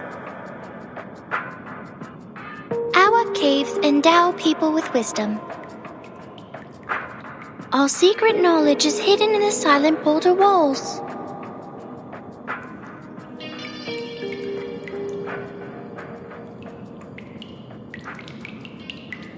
The knowledge in those books is just a drop in the ocean. Follow me, Regulus.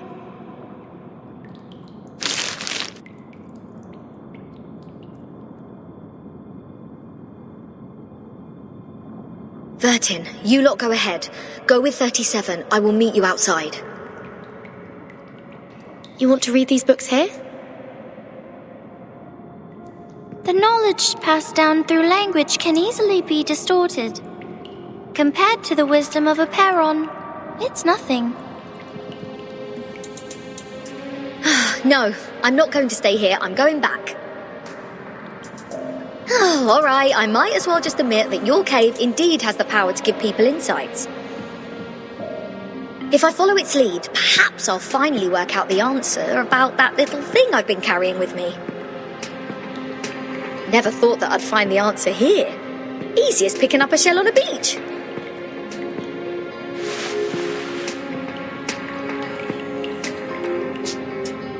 What? You don't want to get closer to the truth?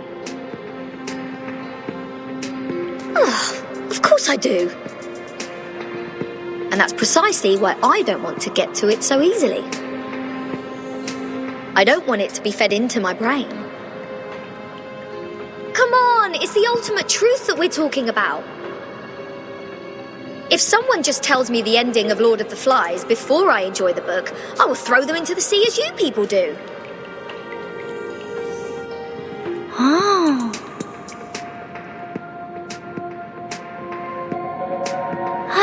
met two people who reject the truth. So this is the mindset of irrational numbers. I see. Thank you for being my subject of observation, Regulus.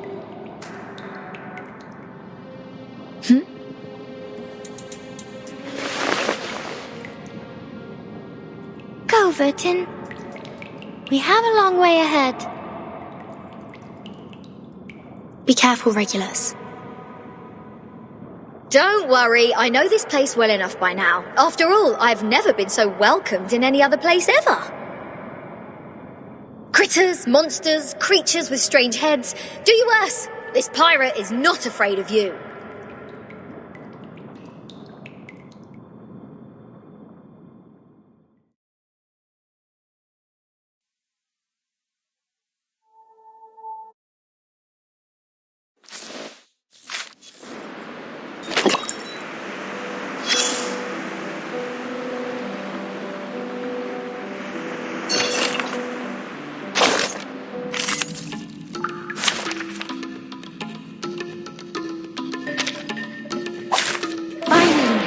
Interesting work.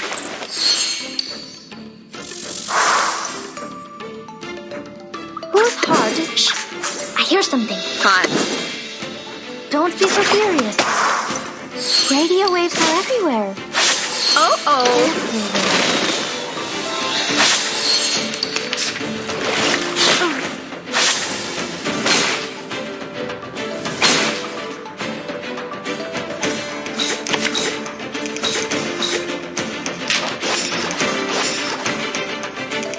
Relax. Wanna watch the aerial stunts? Please, don't resist. Don't blink.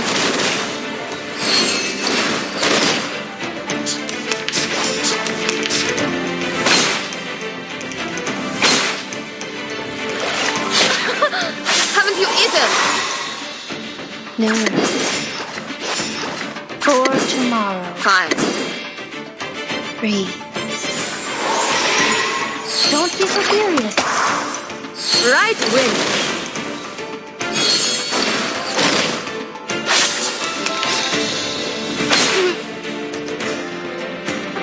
We should listen to what people say. I hear something. Secrets always hide in careless words. Listen carefully.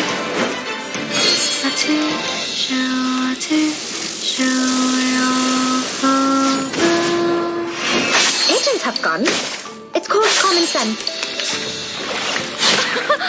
Haven't you eaten? Whose heart? Wanna watch the air times? Radio waves are everywhere. Right wing. Everywhere.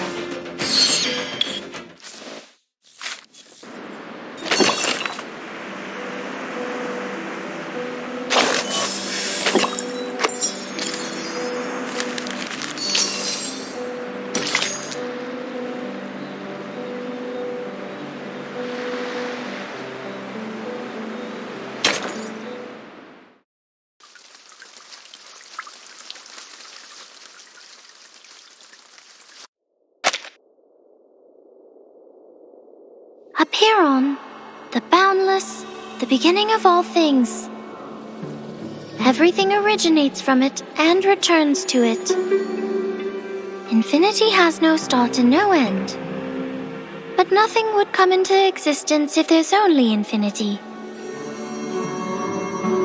Look up there, Vertin. Now they are presenting in their true forms. In their purest and newest forms.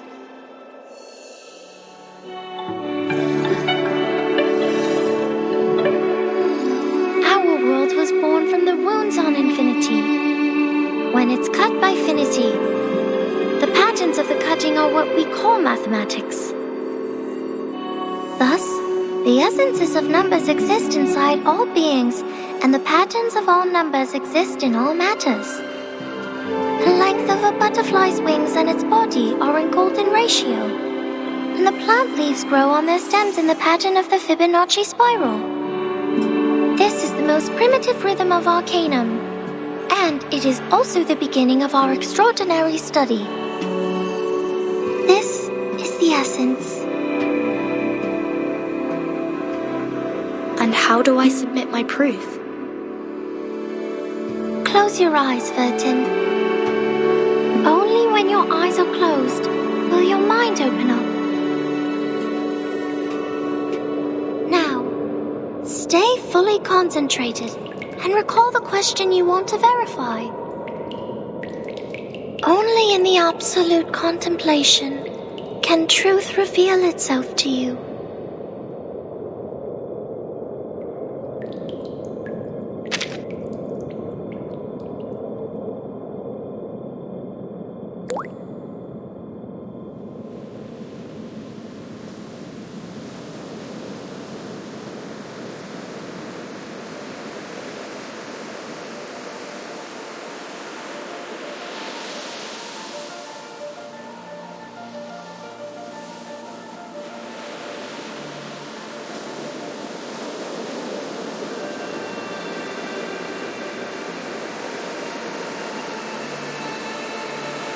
The storm, the emanation, the storm syndrome. Where are they from? Foundation, Manus Vindictae, Aperon. What roles do they play? Why does the storm fall when history trembles? Why doesn't the storm fall into the misty land? What is the ingredient of asymmetrical nuclide R?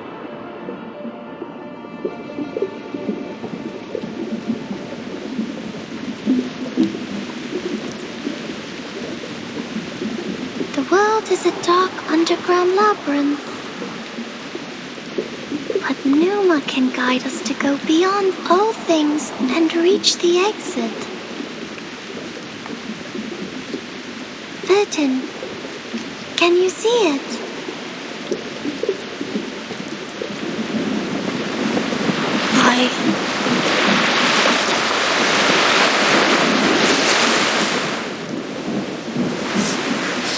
It's burning!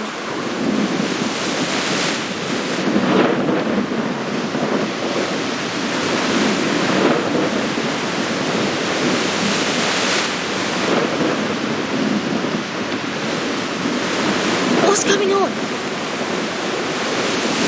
Is somebody fighting with the Manus now? What's happening outside the cave? Vertin, why are you straying? The meditation goes beyond control. You will be thrown out of here. This would be a foolish mistake. The repair on this is...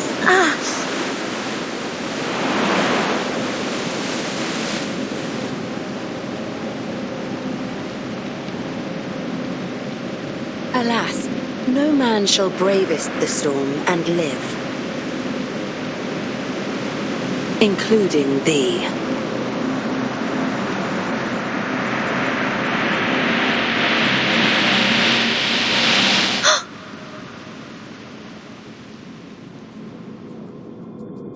"37! 37!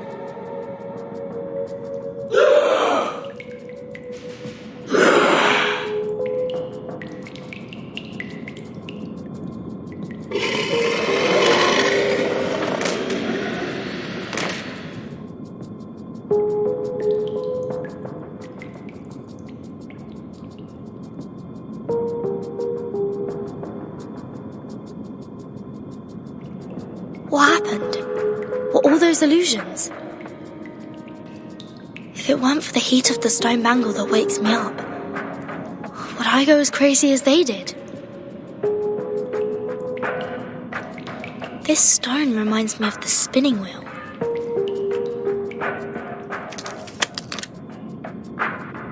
The collector of asymmetric nuclei R. If the reagent turns gold after reacting with the fog here, that means the fog contains elements that can be immune to the storm.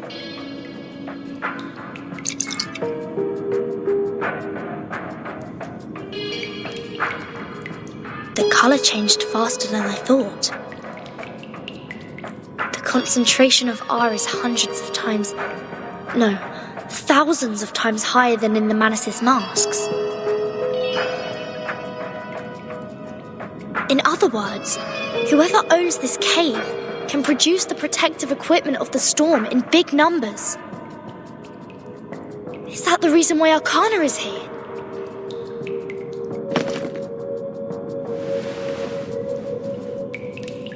Oh, Mother, our model. Has it failed? Has it failed? I need to take 37 out of here.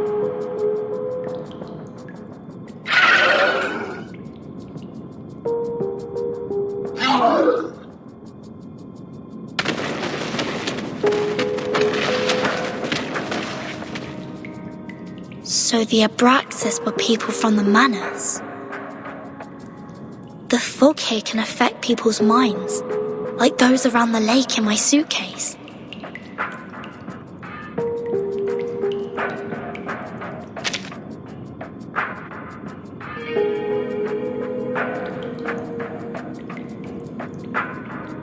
Have the Manors found a way to launch attacks without being punished by the Bangle? Or don't they care about the price they will be paying anymore?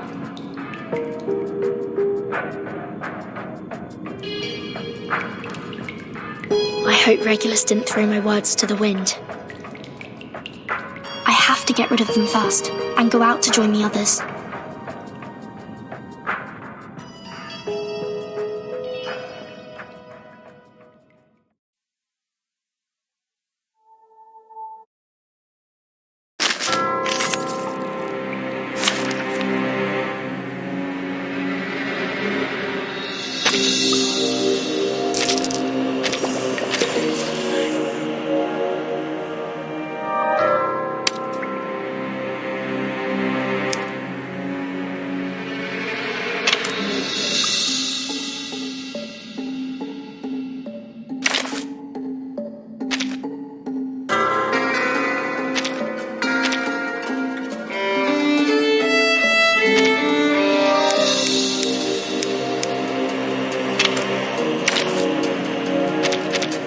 Hey, is the camera in place?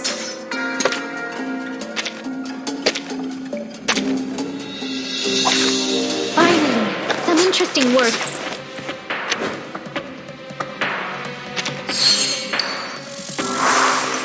The peace agreement no longer works.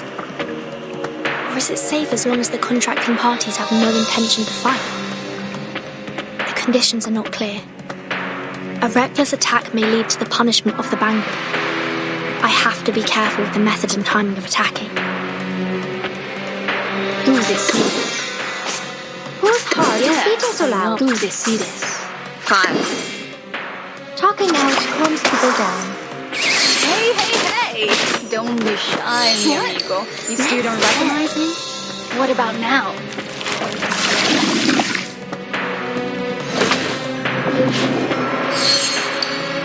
Wait. The body is melting. It turns into a seed. So this is how the Manors fight against the restrictions. They sacrifice one man to feed another.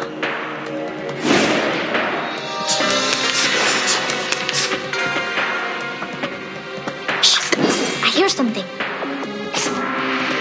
No. Whose heart is beating so loud? Relax. I hear whose heart is beating so loud? Wanna watch the aerial stunts? Thank you for your cooperation. Don't be so furious. Agents have guns. It's called common sense.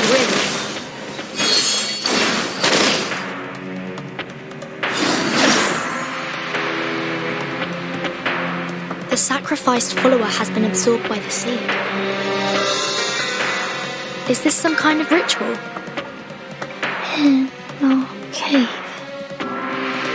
one can see the form of everything. 37? Can you hear me? Mother.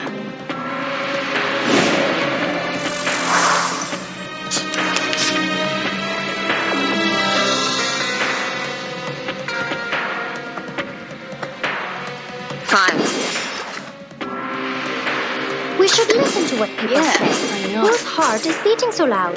Right wing. Secrets always hide in careless words. Listen carefully.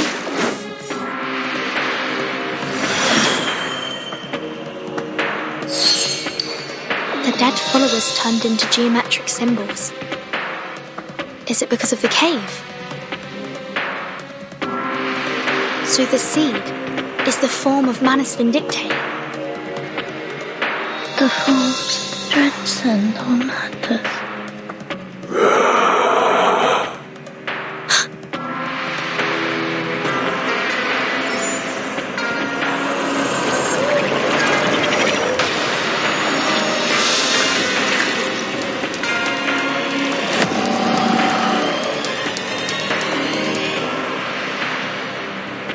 Things are not as simple as I thought.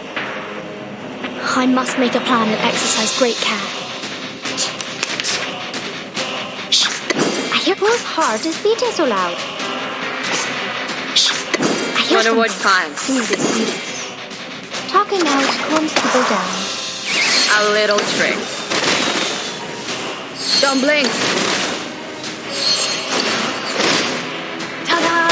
Time for a special massage. Retreat! What? I can't make the call? No. Whatever. Don't much want to watch the aerial stunts. I smell the scent of winter. Swallow my exhaust.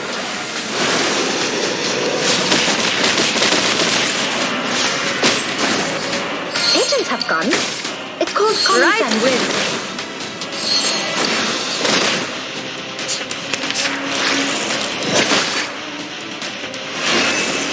Retreat!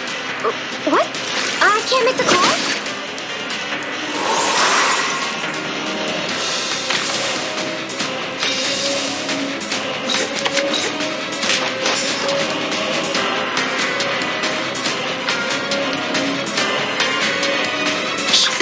I hear something.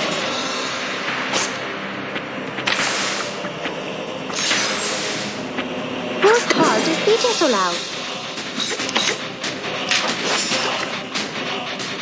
Fine. Yes, I know. Wanna watch the aerial stunts? Oh? Don't blink. Ta-da! Time for a special massage.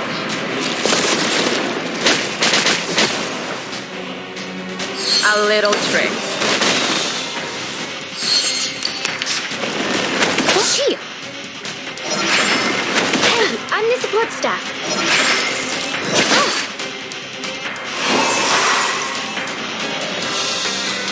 Now, let me choose 2 lucky guests. We should listen to what people say. Relax. Whose heart is beating so loud? Ladies and gentlemen, this is no magic, nor any special kind of like candy.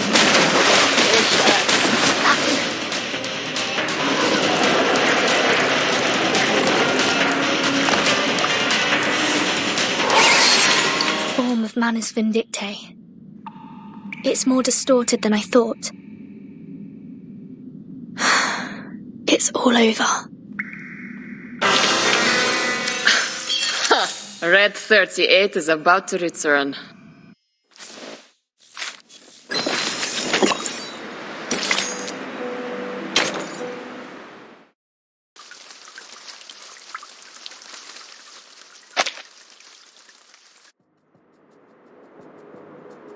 Vertin, finally!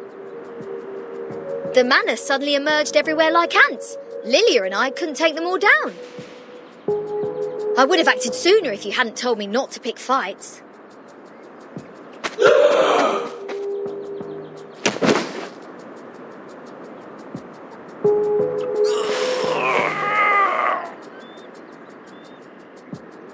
Bleen, all they want is to attack, even if their blood will be sucked out. Insane! Back when we were spying on them, I told Sanetta to screw the peace agreement through the radio. I knew those geometry psychos and the Manus would go mad sooner or later. They were not that crazy when they were solving the math problems. There! What the hell happened down there? The cave is the key to be immune to the storm. There is a cave on this island which has the same effect as my suitcase. That's what the Manister are after. What? But hasn't she also put on the stone bangle? Even if she can break free from that bangle, there is no way she'd let her followers keep carrying out suicide attacks. And if she has signed that peace agreement, how will she take the cave from a Byron? Certain.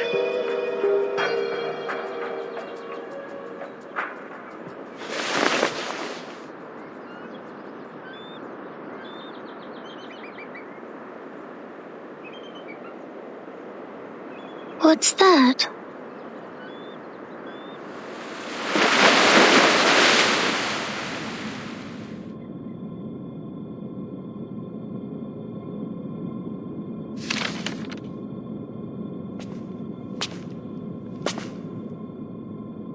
I'm afraid you have overstayed your welcome, Ms. Arcana. I have to regrettably remind you not to overstep the boundaries, despite the great help you've given to us. I take not thought for needless disputes, but to ask a simple question.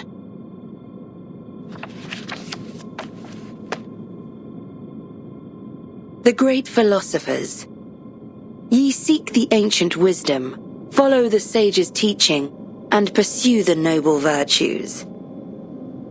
You are separated from the world for thousands of years, and you have not gained the human's understanding, nor have you sought for it.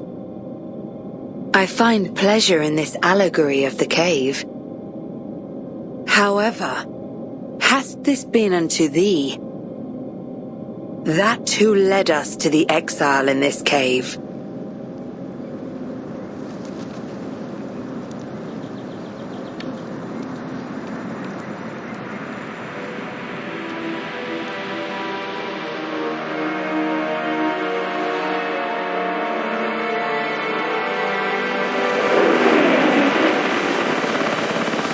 What are they? I've never seen these before. Why are they here? These things should not appear on this island.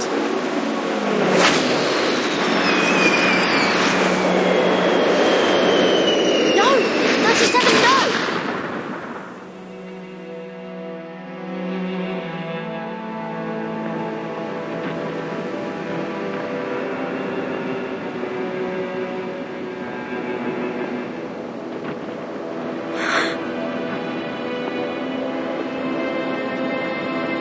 Sinetto, did you bring the humans' army here?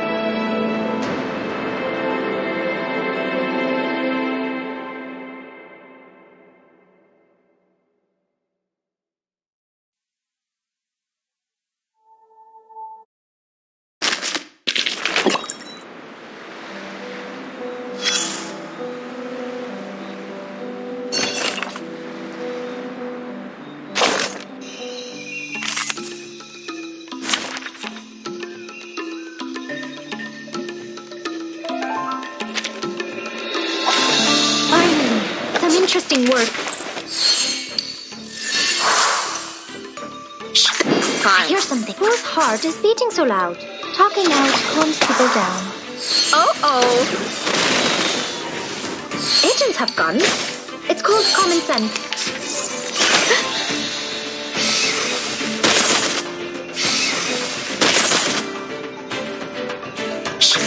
I hear something. Wanna watch the aerial times? Agents have guns. It's called common sense. Right win.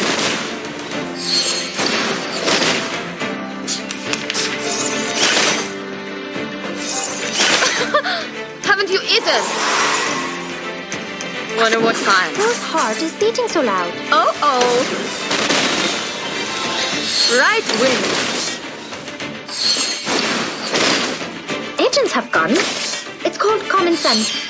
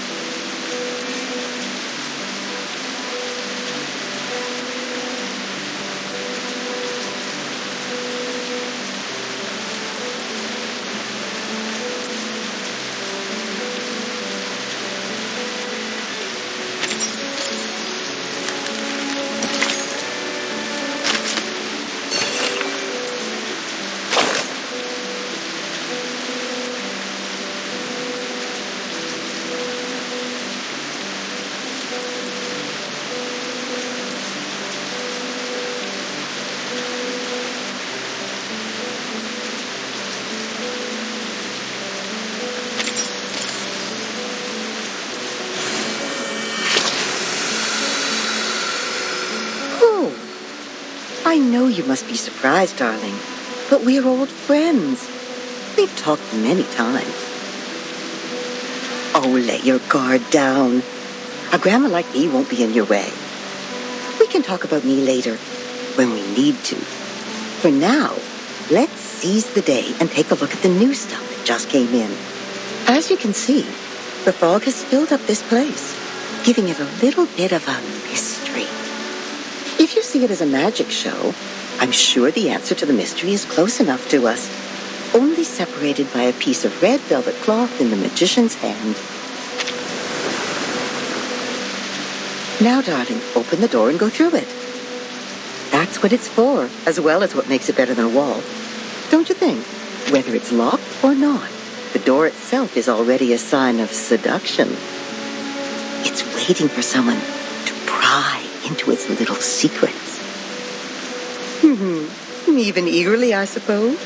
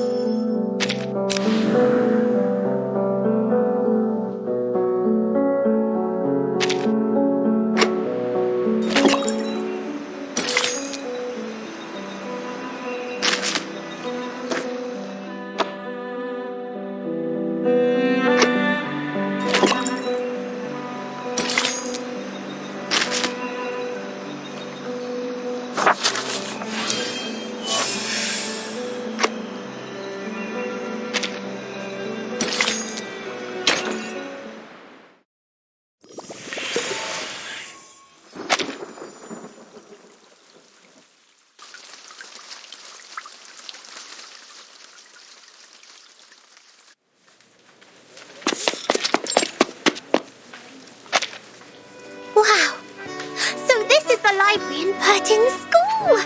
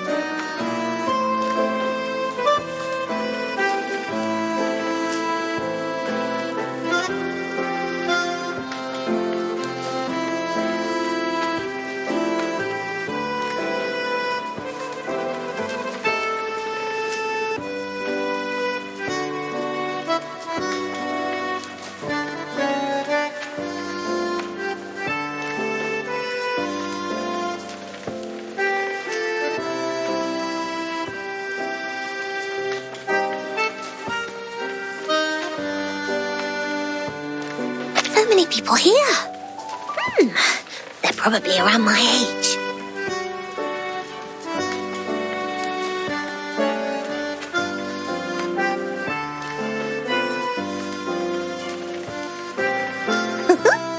We've also got this many shelves in the library of Sotheby's Manor. Are there any alchemy workshops and potion warehouses here, like in our manor?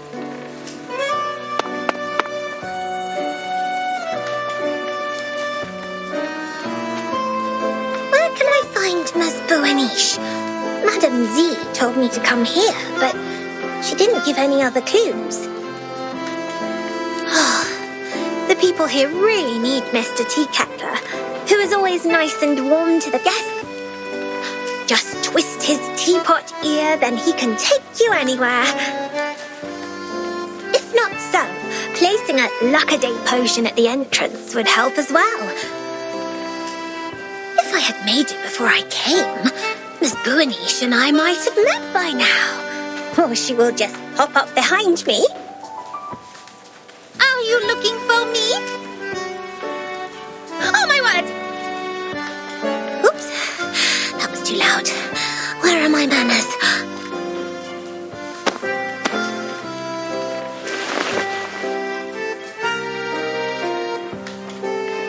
Oh, nice to meet you. Are you Ms. Buanish?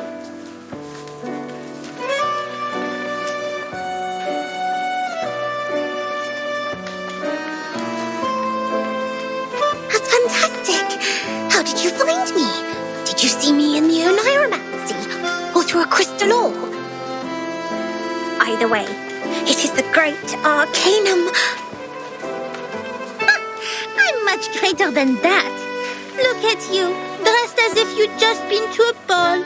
You are as eye-catching as the pigment board on a sketch. I saw you the moment I came into the library. A ball? Does the Foundation hold balls too? Non, I'm saying... Est-ce que tous les amis de Vertine parlent comme ça? Never mind. Madame Z told me you wanted to look up the materials on the mysterious school that believes in numbers here. That's right. Miss Moisson told me she will thoroughly check the documents in the Foundation archive. So I'll go through the books in the SPDM library. If we can find anything about that school, we can be of more help to Bertin and her team. I'm sorry, Miss Sotheby, but I'm afraid the situation is going to disappoint you. While you spend the last hour looking for Ticketler's ear, the kind-hearted monitor assistant already gained a valuable access to the library. But I haven't found any record regarding the mysterious school that believes in numbers yet.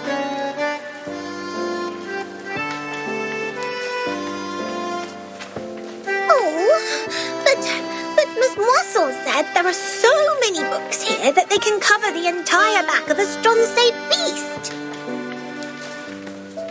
That's a bit exaggerated, but she's right. Nevertheless, the librarian was transferred to a more important position years ago due to the storm.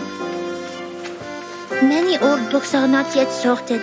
Some even went missing in the chaos. The only relevant materials I could find are the stories of Pythagoras and some books on mathematical theorems. But I don't think they have anything to do with Vertine's issue.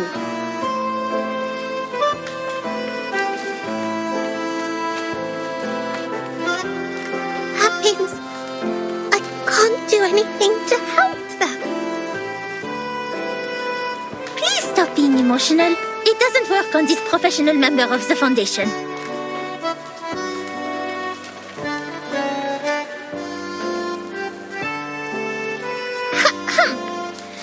Without field investigation permission, I can't take you out to collect information. But in fact, there is still another reference room only known to the most outstanding monitor assistant. Hooray!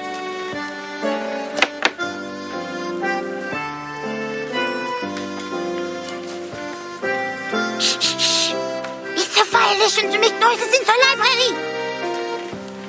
Please follow me, Miss Sotheby.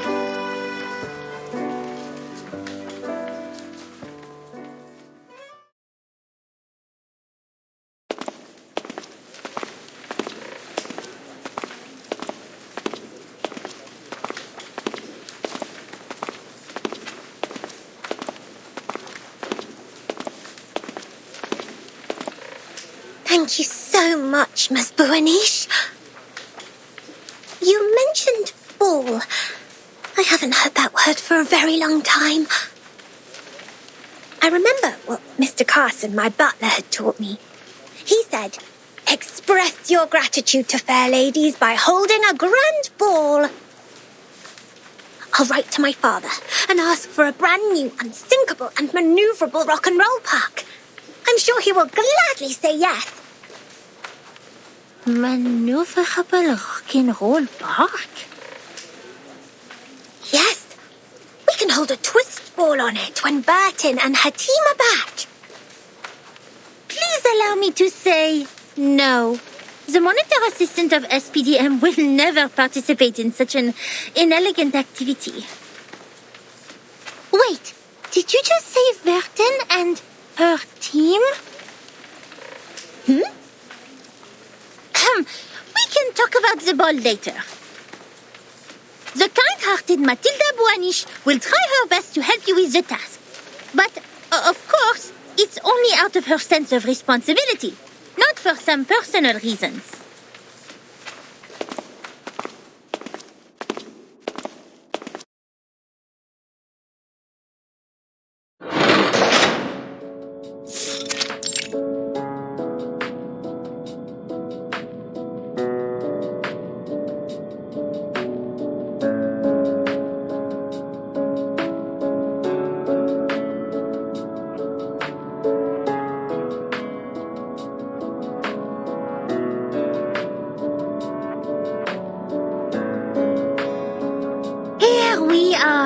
The reference room storing unnecessary information. It's a place ignored by most staff. Even so, this careful, reliable monitor assistant will not let go of any details.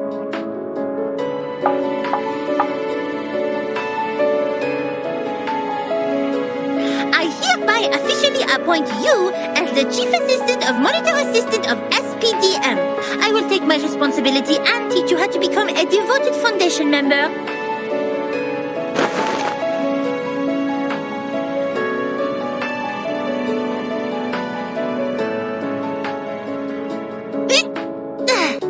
Here is your first task.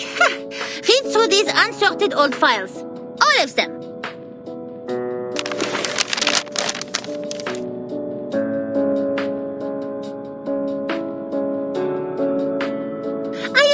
All the archived ones. These are the last parts. Most of them are discarded administrative documents, low-priority materials, and substandard reports written by rookie investigators. By the way, you should know I didn't sort any of them out for you, and they don't necessarily have what you want. It's all right. Leave them to me. I love reading. You'd better do. Here's the key. Keep it safe. You can sit on the cushions there when you sort out the files. I don't want your dress to stain the stone bench. I'll go see if I missed any files. Listen, this monitor assistant will test you on your familiarity with these files when she's back.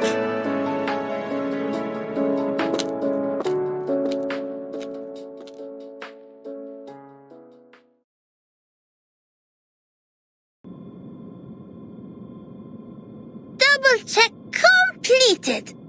Looks like I didn't miss any relevant files. Phew, quite a long day. I doubt if that spoiled lady can finish all the materials. She must have been bored and fallen asleep, waiting for her tea kettler in the dream. It takes much more than dancing at balls to be a Foundation investigator. I'll send her back to that teacher when she wakes up. In the end, it will be the kind-hearted Matilda who finishes the task for her. Being a great monitor assistant comes with great responsibility.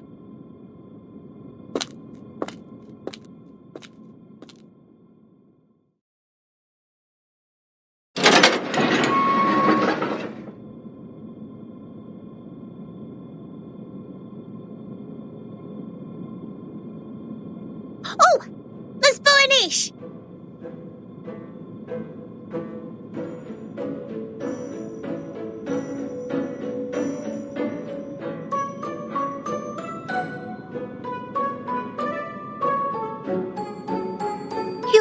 You didn't fall asleep.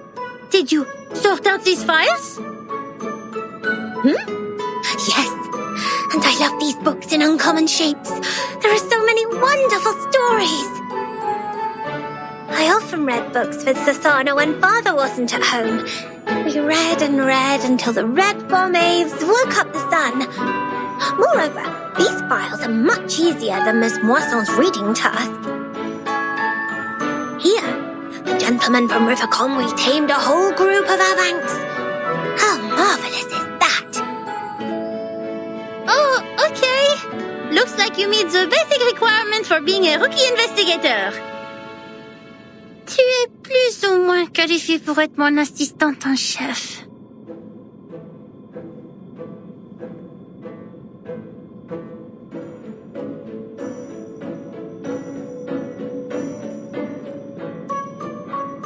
And I also found this interesting report. It tells a lot about the storm and the numbers. Will this be helpful to Barton? Show it to me.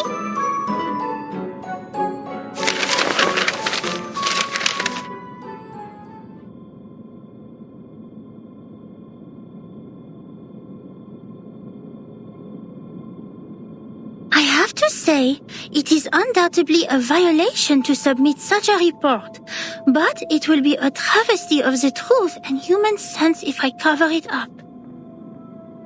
Peace, sense, justice. They have always been the creeds in my heart, and are now the reason why I have decided to write down the whole thing.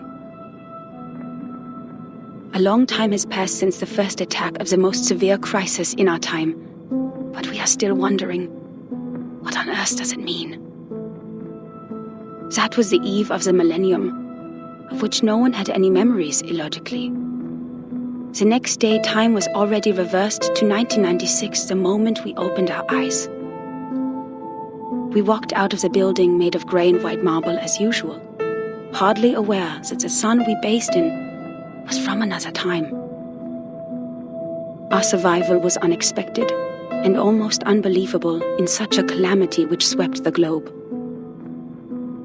Why did the headquarters of the Foundation survive the reverse? Why couldn't we find our younger selves in the outside world? Did any other region survive it as we did? What was the cause behind this calamity? I didn't know, nor did anyone else. Things remained unclear until time was reversed again. This time, we all witnessed that rain in the 80s.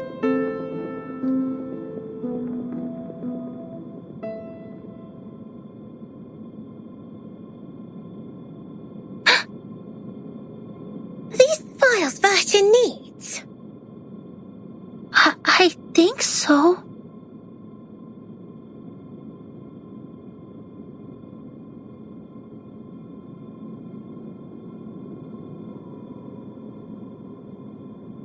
It's a report written by someone who witnessed the storm.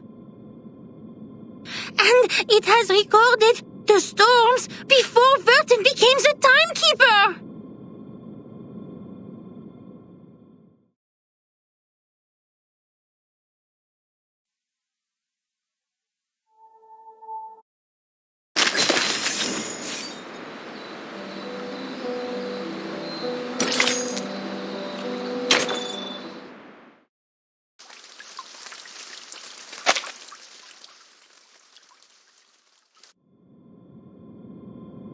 Before she became the timekeeper? Whoa. So Verton wasn't born a timekeeper? She didn't tell you that? Wait, no one is born a timekeeper. It's not an inherited title. Anyway, this report includes the secret chronology only accessible to the core members of the Foundation. You can only check it under the supervision of the monitor assistant before you become a qualified investigator.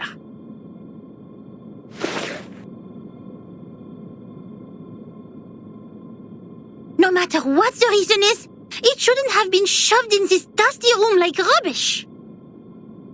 To evaluate its authenticity and risk, the genius Mathilda Boiniche will fulfill her duty as the monitor assistant and carry out a thorough inspection of this report.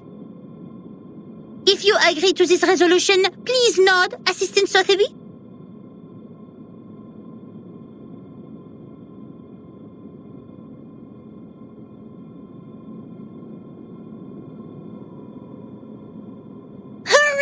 Yes.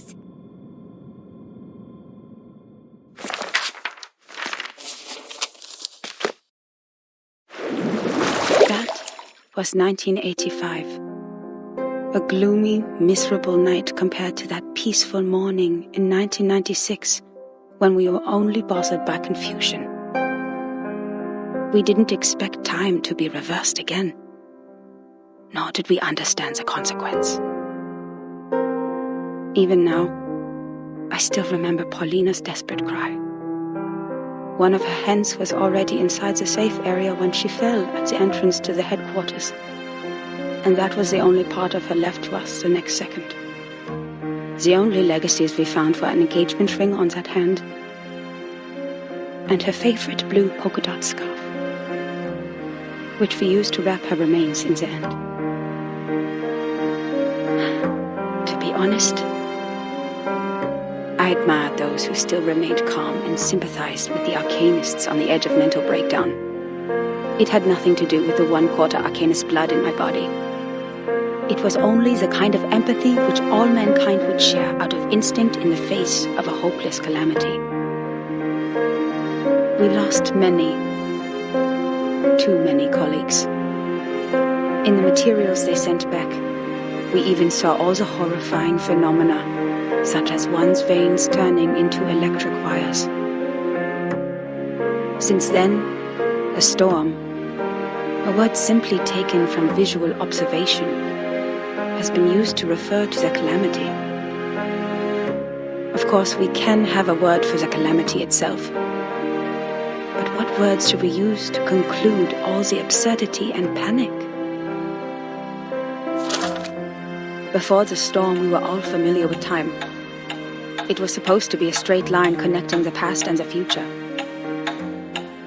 We followed the line to move forward. We broke free from ignorance. We built civilizations.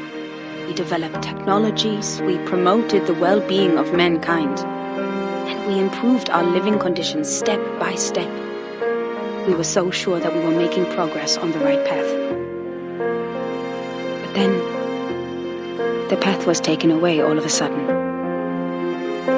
Oh, time, our closest old friend, where are you taking us? Back to the two most painful war times in the 20th century? The era when no one had ever heard the hiss of steam engines, or the century when mankind was yet to be enlightened? So far, mankind has achieved a lot in history. Dynamos, automobiles, flyovers, railways, hospitals, poorhouses. But if it goes on like this, what is the point of all the efforts we have made? Now we are like a shipwreck left on the island of time, witnessing the fall of the whole modern world in the unstoppable tsunami. Even though the Foundation has lost a lot of staff members, they are still doing fine compared to Laplace. My younger brother was a good example. He was the most sensible person I have ever known. On the first day of the second reverse, he told me, in a calm manner, "At least we have reaffirmed that Newton was right. There was never an arrow of time in classical mechanics. Neither in relativity nor quantum mechanics. That means this is absolutely normal. Whether the time goes backwards or forwards, even if it starts spinning around like a tabletop football player. They're not against the law of physics. We can go back in time and give Poincaré a medal of great profit." The next day, he almost fell off the 6th floor due to excessive drinking. All the perceptions of time and space developed to this day were overthrown. We couldn't find any theories to explain the storm in any existing researches. There could only be two reasons for this situation. Either we've been completely wrong all the time, or we've come to a brand new world.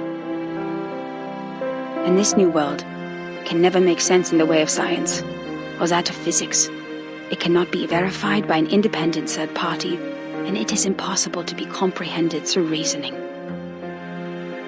Is it true that we have been going the wrong way? Is it true that those once proven wrong by history, those arcanists who claim to possess gnosis, are actually on the right path? In fact, the one who put an end to the chaos was indeed not a human. This thing, I had no idea what it was. It claimed to be a machine which never stops working. It laughed at the limitations of our brains and the metaphysical mistakes we make ceaselessly. But it did solve the most urgent issue. A system was built to tackle storm-relevant emergencies after it took charge of Laplace. The first measure it adopted was contacting all the existing branches of the Foundations at the time to confirm the scale of available manpower. Then it built observation stations all over the globe to find if there were any other regions immune to the storm. After that, numerous offices responsible for deducing the cause of the storm were established. Even though there were countless disagreements during the research, at least we had taken the first step. I handed in the application to take part in this mission, determined to get rid of the fog in my mind. In 1986, I was assigned to the office in Egypt. All my friends came to the dock to see me off, because we knew it could be the final goodbye. Even though we were equipped with the emergency communication devices issued by Laplace, we were still not clear when the storm would assault us, or where we could hide nearby. What really scared me was not the threat to my life, but the possibility of dying ignorant. Then I boarded the ship to Alexandria from Athens, and that was when I met her. Now when I recall it, it was almost impossible to ignore that group of arcanists on the ship. There were about a dozen of them, all in eccentric stitched robes. They were followers of a strange school which mixes arcanum and mathematics. I talked to them. No matter how much that conversation bewilders me now, I was more excited than confused at the time. They also survived the storm in 1996, and they noticed the unusual changes taking place in the world as well. That means I actually met another group of survivors from the Millennium.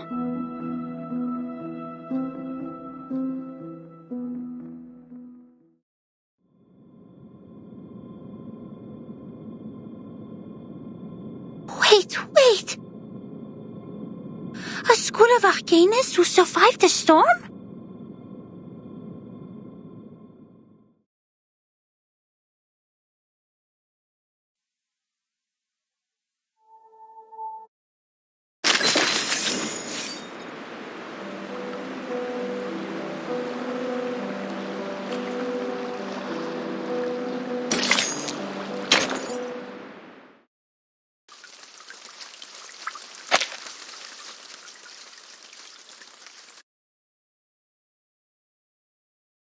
A mixture of arcanum and mathematics. The ship on the Mediterranean. Unbelievable. Our investigator actually met this group of arcanists who believed in numbers and even left such a precious record down on paper. Does it mean we are close to being helpful to Virgin?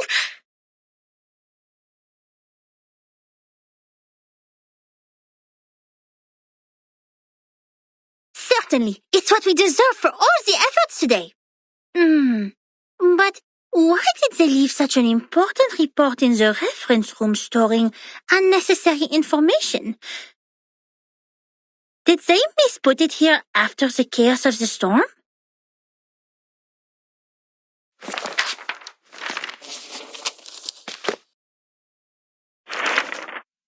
Among them, the most easygoing one was Hugh.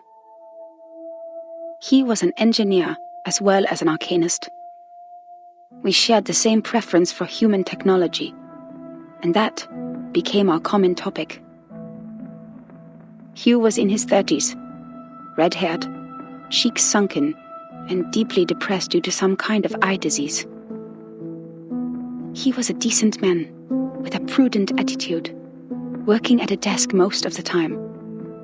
He reminded me of the imperial miniature painting artists in the Sultan's palace. Most of them ended up blind after toiling for their life. He showed me the picture of his daughter. I don't have children, but I could feel his happiness as a father. Although I got along well with Hugh, he seemed quite out of place among that group, which was actually led by her. don't know what words to use to describe her. She was like a meteor shower, a tempest, or an unreasonable catastrophe itself. Her existence was just like her name. It was simple, yet implied a lot. Please forgive me for my cowardice. Even now, I don't have the courage to write down her name, if one would call that a name. In fact, she was quite a kind, warm-hearted person. Among all the unregistered arcanists I've met, she was one of the nicest ones towards the Foundation. She looked young, even though I heard she had a daughter too. Besides, she still possessed the innocence of a child, and that kind of excitement exclusive for genius. That's right. It seemed the whole world was like a sparkling toy to her. Our communication was heart-stirring at the beginning. Both of us were eager to find out what was happening, like two shipwrecked victims grappling at each other on the sea. But I didn't have the slightest idea what she was talking about, actually. The problem was not the typical communication issues between humans and arcanists. I was sure the language we used didn't pose any obstacles, but still I couldn't understand any words of hers. I would believe that one is highly intelligent if one can name all the factors of 11,567 without thinking. But what this one said was illogical nonsense which no one could ever imagine. She claimed that there is a world of numbers, above all else, where the non-physical essences of all things exist in the form of timeless, absolute, unchangeable ideas, and that the physical world where the time flows is nothing but an appendage, which has never been real or true. And that's why the chaos in this world is not worth any attention, and we should focus on what happened to the supreme existence. What an utter disaster combining modern maths with ancient superstition. I saw another hubristic arcanist pretending to be the prophet by reliving Platonism. I don't even bother to mention the balderdash on soul numbers. Even the New Age movement could use some of her absurdity. But that was not yet the end. She even claimed to be aware of the exact year when the next reverse would happen. But when I asked her about it seriously, she said, My apologies. I've made an oath. I shall and only shall reveal the demonstration to people who have their own soul numbers. I'm not sure whether she was making fun of me or being serious, but I had this feeling that she was eager to tell me how she was granted the secret through a moment of afflatus. It seemed she just saw through the laws behind all things instead of finding them through logical deduction. Can't you see it? It is right in front of you. After I expressed my inability to comprehend her words 30 times, she finally gave up and proffered regrets. I'd rather take it as a new kind of humiliation. What really irritated me about her, however, was her contempt towards science and all the scientific research methods. As far as I'm concerned, the value of a theory lies in its reliability, universality, and generalizability. Our pursuit of the truth has laid the foundation of modern science, allowing us to change the world. Yet, in her eyes, the value of a theory lies in its beauty. I talked to her on the current situation, and I told her how we would save lives and preserve the hard-earned technology of mankind if we could find the pattern of the storm. It was of course not an easy thing to do and would take enormous manpower, so I asked her sincerely to join the Foundation. Yet again she responded with contempt. She believed they would only become another military squad of the Foundation's. Darling, maths are beautiful for their uselessness. That's That's why it remains noble and graceful in this sordid world, despite you humans' reckless action of using it to calculate ballistic. She turned down my invitation and left an unfairly negative comment on our storm observation project. The observation stations you built are destined to be toppled because their basis is the fragile world that follows the laws of physics. The efforts you've made are like nails on a sand beach, which will only be carried away by the next tidal wave. But I said, perhaps our efforts are in vain, but someone has to do it. We will try every corner of the beach before making the conclusion that the world we are living in is already a hopeless ruin. What a pragmatic, rigorous, and rational speech. But dear, the world is a hopeless ruin. The conversation ended in disagreement. I don't know why arcanists hate the world so much. Perhaps the reason is they have never been truly accepted. To this day, I still remember her venomous conclusion. The world built on past experiences has ended. In your words, which you used to mock us, why not embrace the reality? Yet about the gnosis which she deeply believed in, and the so-called prophecy she made through numbers, she had never given any proofs or details that showed rigorous logic. And the reason for her inactions was an oath she had made before some stone? Therefore, I believed her words were only the nonsense of a lunatic. When we first met, I thought she was different from all those psychos, who mistook the malfunction of their prefrontal cortex as the will of God. But they turned out to be the same. In the name of human sense, I swore everything she said was absurd and ridiculous to me. Until...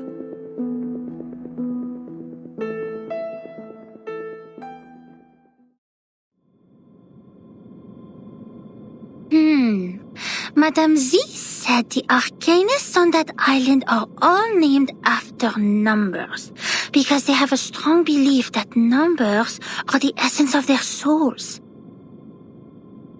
The investigator wouldn't write down her name. Is it because of the conflict between their beliefs?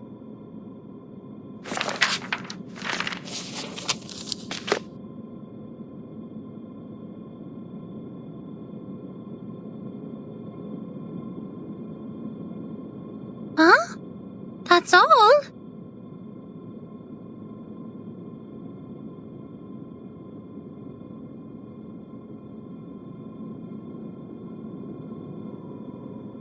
Submitting such an unfinished report would only cause problems for the reviewers and evaluators, but this investigator didn't even write down their name. Don't worry, Ms. Burnish. I'm familiar with this situation. Every time after the brave Typhon defeats Jupiter, he returns to the Auto Island. But each time we twist the ear of Mr. Glassbox, Typhon will show up again and again.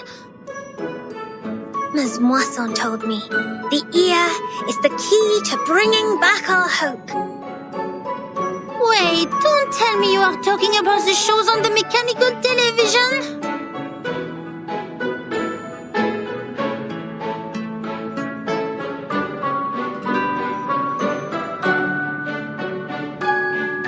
Stop, Miss Sotheby. Please, take a seat on the cushion and listen to me carefully. This is a detailed report written by a formal investigator of the Foundations, not some TV show full of cliffhangers. That means we will definitely find the rest somewhere. Oh, I see. Must be a Coco treant who took away the other part of the book. Usually, they will be attracted by Luna Fixer, and by following their traces, we'll find their lairs in the stable. You mean someone took it away? That's highly possible. Data loss is not allowed in the Foundation, especially under the Monitor Assistance Management. We must prepare Luna Fixer. Don't forget their favorite jigging magical beans. I don't have those materials with me right now, but I can write to them. It only takes a month.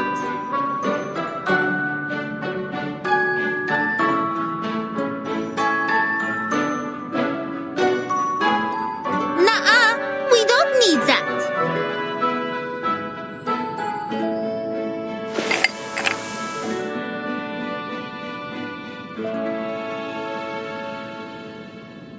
You've perfectly accomplished the task from me when you found this valuable report. Well done, Assistant Sotheby. Now it's time for the great Matilda to show a little bit of her greatness.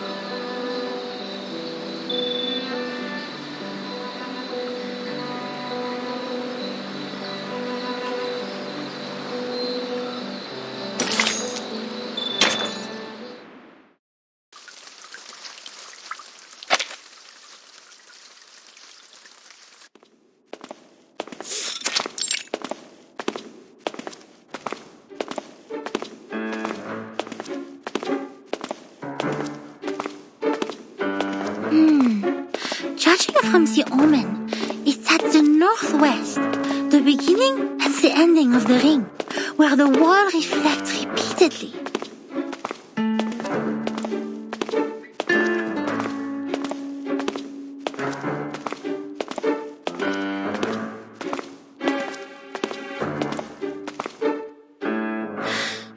The northwest of SPDM. This one is straightforward. The beginning and the ending of the ring is not a problem either. The icon of the computing center is exactly the Ouroboros, a serpent eating its own tail. Here we are. But where the wall reflects repeatedly, does that mean a closed room with mirrors? The mirror in the display center is a huge kinescope in the wall.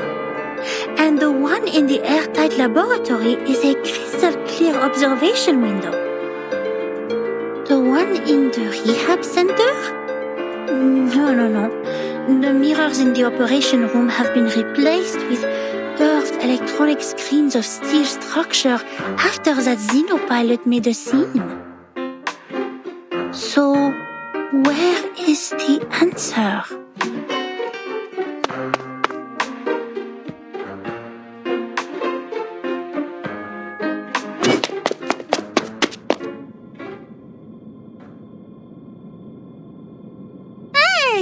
You just hit me! Shouldn't you apologize?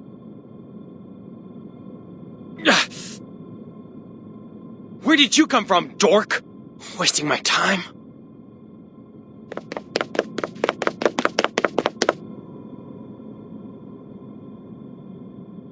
What? How could he say that? That's rude! That gentleman doesn't look well. He's covering his face. His nose is running with purple liquid. Oh dear. Did he drink a whole bottle of purple Chrysandra juice? He needs treatment immediately. Oh, if only I had brought the Phoenix heart nerves with me. He ran towards the rehab center. Nothing to worry about.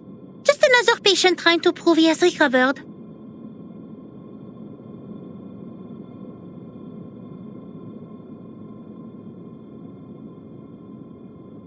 The rehab center has all the facilities and medicines he needs.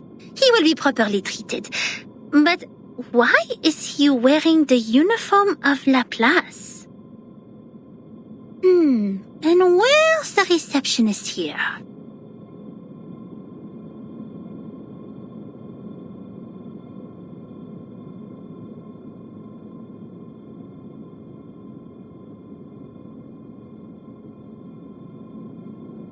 everyone go to the weekend party night?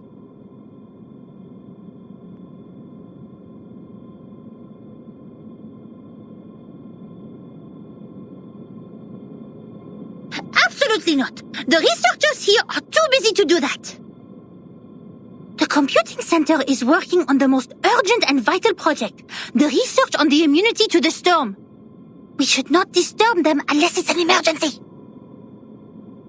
So please stop calling the office and put down the telephone, Miss Sotheby. This is not the ear of a tea kettler, and it won't take you to any twist balls.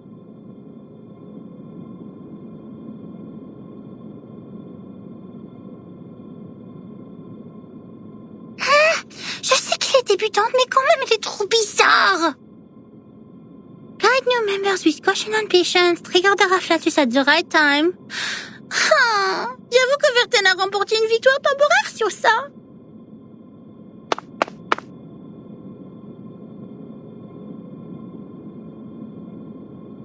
Miss Boonish, I just read the map on the counter. You mentioned where the wall reflects repeatedly.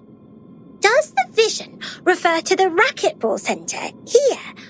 You see, its icon is a bouncing ball. Let me take a look.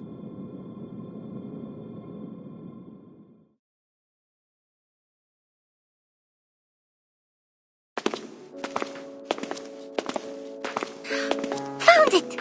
This is really the right direction. Next, empty boxes, glasswares, and copper pieces.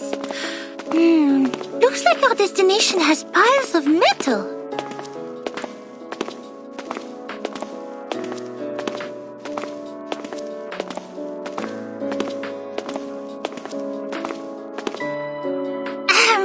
Good job, Assistant Sotheby.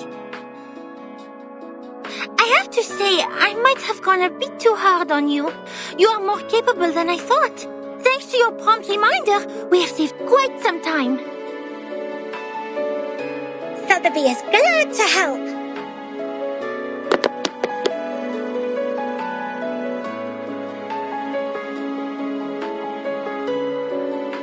Miss Boonish, since you're such a talented diviner, why don't you just divine the reason for the storm with your inherited arcanum ability? According to Ms. Moisson, the reason still remains a mystery. If the crystal orb can reveal its truth, everything will be much easier for Vertin and her team. Divine the reason for the storm?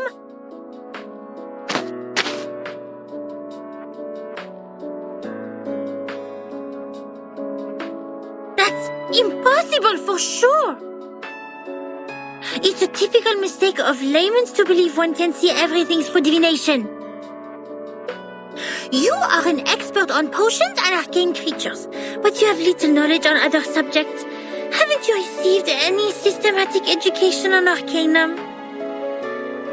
Education on Arcanum?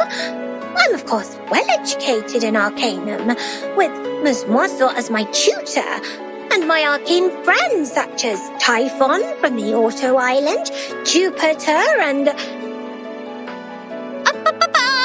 Alright, enough!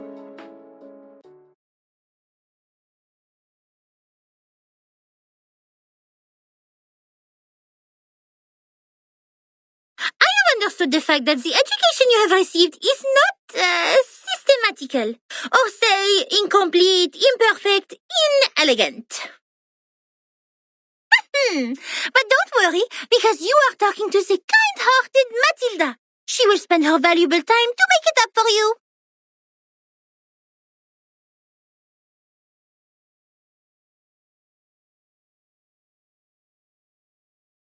In fact, the system of arcanum knowledge is not completely separated from that of human science. For example, the modern pharmacy and chemistry actually originated from the experiments of potions and alchemy in the ancient times. They developed into two different systems because arcanists focused more on the knowledge ignored by scientists, which is gnosis. The knowledge we learn from divination is exactly under this category. Wow!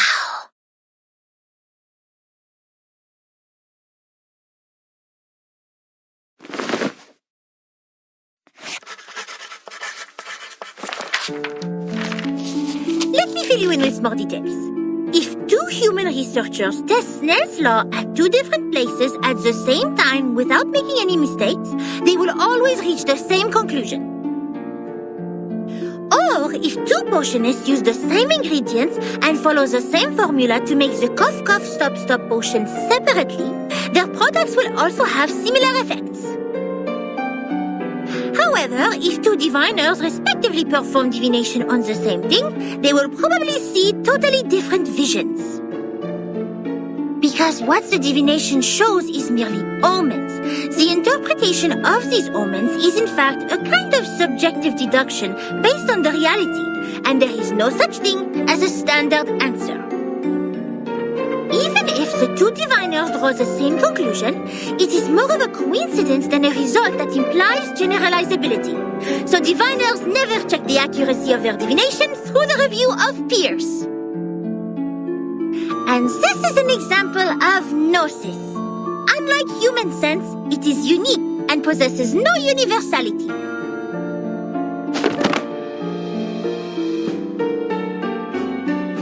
In other words, even if someone finds out a reason for the storm through divination, they can't have other diviners verify it, because 100 different diviners will give out 100 different conclusions. The scene will be even busier than a concert at Musikverein. That being said, the more possible result we get from the divination is nothing. Divination cannot bring knowledge which the diviners have never learned. The divination of such world-class knowledge, as complicated as the reason for the storm, can only be performed by world-class diviners. We may find one or two diviners like that if time continues to be reversed, like Nostradamus. But he lived in the 16th century. Besides, even Nostradamus is not always right. But Miss Buaniche is. Thanks to your divination, we're getting closer and closer to that report, right?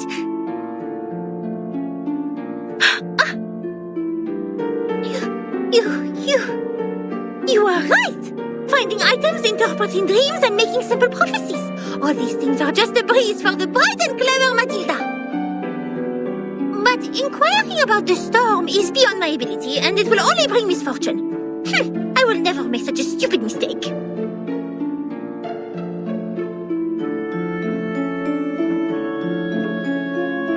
In fact, this half of the report and the handwriting of the author are perfect divination media. Besides, our target is not far away from us, and I'm familiar with the surroundings, which have made things much easier than usual. It is true diviners can improve the accuracy and controllability of their gnosis by practicing repeatedly, holding the rituals properly, and making targeted preparations. But that still doesn't mean the result will be absolutely accurate.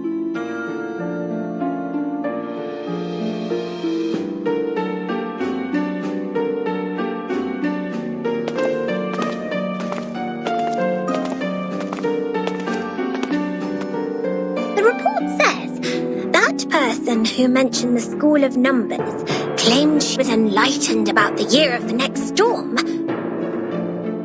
Is that also by divination? I am not sure what kind of arcane skills they used, but numbers are indeed a kind of omen too. I am not talking about the specific knowledge of mathematics, but the numbers themselves, because they are even more abstract than images and languages as kind of symbol. Even so, there is no way for us to verify this prophet unless it really comes true.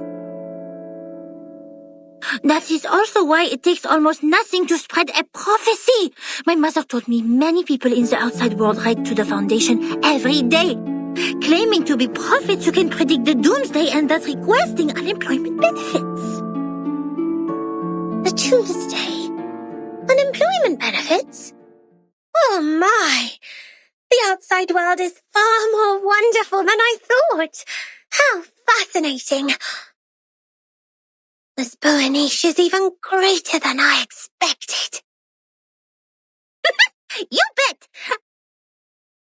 Wait, did you mean I was not the greatest?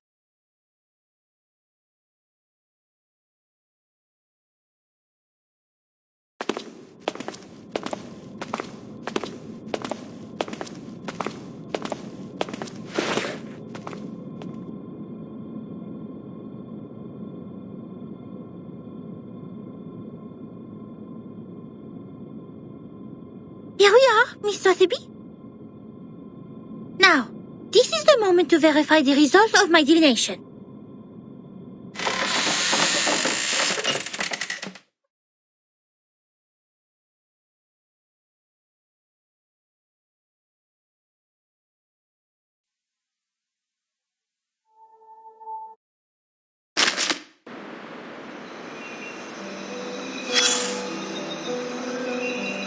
If you look at the ground after the rain, you can often see a wet, long trail, like this one.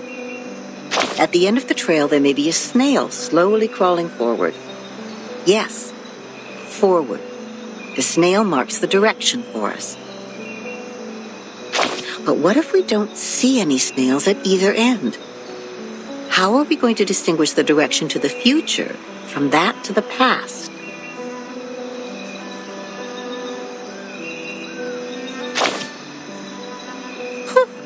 Criterion.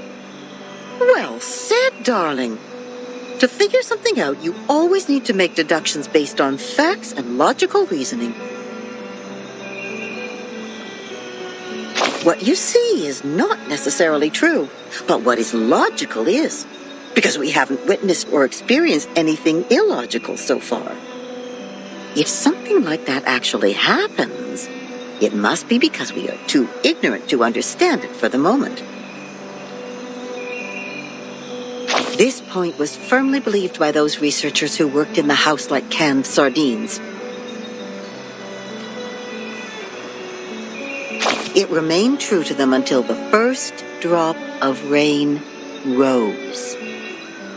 The sardines suddenly found that the knowledge they possessed couldn't support the point anymore. The can was opened, revealing a completely different thinking pattern to them.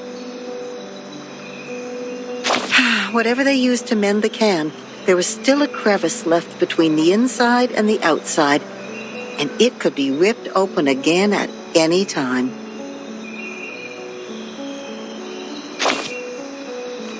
The chaos didn't last. If it really was the rain that swept away the snail and messed up time, then we should look at the silver lining.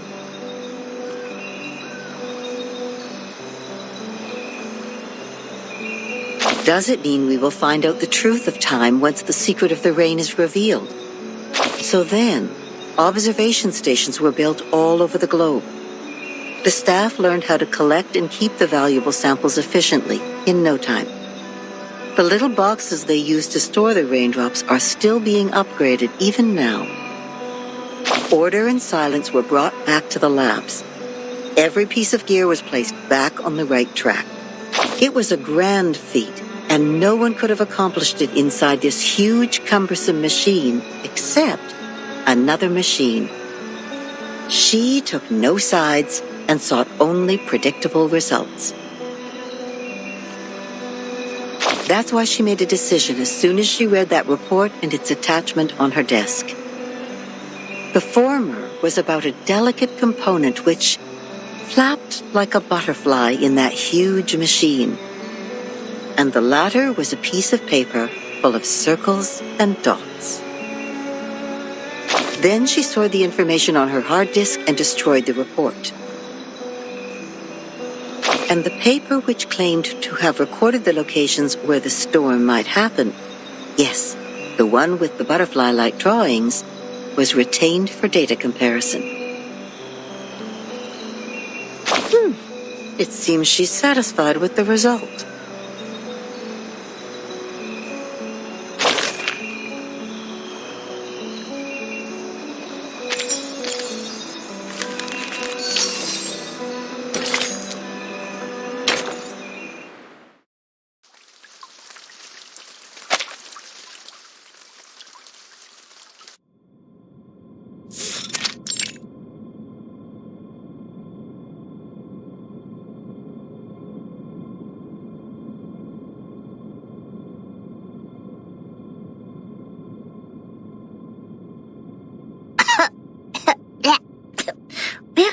we? Lost and found of the racquetball center.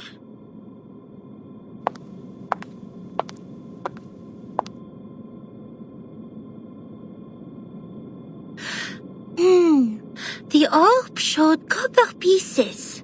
We need to find something that seems to be locked, but is actually not. Aha! Found it! Nothing can stop the genius, Matilda.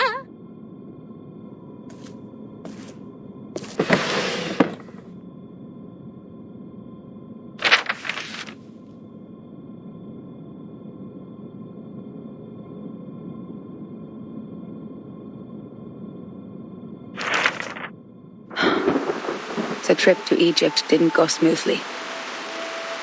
The ship was hit by a common storm at sea.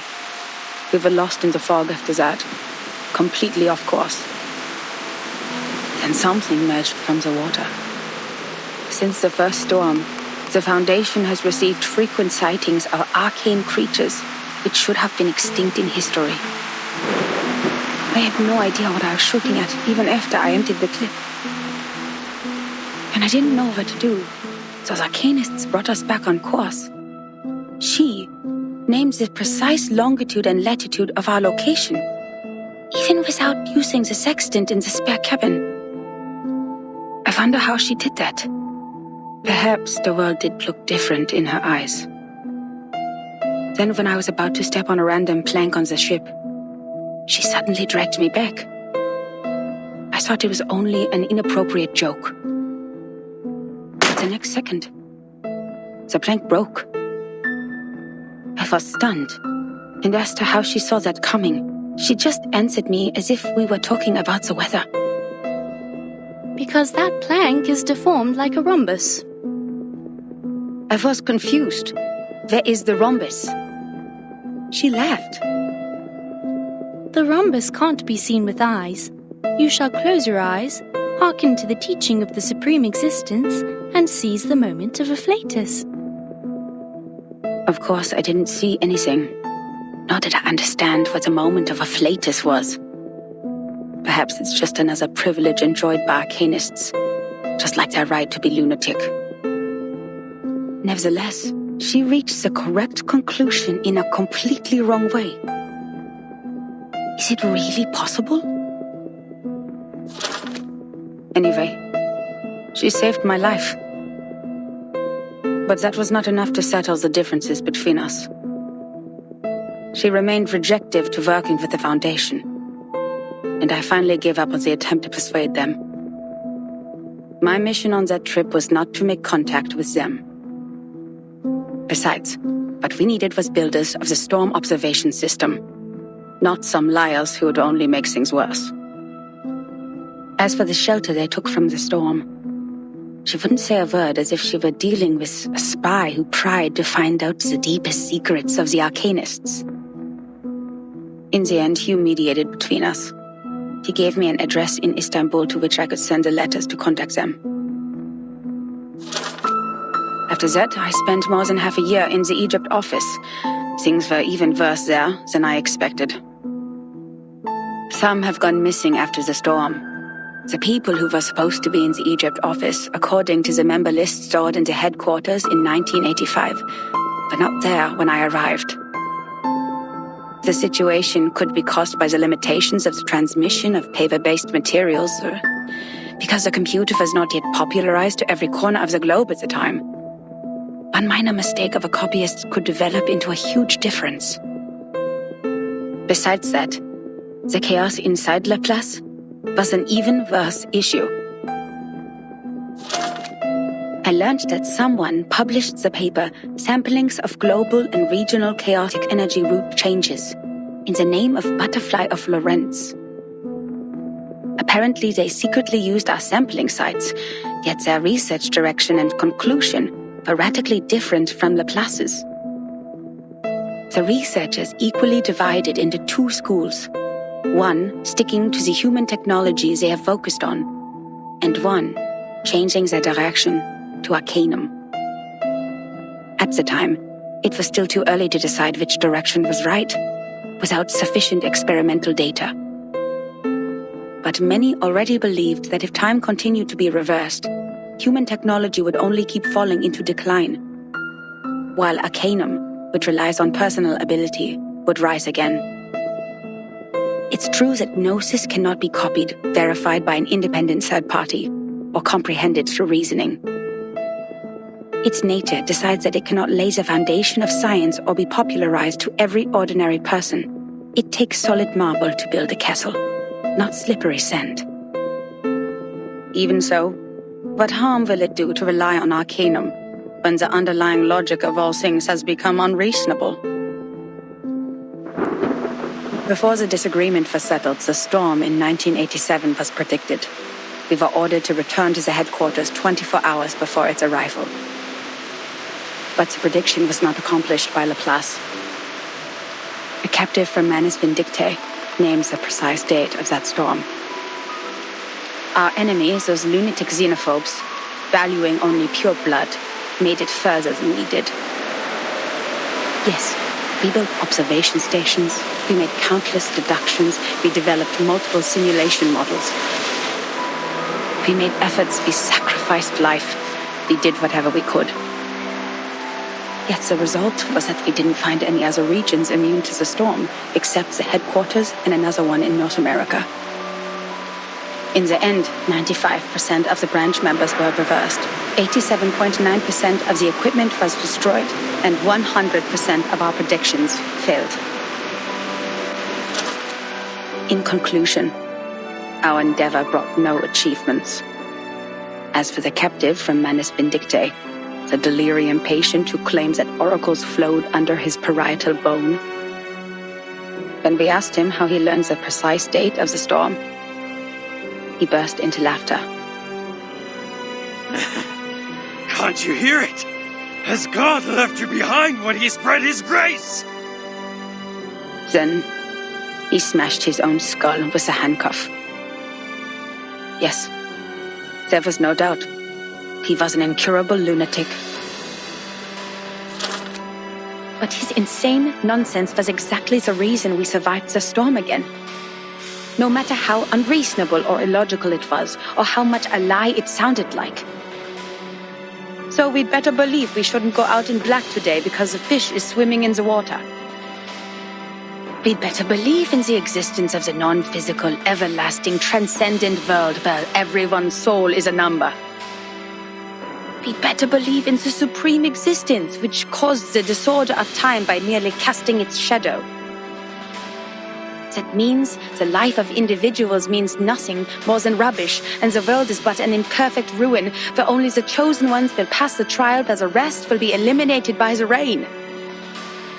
How am I supposed to do that? Finally, I made up my mind to write to her. I didn't expect her to answer my questions. All I wanted was to confirm if she had survived that storm. For the sake of our peaceful talk about the rhombus. Yet what I heard from them was a simple announcement of her death, with only 2 words. She died. Then it burned and turned to ashes in a second. On the same day, the first and only timekeeper who just took office, the 12-year-old child, returned alone from the storm. She told us the time in the outside world at that point. And that was how I knew she was right. It is right in front of you. But if there is a God, why are you playing such a prank on us after we had suffered from the collapse of all the existing orders and the failure of all the great laws? If this is what she calls a glimpse of the supreme existence, the moment of a flatus, do you have to present it in such a cruel way? The last 2 digits in the number of the year after that storm were exactly her name and her number. 77.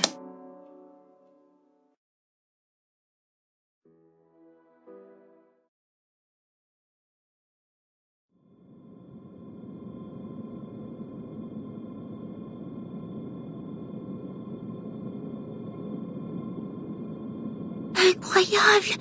Incroyable! C'est vrai! Quelqu'un a vraiment fait cette prophétie! Ertin and Soneto will be thrilled to know what we found! Well done, Miss Sotheby! You performed as well as a formal investigator! We need to submit this report to your instructor immediately!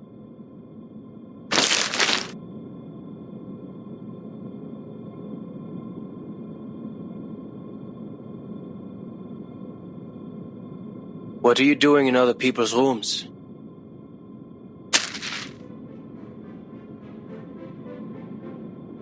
This is my personal item. You have no rights to take it.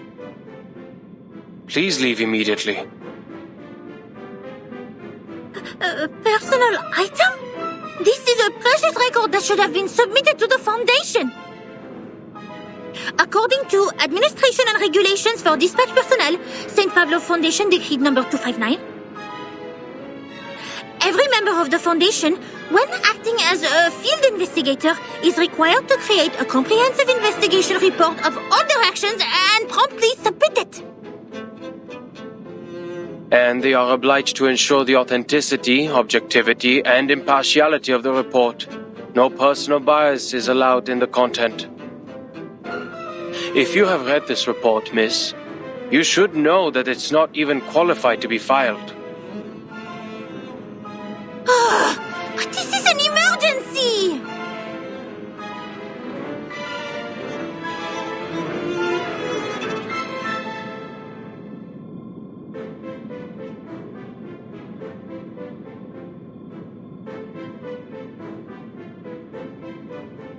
I can tell from your uniform you are a student of SPDM or...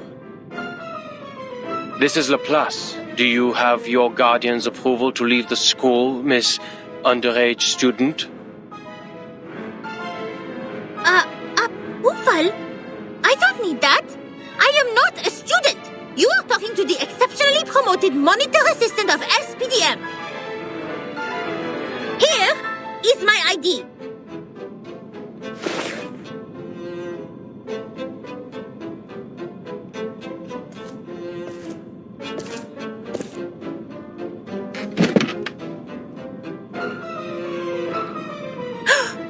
Did you just ignore a formal administrator of the Foundation? This monitor assistant will report every misbehavior of yours. Every little bit of them.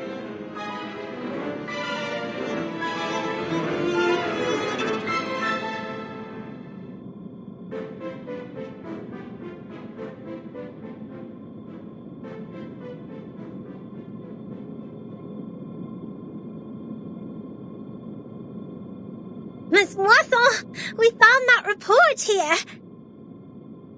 The great Miss Buanish and I discovered some important information. I came to you and Madame Z immediately after we read it.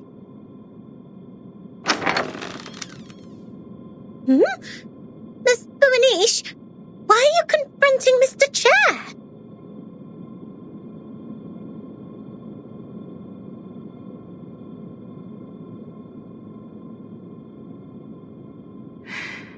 I didn't expect to see the second half of that report here in your room, Adler.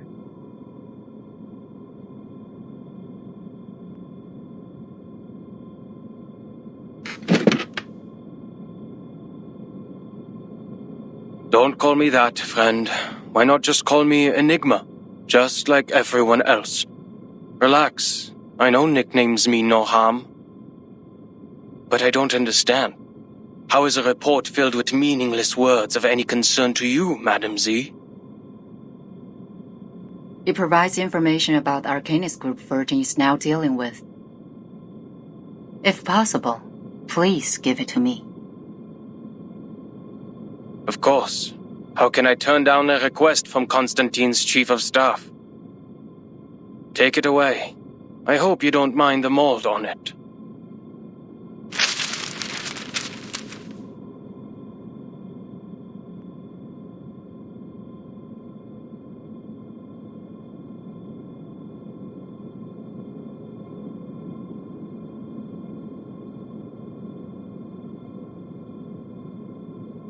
Attention to your manners and do not bring disgrace to the computing center, Mr. Rude.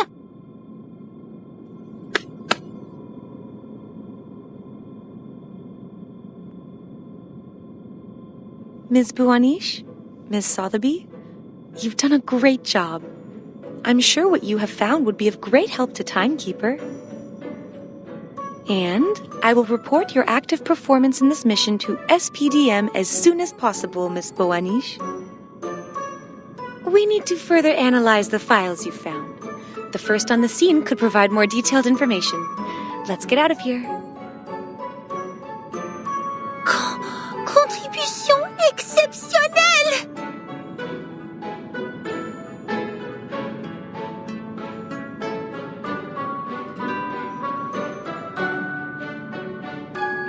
Oh là là, exceptionnel! Non, non! Calme-toi, Mathilda. I didn't accomplish it alone. Assistant Sotheby also played a significant role. Hooray!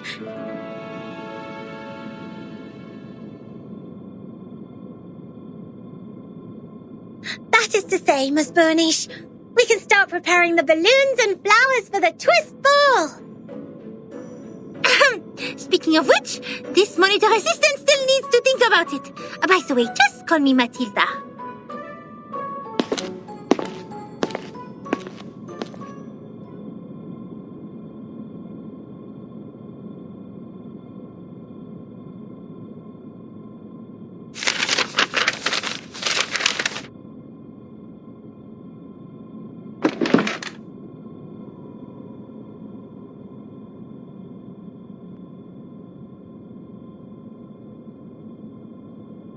There will be no advance in human technology. You think so? Even thee, Madam Z, has given up on the study of theoretical physics and become a politician. No. I've never thought of that.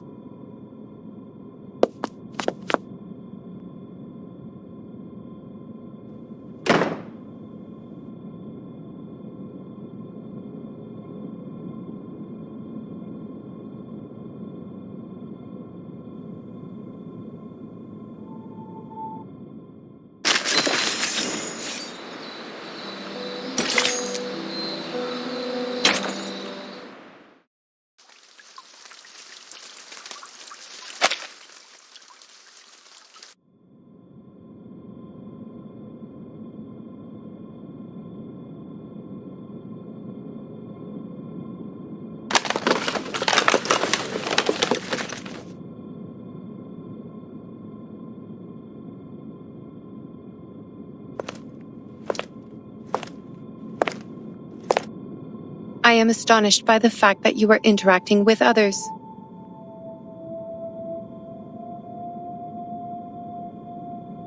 They broke in.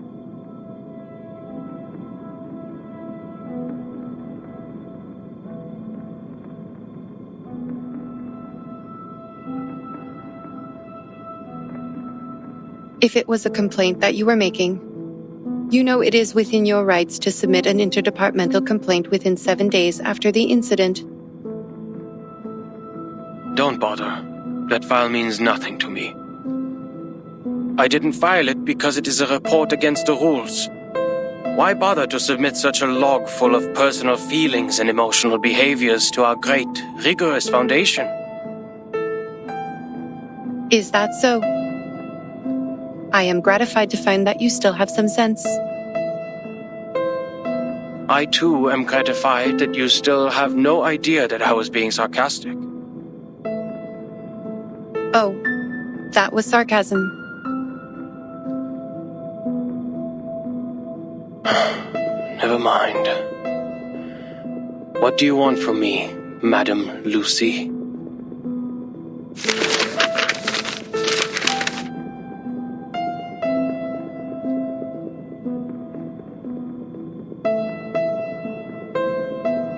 You went all the way to this dusty, rundown place so hurriedly that you even forgot to put on that pathetic mask.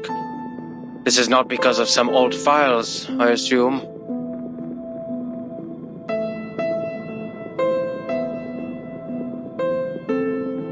Certainly. I hope you can be the cryptographer of the Manus Vindictae's ritual. You are still the best. You are asking me a human, to decode the ritual of a pureblood arcanist group? I don't see how I'll be helpful to this project. You cannot evaluate your own level of being of value, Adler.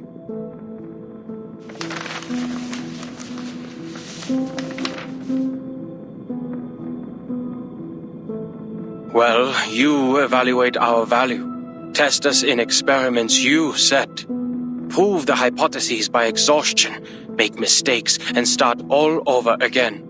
You repeat the process like a roaring locomotive that pulls the research center out of this chaotic disaster. You question not what is ahead of you, nor whether the path you've taken will be regular or easy. The only idea you planted into your little brain is to move forward, to improve.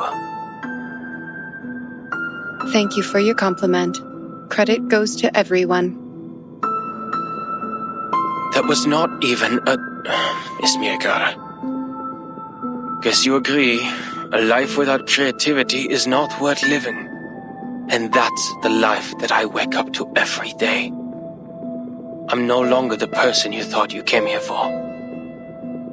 I'll never be able to combine human technology and Arcanum. And I'll never comprehend even the slightest part of it. I am useless to you.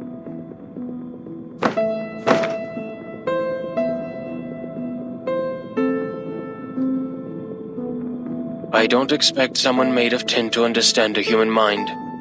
But I beg of you, leave me alone.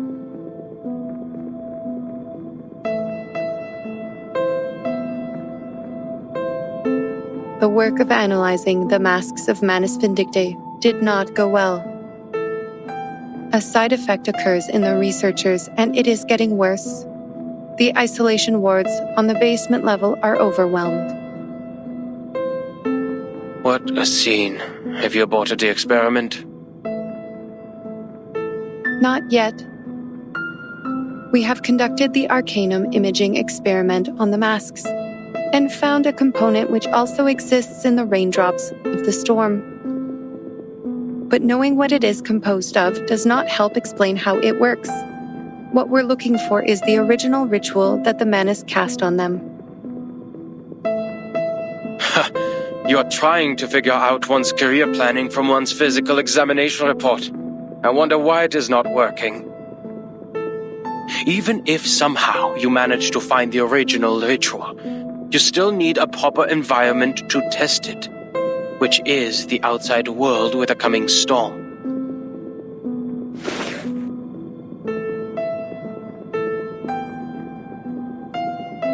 That's why we can't tell if we're getting results. Even if we had the right ritual, proper permission from the Foundation to travel, and strong-minded volunteer subjects. Experiments performed in the Ivory Tower won't succeed because... An experiment about the storm can only be done in a storm. Glad to see your brain is not rusty yet. It only took you 3 sentences to draw the conclusion which took the seminar a week to reach. That proves you are capable of the project.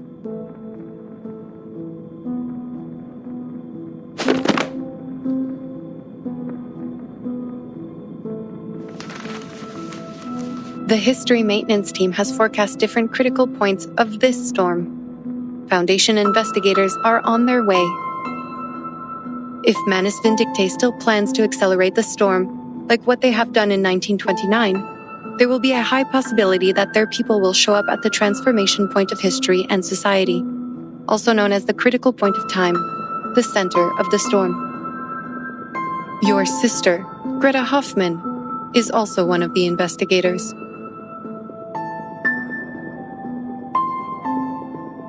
I have no interest in any Hoffmans other than myself. We have different perspectives. It is okay. I am just here to inform you that if any of the investigators successfully send the information of the ritual back, the research about the immunity of the storm will be conducted immediately. Take your time and be mentally prepared. But once the storm alert is issued, We only have 24 hours to verify the feasibility of the ritual. I wish you will be fully prepared by then.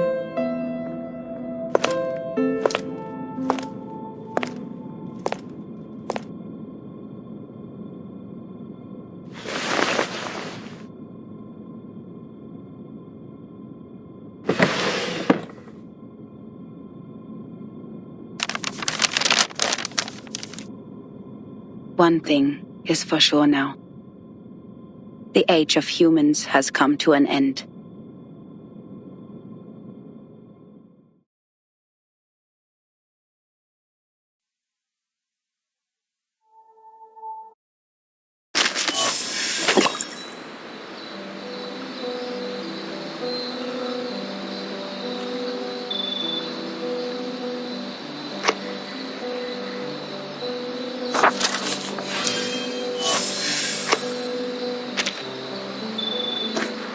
Raindrops never actually fall. They are motionless at the instances of time which constitute